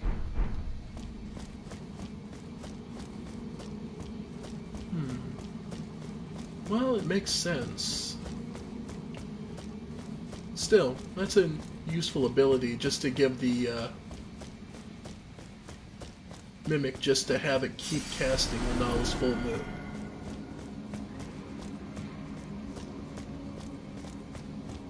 Alright.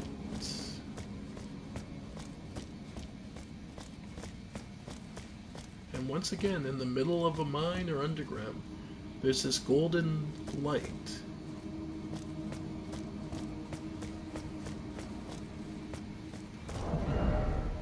But yeah. Not bad, all things considered.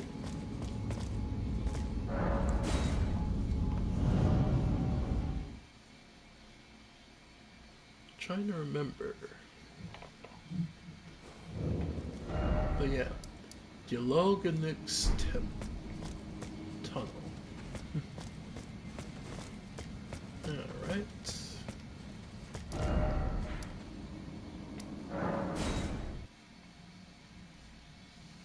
Get another level. That's the way I usually do things. I go, get another level, keep going and explore. This game is absolutely horrible for your one... just one more thing. Just one more thing I want to check out. Okay, but we saw Yologa Nyx, but there's still more ruins to the west.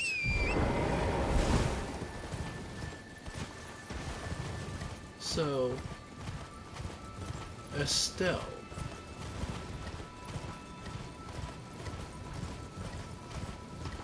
A second version of Estelle, which would likely mean that there are well, we knew there were multiple because they were all over the place. Oh! And the phantom of a dragonkin soldier. Ow.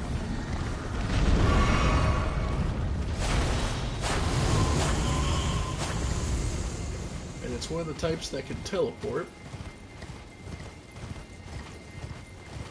Yep. They're all over the place.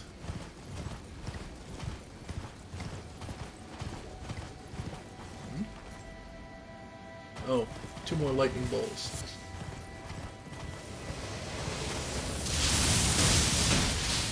Yep.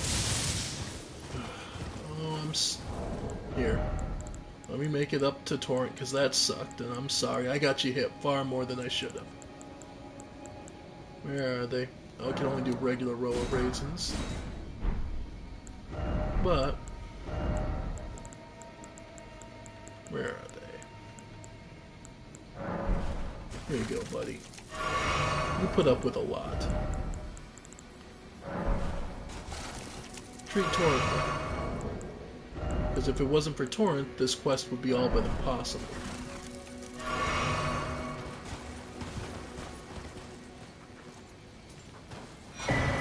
Stone sword key.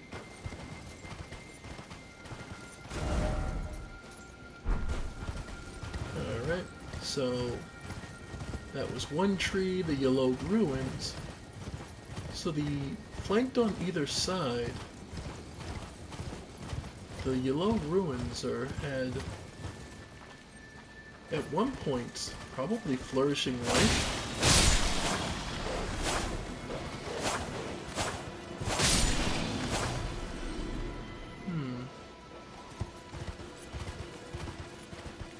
We can see that these are the types of dogs that show up in Caelid that have the scarlet rot pustules all over them.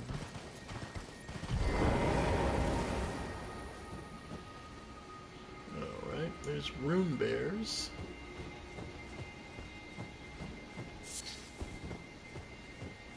Sanguine Noble.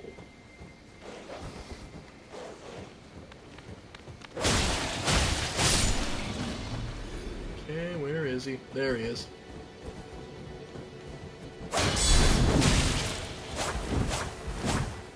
Yep.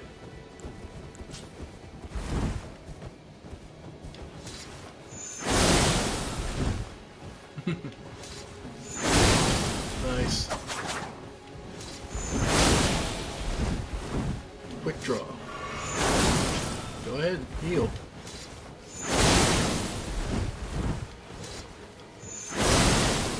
Fortunately for you, I'm faster on the draw. Exactly when I need it. Alright. Sanguine Noble.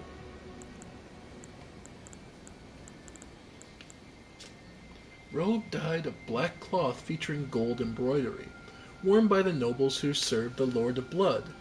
The grand metallic pattern on the shoulder is a signifier of the noble rank they intend to claim upon advent of the new dynasty they are working to install.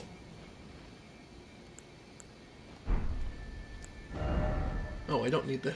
I have Ronald's Moon up. But let's see, where is it? Sanguine Noble Hood.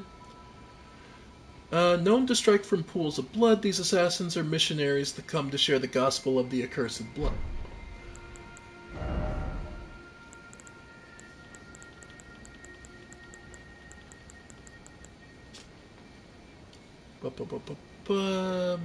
Yep. So yeah. That's kind of your hint that there's something related to a Sanguine Noble around here. Room Bears still remain... pretty much can guarantee a one-shot. They're way too strong.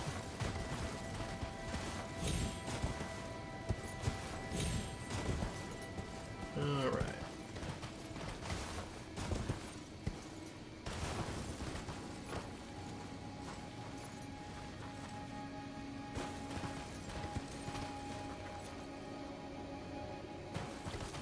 believe...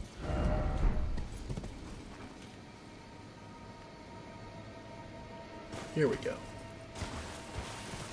There's the slimes there. They don't mean much.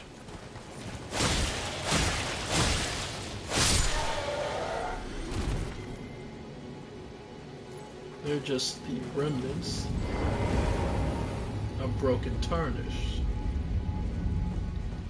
What these are... Yeah, these are just the lowest of the low. Slimes are basically nothing but the remnants.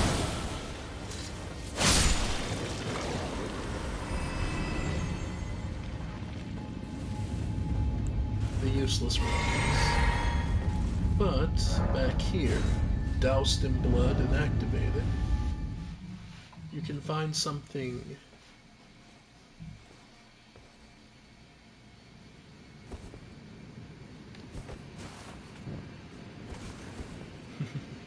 you end up in a very different place. Despair ahead.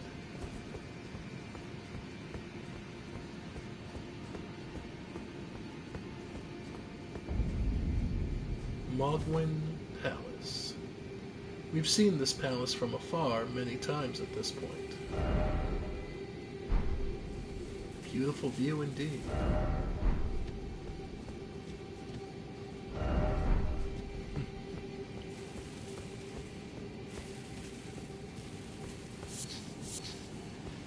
Dew-kissed herba.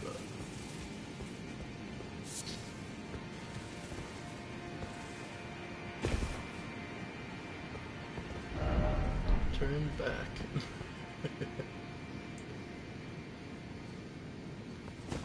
For anyone with taste and good sense, this place is repulsive. But for those who find hope in it, well, it could be akin to a paradise. But regardless of how you feel, ladies and gentlemen, welcome to the third area, the final area of the underground.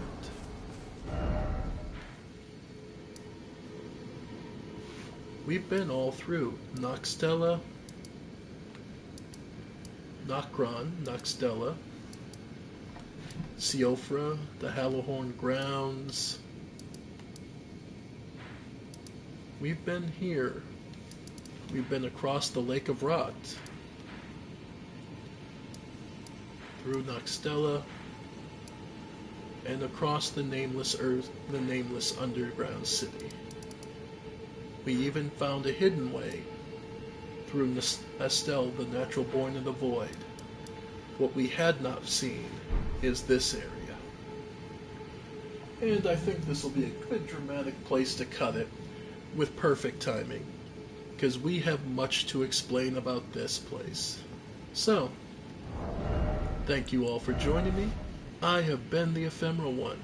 If you enjoy, please feel free to subscribe. I will be doing daily streams for the foreseeable future. Or at least that's my goal. I will apologize greatly if I screw it up. In the meantime, let's see. Get the FP hood back. I will thank you all for joining me. If you like what you see, feel free to drop something in the coffee. Otherwise, I'll see you tomorrow. So, on this or maybe something else. Bye for now, folks. Bye for now.